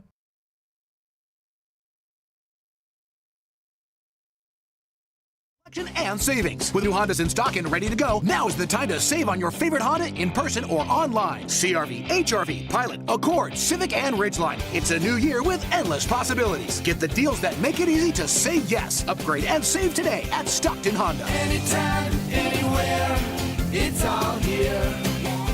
StocktonHonda.com.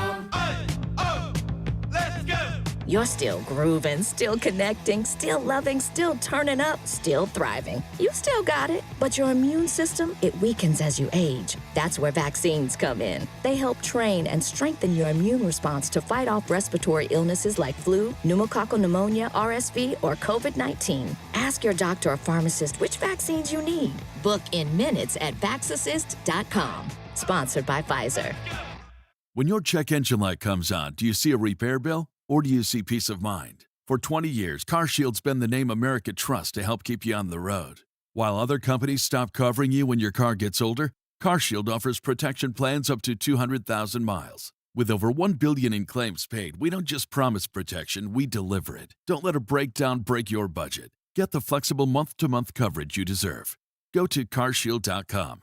That's carshield.com today. Golf to Go is brought to you by the Hagen Oaks Golf Super Shop. Here's Frank LaRosa. The new year is a great time for reflection, to appreciate all the good things in your life, and to prepare your resolutions, or bucket list as I like to call it. 2026 would be the perfect time to introduce someone new to the game of golf. Let them in on the fun. Or if you've never played, it's a wonderful time to start. Maybe go to a driving range, maybe take an introductory lesson. If you're an established golfer, maybe you want to get fitted for a new set of golf clubs. Maybe you want to take some some refresher lessons to sharpen up your game. Consider a golf getaway, either with your significant other or a group of buddies. It's a great way to play new golf courses, eat some tasty new foods, and certainly laugh a lot with your friends. If you normally use a golf cart, consider walking with a push cart, or maybe even lightening your bag and carrying your golf clubs. Go back and play where you played your first round of golf or your all-time favorite round. Remember why you play the game and how much it means to you. Leave the course in better condition than you found it. That's your Golf to Go. I'm Frank LaRosa. Guys, low energy, low drive, or strength not what it used to be? For many men, it's low testosterone.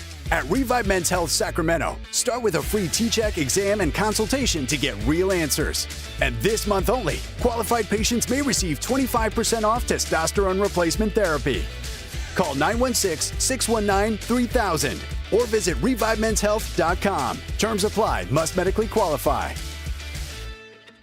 Hey, it's Carmichael Dave here for Capital Casino, Sacramento's #1 poker room, inviting you to come join them every Wednesday for their midweek madness drawing, giving away $2,000 in total cash starting at 6 p.m. It's a safe and friendly environment, plenty of well-lit parking available, and it's conveniently located right there in downtown Sacramento. And remember, best food, best service, best games, 411 North 16th Street in downtown Sacramento. For more information, log on to capital-casino.com. Gamble responsibly. 1-800-GAMBLER. Everybody loves the season of giving, but now the season of paying for it is upon us. That not-so-wonderful time of the year when millions of Americans open their credit card statements, stare in horror at the balance, and resolve then and there to find new ways to save money. If you're among those Americans, why not start by cutting your wireless bill in half right now with Pure Talk's Saver Plan? It's easy. You'll get unlimited talk, text, and 3 gigs of high-speed data on a super-fast, nationwide 5G network for just $20 a month. Just dial pound 250, say Mike Rowe, and you'll save an additional 50% off your first month. Ho, ho, ho! And if you're active or former military or a first responder, you'll save an additional 20% every single month. That's pound 250. Say Mike Rowe for the gift that keeps on saving from America's wireless company, Pure Talk. Join Alan Stiles and Sactown Sports 1140 for a ribbon-cutting grand opening with the Chamber of Commerce at the new H&R Block office in Folsom. See you there. It's time for the news of the day. The latest headlines, the biggest stories, hard-hitting analysis. Yeah, this is none of those things. And now, here's Carmichael Dave and Jason Ross. Hey. Hey. We have a breaking ladybug update. If you remember, the last 2 days we've had a ladybug in studio that likes us. Doesn't like me. Doesn't like Matt or apparently Kayla. Either one goes and hides. And then I guess came out for Whitey Gleason to hang out. And what did Whitey do? Set it free, because apparently they hibernate in the winter. Evictions. You say sounds about right. You say set it free. I say booted it into the cold. Yeah. It was enjoying this warm studio and your guys' love in the morning. Yeah. It was all about Jason. Plenty of garbage to eat. Yeah. Going to bring in dead some bananas. Lettuce and, dead bananas. Oh, there's Pop-Tarts today over there. Wow.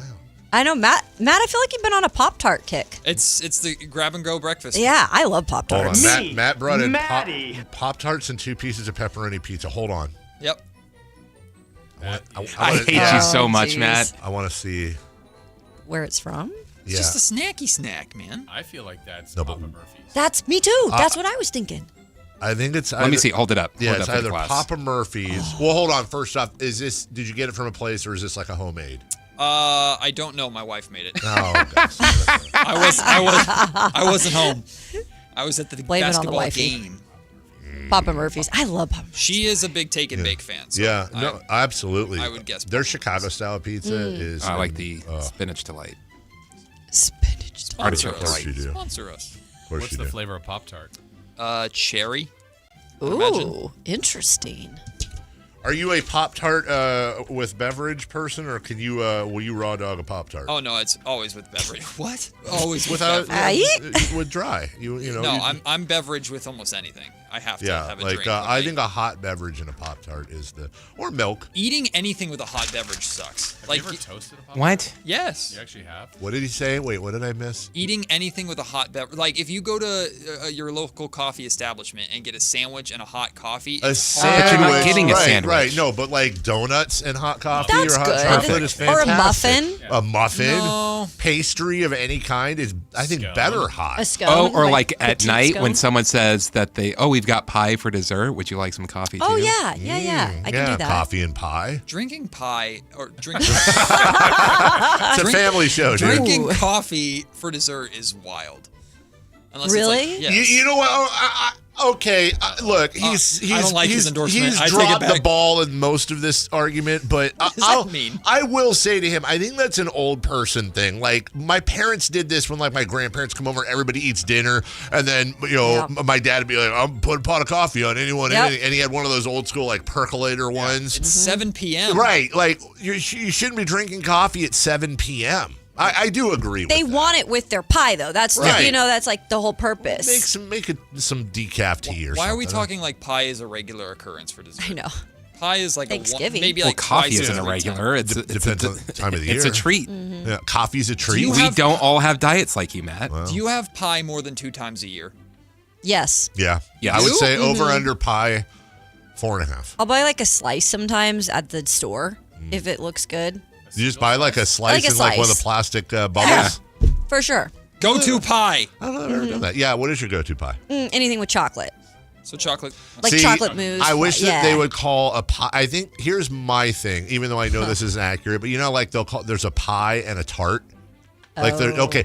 I think that anything fruit pie should be a tart or something, Okay. and then pie is like chocolate, coconut cream, Key lime. even a lemon meringue. Huh? Lemon meringue and It's key like lime whipped, are like though. yeah, it's like fruit based, like pudding. So banana cream would go. Oh yeah.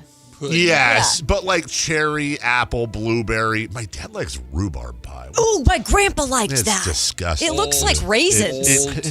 It is an old thing, dude. I'm not- Rhubarb. With their coffee. Dad, it's disgusting.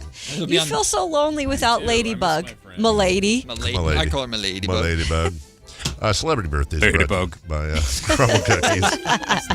Guys, we have big bosses in town. Uh-oh. Yeah. And we have a all-staff meeting today. At Not noon. us. Oh, that's right. You Not won't be these there. peeps. I was going to do a whole what are your thoughts, your expectations? Can you bring us up a plate of food? Yeah. Is there Anybody? will there be there's food? food? Yeah, According it was to HR, confirmed. there is indeed food. Look at Jason's face. Jason Ross. He's so Chris and I pumped. just finished a 3-day fast, so we're ready. You gonna Yeah. bring us Oh. something? 3 Nice. days. That's impressive. I didn't even know they were doing it. Yeah. I'm surprised you're not involved That's what with I'm your saying. health kick. I was You on the did it last first year. run, but they didn't invite me this Where time. is your bottle? Your jug? I left it at home today because I got to because that stupid meeting. I got to leave from here to the airport. You can't bring your jug on the I mean, I could, but then I got to leave it in my car for a week, and then that's Oh. weird. I It's don't. empty. Well, no, I wouldn't have finished it.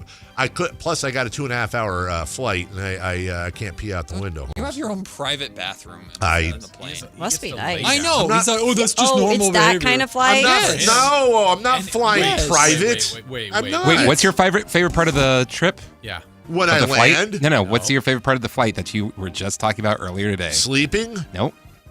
Well, you get to sleep laying down, which The- is. It's the massage, isn't it? There's no massage. You How get about- eye masks. When do they feed you grapes? Guess what he does? There's no grapes. Guess what he does pre-flight He goes to the lounge. and does what?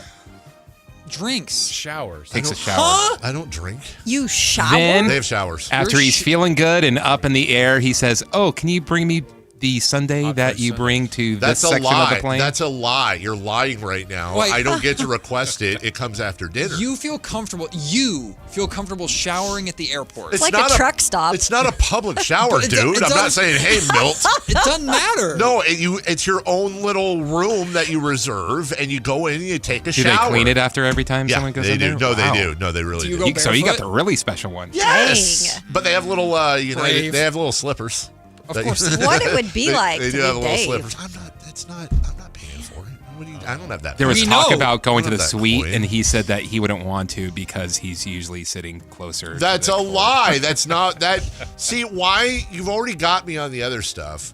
then why do you throw in that, which is a blatant lie, just like you didn't It's not cry a lie. at Never Did you Ending want to Story. go to the suite? No. Do you sit closer? Yes. Did I say that's why I didn't want to go to the suite? No, I you know put why two I and don't two want to go to the together. suite? Because I only get paid to be with you for 4 hours a day. You want to know the Carmichael Dave status is seeing him sitting courtside at the first Kings game he's been to in like 6 years. A year. And he was all the way in the corner, like the far corner, and everyone was like, "Ooh, Dave doesn't have as good of friends anymore," because he was in the corner of courtside. Lost a little bit. I was a little bit on. Hey, got to light the beam though. And wife and daughter were behind him. Yeah, but and he and son were front row. I got a lot. Chivalry is dead. No, I got a lot of crap for that, and I've answered it. It's been asked and answered. That was their choice because, and Classic. I'm quoting what my daughter and wife both said.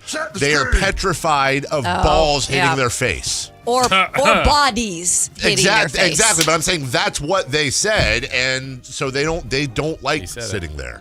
But you're all about that? I'm just happy to be there. Good Lord willing, help the ball class. You know, when did this turn into Rip Dave Day? Because you're headed on vacation, so we got to rip you. vacation. I think Doug started Doug started it. He did, taking unnecessary shots at the end of the interview, and I did nothing. Who was he talking about? I don't know, but I kind of went on a different mindset of that one. What the Doug? Oh well, no, you're correct on that probably. But anyways. You're going to enjoy head coach Doug Christie while he lasts on YouTube. Wow. What? You deserved the shot you got. I deserved it? Yeah. No, now we're even. You fly nicer than Doug does. That's not true. That's not true. Doug Christie, everybody. Celebrity birthdays. Oh, yeah. Back to you. Do we have any time? Do we have any time? It's good. It's not that great of a day today. On this day, in what year did the Chappelle Show debut? Ooh. 99? I was going to say 97. Yeah, I was okay. I'm going to say 97. Oh, you guys are way off. 2003. We have a correct answer. It's always TV or movie. He knew right away. Every time. Don't clap. This is how long ago it was. Don't clap for him ever. I videotaped the first episode of the Chappelle Show, went to a party, sat everyone down and said, "Everybody stop. We have to watch this right now." Wow. Now I wonder why you knew. We're living our best life here in 2003. I don't think that happened. When I left, Chris was one of the people I missed the most. That wore off really quick. Like, what was I thinking? Happy birthday today to Caitlin Clark. Ooh. Oh. Basketball. Jeez. 27? 26? I was going to go 24. 27. We have a correct answer. Goes to Matt George. 24th Yay. birthday. So she's, gosh, She's not I that feel like she's old. been around the game forever. I agree too. Happy She's a- birthday, yeah. Guy. I always forget Fieri? how you say it. Fieri. Yeah. Fieri? Fieri. He does it. Oh, sorry. Fieri. Yeah. Also, Happy birthday, Guy. If he was in Canada, it'd be Guy Fieri, which would be kind of funny. Yeah. Guy is 57. I was going to say, I think he snuck into his 60s. I'm going to say 61. 58. 60. We have a correct answer, and it goes to Kayla. Hi. Number 58. ABC, anybody but Chris. I'm happy. He does not look good for 50s. Happy birthday to Steve Perry. And it should have been gone. Journey. I love Journey. He always gets me. I hope he makes a trade at the deadline. Steve I Perry. know. Yeah, Is that his brother? Steven is 73. I hate that. He's man. old. I really- 75. 76. 77. We have a correct answer. It goes to Christopher Law at 77. I was gonna say it. Climb the He's ladder. old. Happy birthday to Dylan Brooks. Dylon. He's a nice guy. We like Yeah. him. Anybody know what happened to my horn? He's very fun. Matt squeezed I it do at some squeeze point, it a lot. but The little. It's dead. Don't isolate that. Hello. It's dead. You killed the horn? No, it was dead when I came Yeah. in here. It's no longer. It was dead when I Uh-oh. came in here. 30. What was the question? Dylan Who Brooks. is it? Oh, let's 31. see if you Oh, can sorry. get it. 32. 29. We have a correct answer. It goes to Carmichael Dave. Dylan Brooks is 30. How about Greg Oden? Oh, he's. Whoa. Oh, Okay. Leo. Oh, he was at the club during summer. I met him at the club with his wife. Okay, Caleb. Yeah. Okay. Yeah, we saw Lil Wayne. Hey. He was in our little section. Wow. Lil Wayne, Greg Oden. Yeah. Thanks for the invite. He's old. He looks old. Oh, though. when Carmichael Dave flies in the She went to a club. You're flying. Whatever. You're laying down. Francis first row over here. You shower at the airport. You shower at the airport. Your mom showers at the airport. Odin's 38. Who, the Norse god? The basketball player. Greg Oden is 40. No. 30. Okay. 7. 35. There's no way. 36. We have a correct answer. He looks like he's 40. We have a correct answer. Please not, Chris. Kayla solved Let's go! She asked him his age at the club. I'm fine with that. His wife is adorable, by the way, and so I nice. thought you say a dork, and I was like, dang, dude. His wife, a dork. All right. Look, we're way over time. Thanks to Doug Christie. Thanks to Sam Amick. Not thanks to Kelly Brothers, but thanks to him in advance for the next time he comes on. Nice. Is Shams Charania reporting an impending trade today for the Sacramento Kings? Matt George will have the answer next, right after this. Nope. You never know what you might hear when listening to a Sacramento Kings game. Out of Keegan, going for another triple. Man, is he feeling it. Keegan, can he do it? Yes! There's number 11, Keegan Murray. Keegan steps back. He just knocked down his 12th three-pointer, a Kings franchise record. He's got 45 points. Never miss a moment of Sacramento Kings basketball with Sactown Sports and the Sactown Sports app.